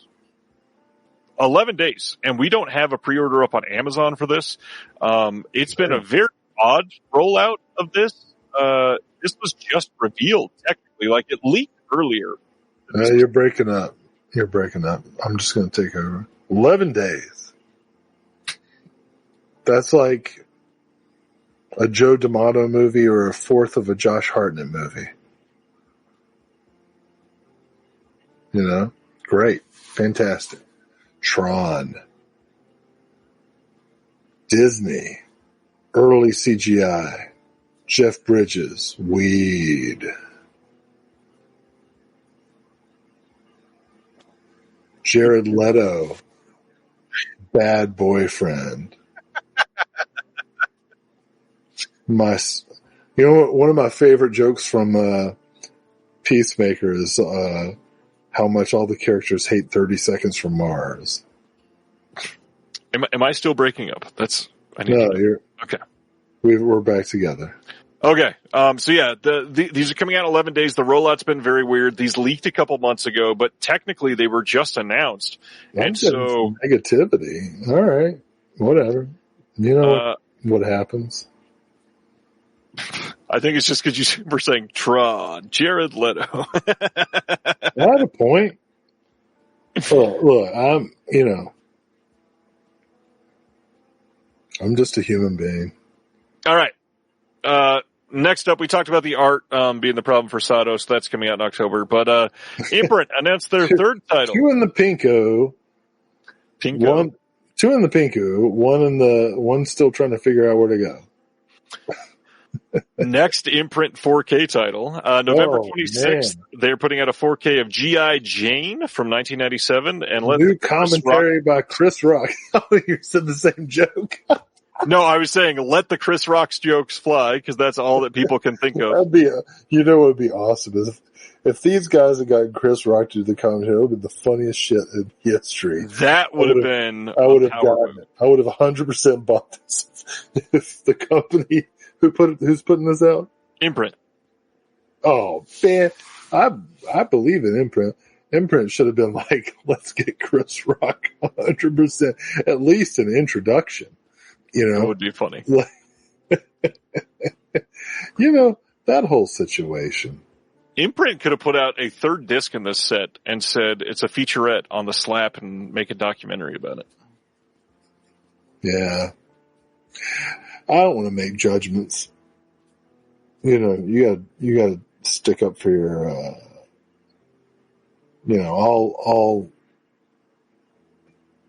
all things aside, you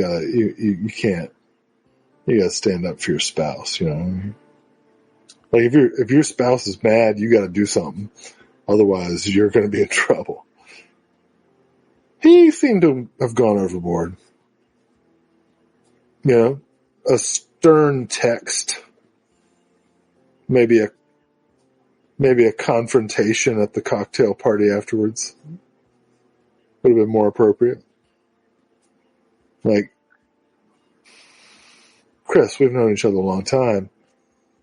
I know you're a comedian and everything, but I feel like that joke crossed the line and it upset my wife. I'd like you to apologize. I think that might have been a more appropriate reaction. Measured response? Yes. Yeah. However, Jesus. it was kind of badass. You know what I mean? No, I don't. Like if you're married to somebody, right? And you're in a public place and somebody insults you, right? Scenario one, after the fact, your partner goes to the person and is like, "Hey, that wasn't cool. You should apologize." Right? That's the right thing to do. Mm-hmm. Scenario two, your partner goes up and beats the shit out of that person in front of everybody.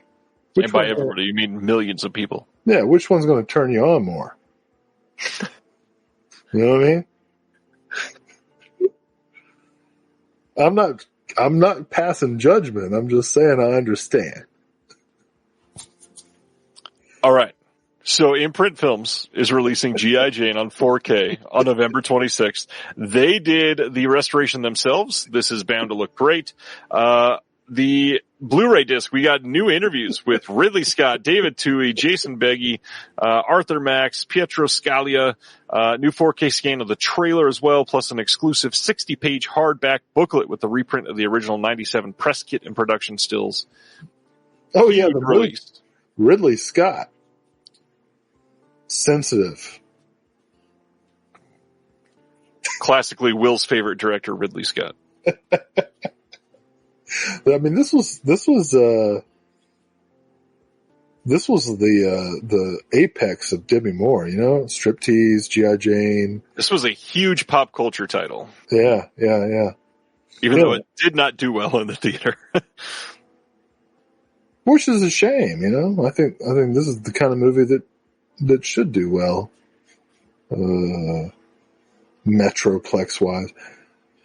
Yeah, you know, I always liked Demi Moore because she got her start with Full Moon, or Empire with Parasite and everything. And, she was definitely the best part of that awful St. Elmo's Fire movie. But, I don't think I've actually seen G.I. Jane. That was a big video store title, but, I never got around to it. Let's talk about one that I believe you have seen. The first 4K Antonioni title. November 24th, we are getting a 4K over in the UK from Eureka of La Notte, or The Night. This is from 1961, coming as part of their Masters of Cinema line. This is going to be limited to 2,000 for the limited edition. Undoubtedly, there will be a standard eventually. We got a limited booklet in this with writing by Brad Stevens and a transcript of a lengthy Q&A conducted in 61 with Antonioni. This is going to have a new commentary with Tony Raines, new interview with the academic Richard Dyer. Antonioni, Will. It's too dark to see the titties.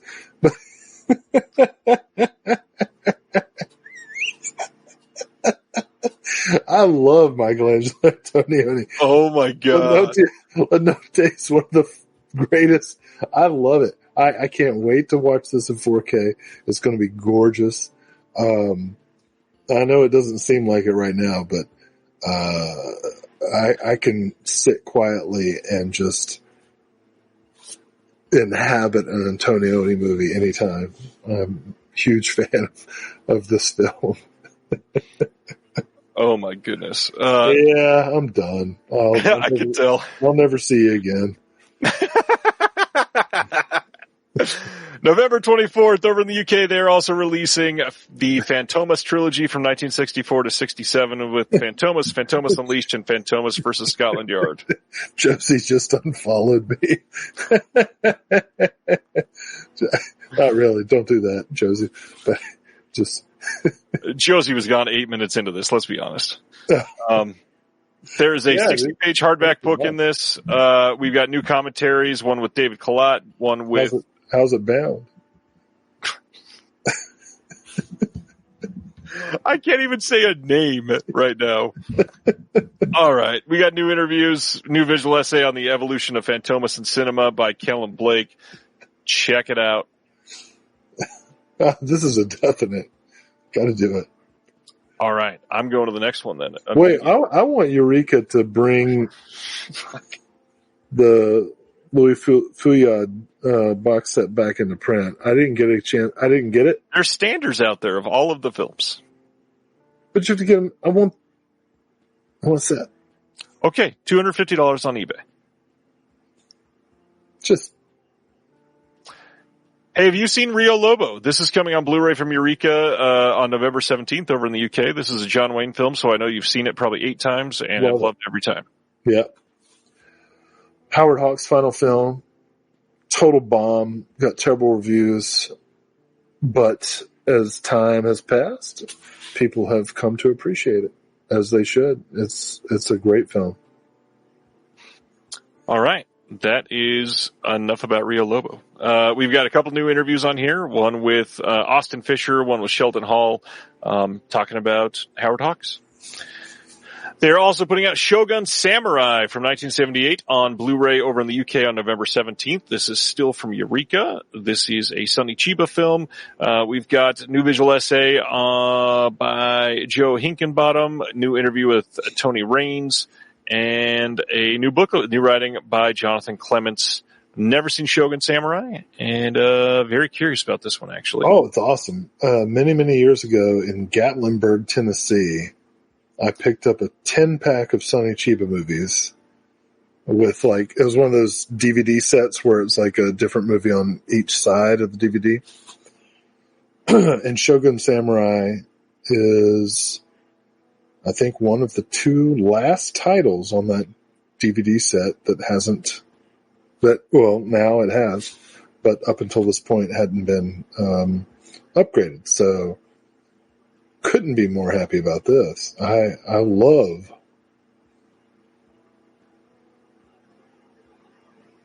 Sonny Chiba. So.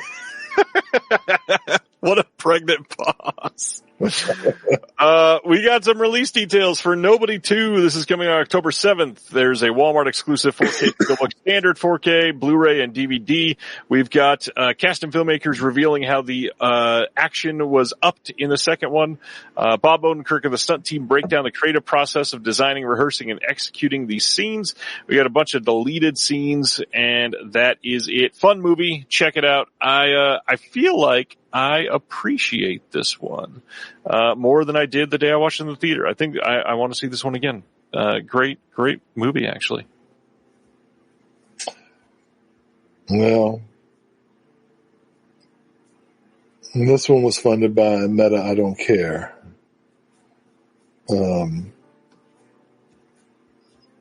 But great. I'm glad that old guys who never. I'm glad old comedians can do action movies. I can't wait to see an American remake of District B13 starring Patton Oswalt. All right. October 13th, there's a Blu-ray and DVD coming in the UK from Studio Canal of Port of Shadows from 1938. That'd be funny, wouldn't it? It would be funny. We got a new 4K restoration of the film. We've got Poetry of Misfortune featurette introduction and then alternate credits. This sounds like it's a winner, and I've never seen this one. Have you seen Port of Shadows? Yeah, it's awesome. Okay. I have no jokes because it's a great freaking movie. You watch Port of Shadows and everything you see in the theater this year, you'll be like, why did I bother? Next up, David Cronenberg's The Shroud that came out this year. Like Will just said, would you bother with this? December 8th, 4K over in the UK from Vertigo releasing, which means this is likely not getting a second site release like lots of people wanted to happen. So unfortunately, it is not happening because obviously they can't also have the rights. There will be no disparagement of Cronenberg when I'm on this show. Well, you just said, why would you bother with anything in the theater this year, right? Get out. Next up, Unearthed Films, putting out their next title on December 16th here in the U.S. It's a Blu-ray of Garden of Love from 2003. This one actually sounds pretty good. It says the story of a young woman tormented by bloody visions of a past she can't really remember. All she knows is that all of her family was slaughtered when she was very young. Now the spirits of the dead lust for vengeance, and they want Rebecca to guide those responsible to them. Rebecca reluctantly agrees, and blood-spurting chaos ensues. I've got a handful of archival extras, nothing new on here, but I'm curious with this one. It's a Olaf Ittenbach film. Well, I feel this will be a great triple feature with The Shrouds and The Gardener. The Shrouds already is Garden of Love, basically. This is what I was referring to earlier with Anchor Bay. So on December 16th, they are also putting out Long Live the King from 2003. This is a tribute to King Kong.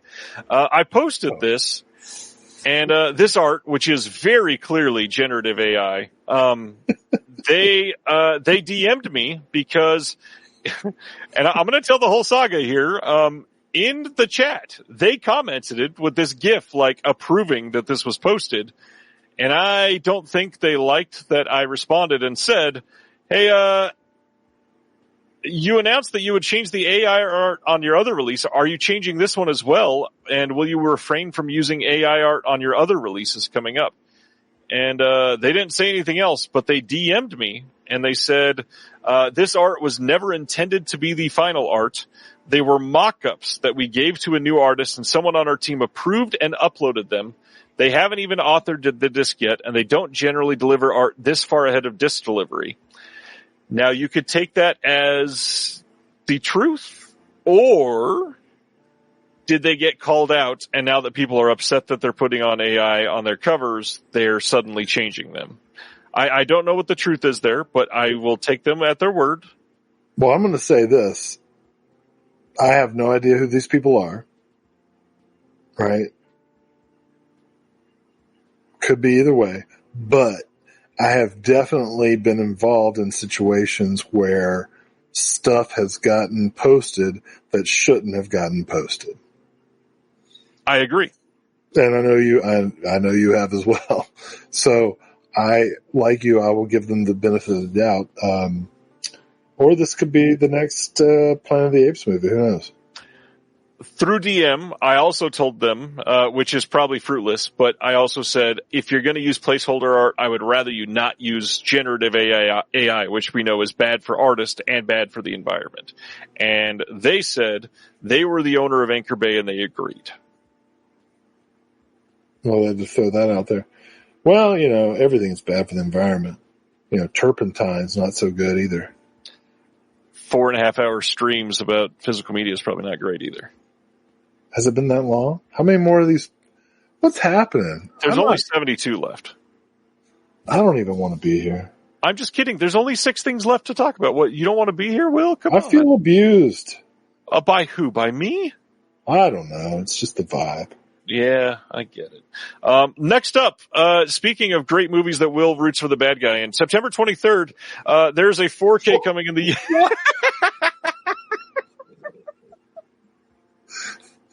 And which bad guy are you even talking about? The Nazis or the Earlier Catholics? tonight, you said thank you, Adolf. I just wanted to make that callback. We have proof that you said thank you, Adolf. Wow. Wow. Okay, Tucker. Okay, September 23rd, there's a 4K coming here in the U.S. from Disney of The Sound of Music. This is the 60th anniversary release. And again, just like we just saw with Tron, this comes out in 18 days. Just 18 days. That's a very short pre-order window for a disc. Disney maybe trying out something new here? Yeah. But that's it. Nothing new on this. Just a supposedly beautiful 4K restoration. And Betrayer. Betrayer, is that a name you call yourself? I'm the betrayer? Yeah. Yeah. And the vibe is bad against you? Auf Wiedersehen, I do. Hey, Will, how do you feel about The Sound of Music? I love it. Robert Wise, it's gorgeous. It's, I hate Rodgers and Hammerstein, so there's a little bit of tension there. It's beautifully made. I dislike most of the music. I really don't like Rodgers and Hammerstein. I hate their music. But that being said, the whole saga of the Von Trapps is so crazy. And this film is, it's a perennial, so. Hopefully, I already have I feel like, am I wrong? Was there already a 4K of this? No, this is the first 4K. Okay, well then I'll eventually get it. Oh, I hate Rodgers and Hammerstein though. I really do. South Pacific, get out of here.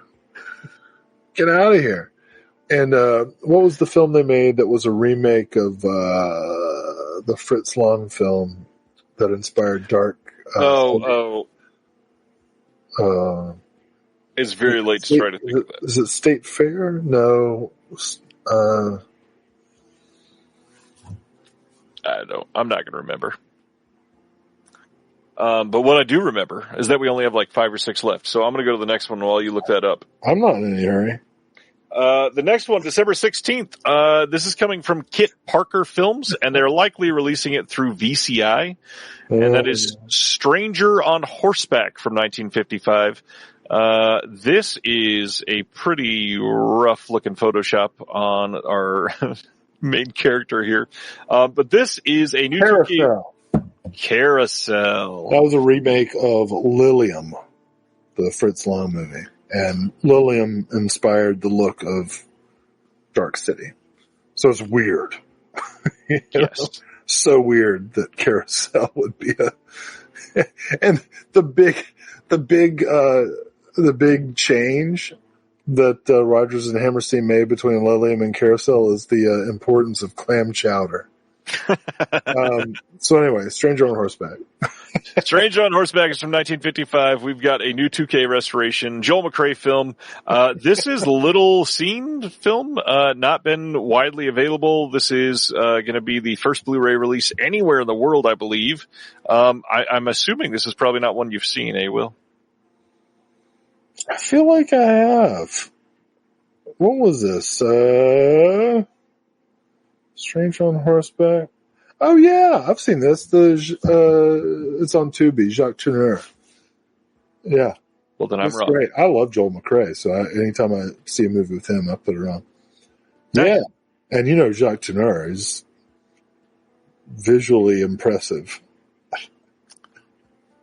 All right. Let me tell you, I show Jacques Tourneur's Wichita a lot, with Joel McCrea in my course on Westerns. I think Tourneur's Westerns are even better than his stuff for Val Lewton, the Cat People and I Walked with a Zombie. So, yeah, check this out. Despite what the cover art, that looks fine. That's what it was. The lighting there is It does, yeah, it looks kind of photoshopped, but no, the movie's great. I mean, it's better than A Better Tomorrow. I will say that. Yeah. October 7th, there's going to be an Amazon exclusive Blu-ray and DVD from Welgo of 2025's Shaman. This says a missionary family travels to rural Ecuador to convert the indigenous population. All is going well until their son ventures into a forbidden local cave and comes back with a demonic spirit in tow. Candace believes that an exorcism in the Catholic tradition will free her boy from the evil bonds that bind him. The local shamans know that the spirit is older than her religion and must be dealt with, or the demon will take them all. Oh, shit. This is a good-looking poster. Yeah. I'll tell you what, everything that I criticize about the history of the Catholic Church is also everything I love about horror movies connected to Catholicism. There's demons. We can do rituals. There's artwork. There's, it's all this dumb stuff. There's artwork. Yeah. Also an Amazon exclusive Blu-ray and DVD on October 7th from Welgo is The Villagers from 2018, the film starring Don Lee. He is sent to a high school in the country as its new gym teacher and has a hard time adjusting to his new environment and feels that there's something definitely wrong about the town and its people. Eugene is a high school student whose best friend disappeared without a trace. Everyone believes she ran away from home, but Eugene is the only one who thinks she's been kidnapped. With the help of Ki Chui, she sets out a dangerous path to uncover the truth. Don Lee's great. I'm very curious about this one. I had not heard about this one. It's 7 years old now already. Yeah. Well, those who can't film act, and those who can't act like gym teachers. No, I'm kidding. What's funny about gym teachers is, first of all, you don't need a degree at all. But then they made a degree, and it was called Exercise and Sports Science. Well, first it was called Phys Ed. And nobody respected that. So then they changed the name to Exercise and Sports Science. It was the same thing. It was still Phys Ed. And nobody respected Exercise and Sports Science. So then they changed the name to Kinesiology. That's what they call it now, like it's a science. But it's still Phys Ed. But people get, degrees. It's true. They do. To the 88 people still watching on YouTube, thanks for hanging out. We have two more things left to cover, and they're both disconnected related, not actual announcements. I want to make sure people understand I'm not criticizing majoring in Phys Ed. I'm just be who you are, It's not the same thing as freaking chemistry. I don't think that people were worried about that. I think you're okay. Well, you don't know who's watching. 88 gym teachers. That's true. Bunch of physical therapists out there. That's a legit profession. Good for you. You make more than I do. Oh man. I just want to make that clear. I don't hate anybody. I'm trying to make everybody feel respected. I just don't want to. I just don't like it when people overcompensate. You know what I'm saying? I do. We've got two things left to cover. Go ahead. Don't mind me. I gotta mind you. We got two more disconnected things. One, the newest issue of the Physical Media Advocate is now up for order. Look at this. This is issue number 22, and it is a great one, I think. We've got some really fun writing in this one. Frank Gutler returns with a piece on staticky porn watching on cable networks. Okay. It's an article. It's fun. And then that's why I read it. Yep, that's why I said it. Andy Nelson wrote one of the best pieces we've printed in the magazine so far. He wrote about the cinematic family tree, and I think it's really an incredible piece. I hope people love it. Then we've got Uncle Cadaver talking about the Aquabat Super Show coming out on Blu-ray and DVD, which is a really fun couple pages from him. Stan, who's in the chat right now, talked about weapons, which I loved.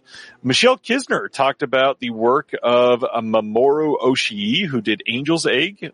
We just talked about that last week, the Umbrella release coming out. There's a highlight on Unearthed Films, and of course, lots of other stuff within the pages. For those that don't know, because we don't ever really go into what this magazine is if you've never looked at one, this is available digitally or physically worldwide. You can get it on Amazon, anywhere in the world. It is, if you get it on digital, you can click on all of the pictures, all of the creators that submitted, and you get links to take you to their other work that they do. You can go buy some of these releases, stuff like that. If you get it on paperback, it's really high quality paper with the glossy cover. I think it's pretty great. You can subscribe if you're in the U.S. on the Patreon to get one of every issue sent to you every month without thinking about it at all. Will, we still need to get you printed in the magazine somehow. I just want to give a shout out to Ronnie who says, I'm trying to get it out. Same. And I apologize. This isn't how it should be. I'm supposed to bring unpredictable kinetic energy to this. Yeah, at some point I hope you ask me to contribute. I'd like to do something.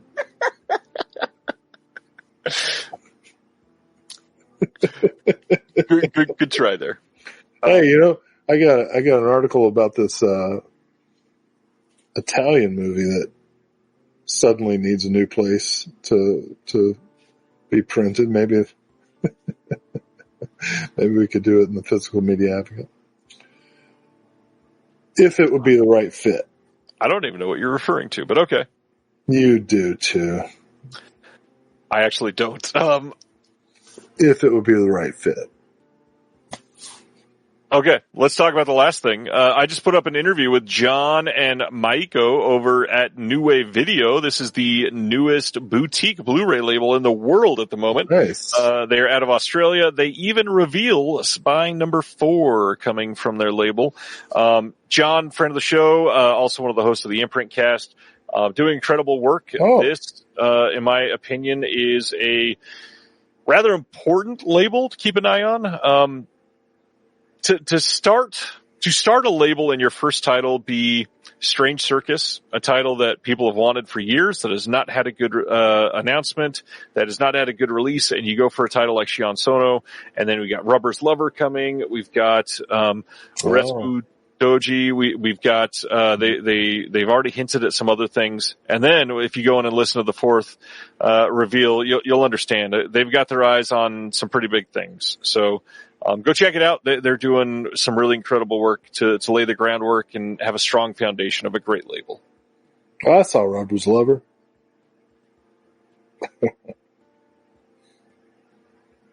It was all right. It was good. That was it. I was waiting for some sort of rubber joke.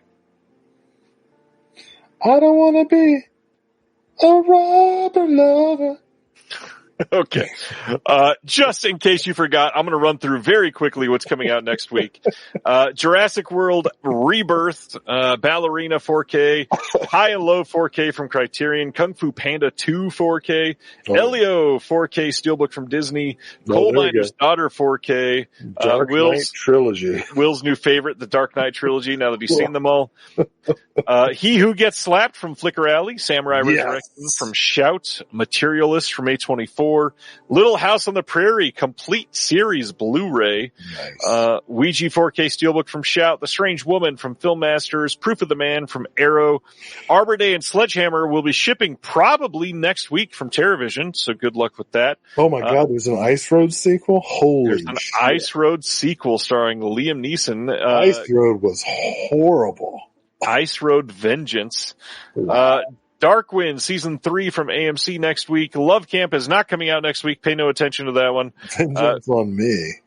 Uzumaki, The Ritual, Bride Hard, Sherlock Holmes Fatal Hour from Film Masters, and that is it. Yeah. He Who Gets Dear Slapped. God. That's it. He Who Gets Slapped. Maybe a Little House on the Prairie. Will, it's been a night, huh? I don't know where I stand. after 4 hours of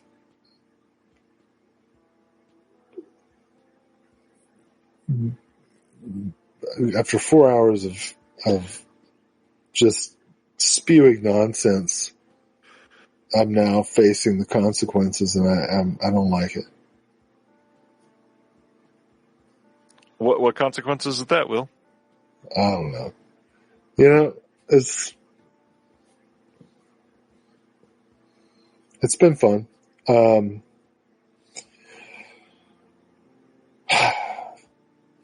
We've done some great work, and gosh, man, like I'm not.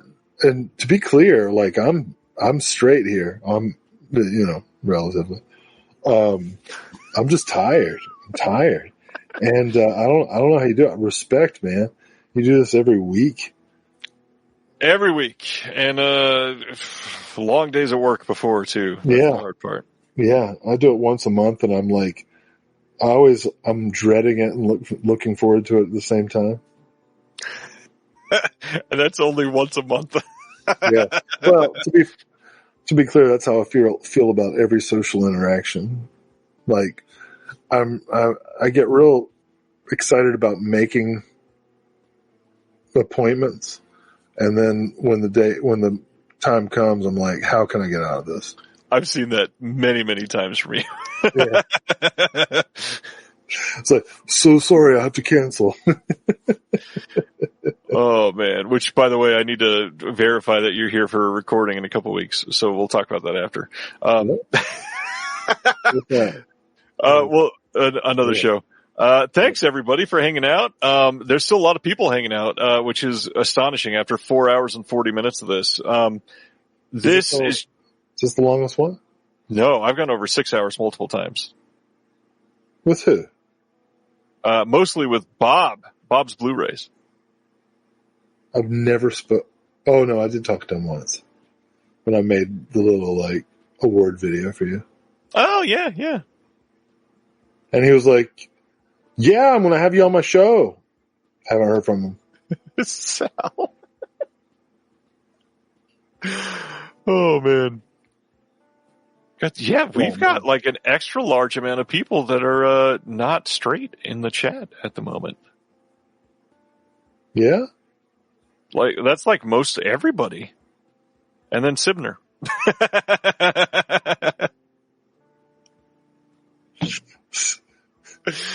This has been genuinely fun. Sibner's asexual, but not by choice.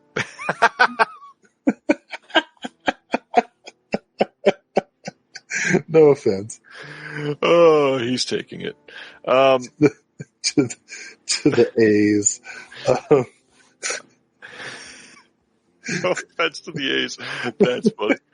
All right. So this has been great. Like I said, I wasn't even planning on mentioning who's going to be on here next week, but Bob McCauley, for those that haven't listened to the Split Your Head podcast, go check it out. Bob is an incredible interviewer. He's got some really great conversations. We talked about the Two in the Pinku podcast a lot tonight. He just put out an episode with, Dakota and, Dakota's, co-host Chris, and it's a really good conversation. Genuinely a lot of fun. Go check out Bob before next week so that you can give praise to his show. Will, thanks for taking almost 5 hours out of your schedule of corralling kittens and cleaning up shower poop and oh man, what else? Everybody, it's so nice seeing everybody hanging out and interacting. It means a lot, and I really appreciate getting to yap with you, and even more, like, it's so nice that anybody shows up. And, so thanks everybody, Sibner and Ronnie and Stan and Mozart and Silent Mandible and everybody, just, I don't know, there's like too many people to say, but, Paul and, I'll tell you one thing. Plumbing, right? Like, it's so new. I grew up without it. You know, I grew up in the middle of the woods. We didn't have running water. We collected rainwater in barrels for the tub, and we had an outhouse and everything. And the very idea of plumbing is so weird, you know. And it reminds us, you know, human beings have been around for 250,000 years, right? Writing has existed for 6,000 years. Electricity is 140 years old, right? Cinema is about 130 years old. The internet is about 30 years old for commercial availability. Like, how fast have things been going the past couple hundred years? Air conditioning, cars, you know, all these are 100 years old. Mm-hmm. And we just take for granted that we have a system of pipes that that conveys our excrement to and drinking water. They don't get mixed up. Right. To underground, you know, areas. We don't even know. We don't know where that stuff goes. And it just happens. We're just like, oh yeah, this is how life should be. And then suddenly, you know, everybody has their period at the same time and doesn't dispose of their stuff in the right way. And it has to be dealt with. And that's when you realize, you know, society is a illusory construct, you know. Escape from LA, you know. Just like that, the grid goes down and we're back to cannibalism.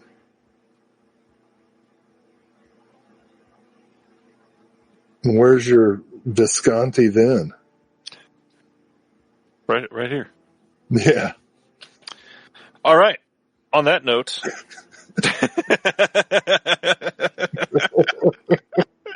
now that you got us to 4 hours, 45 minutes.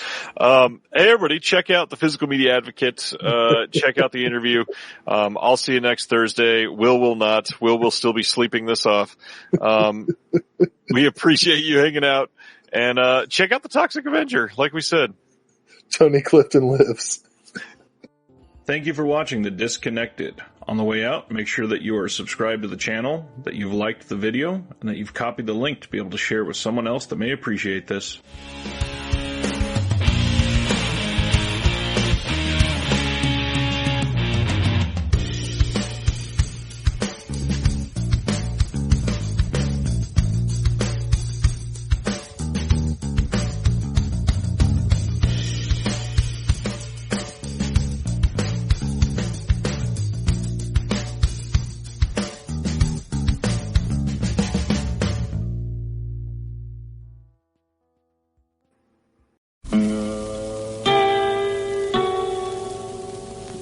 Hello, filthy movie lovers. My name is Gentry Austin. And I'm Casey Scott.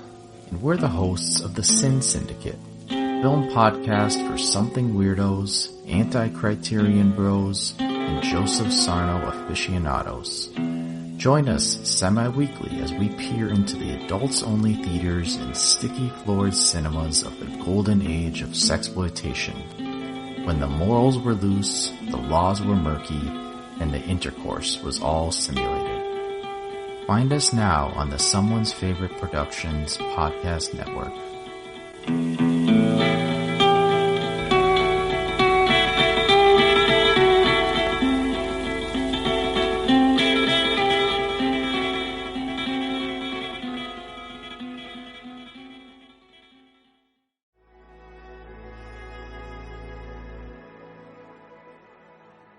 Thank you for listening. To hear more shows from the Someone's Favorite Productions podcast network, please select the link in the description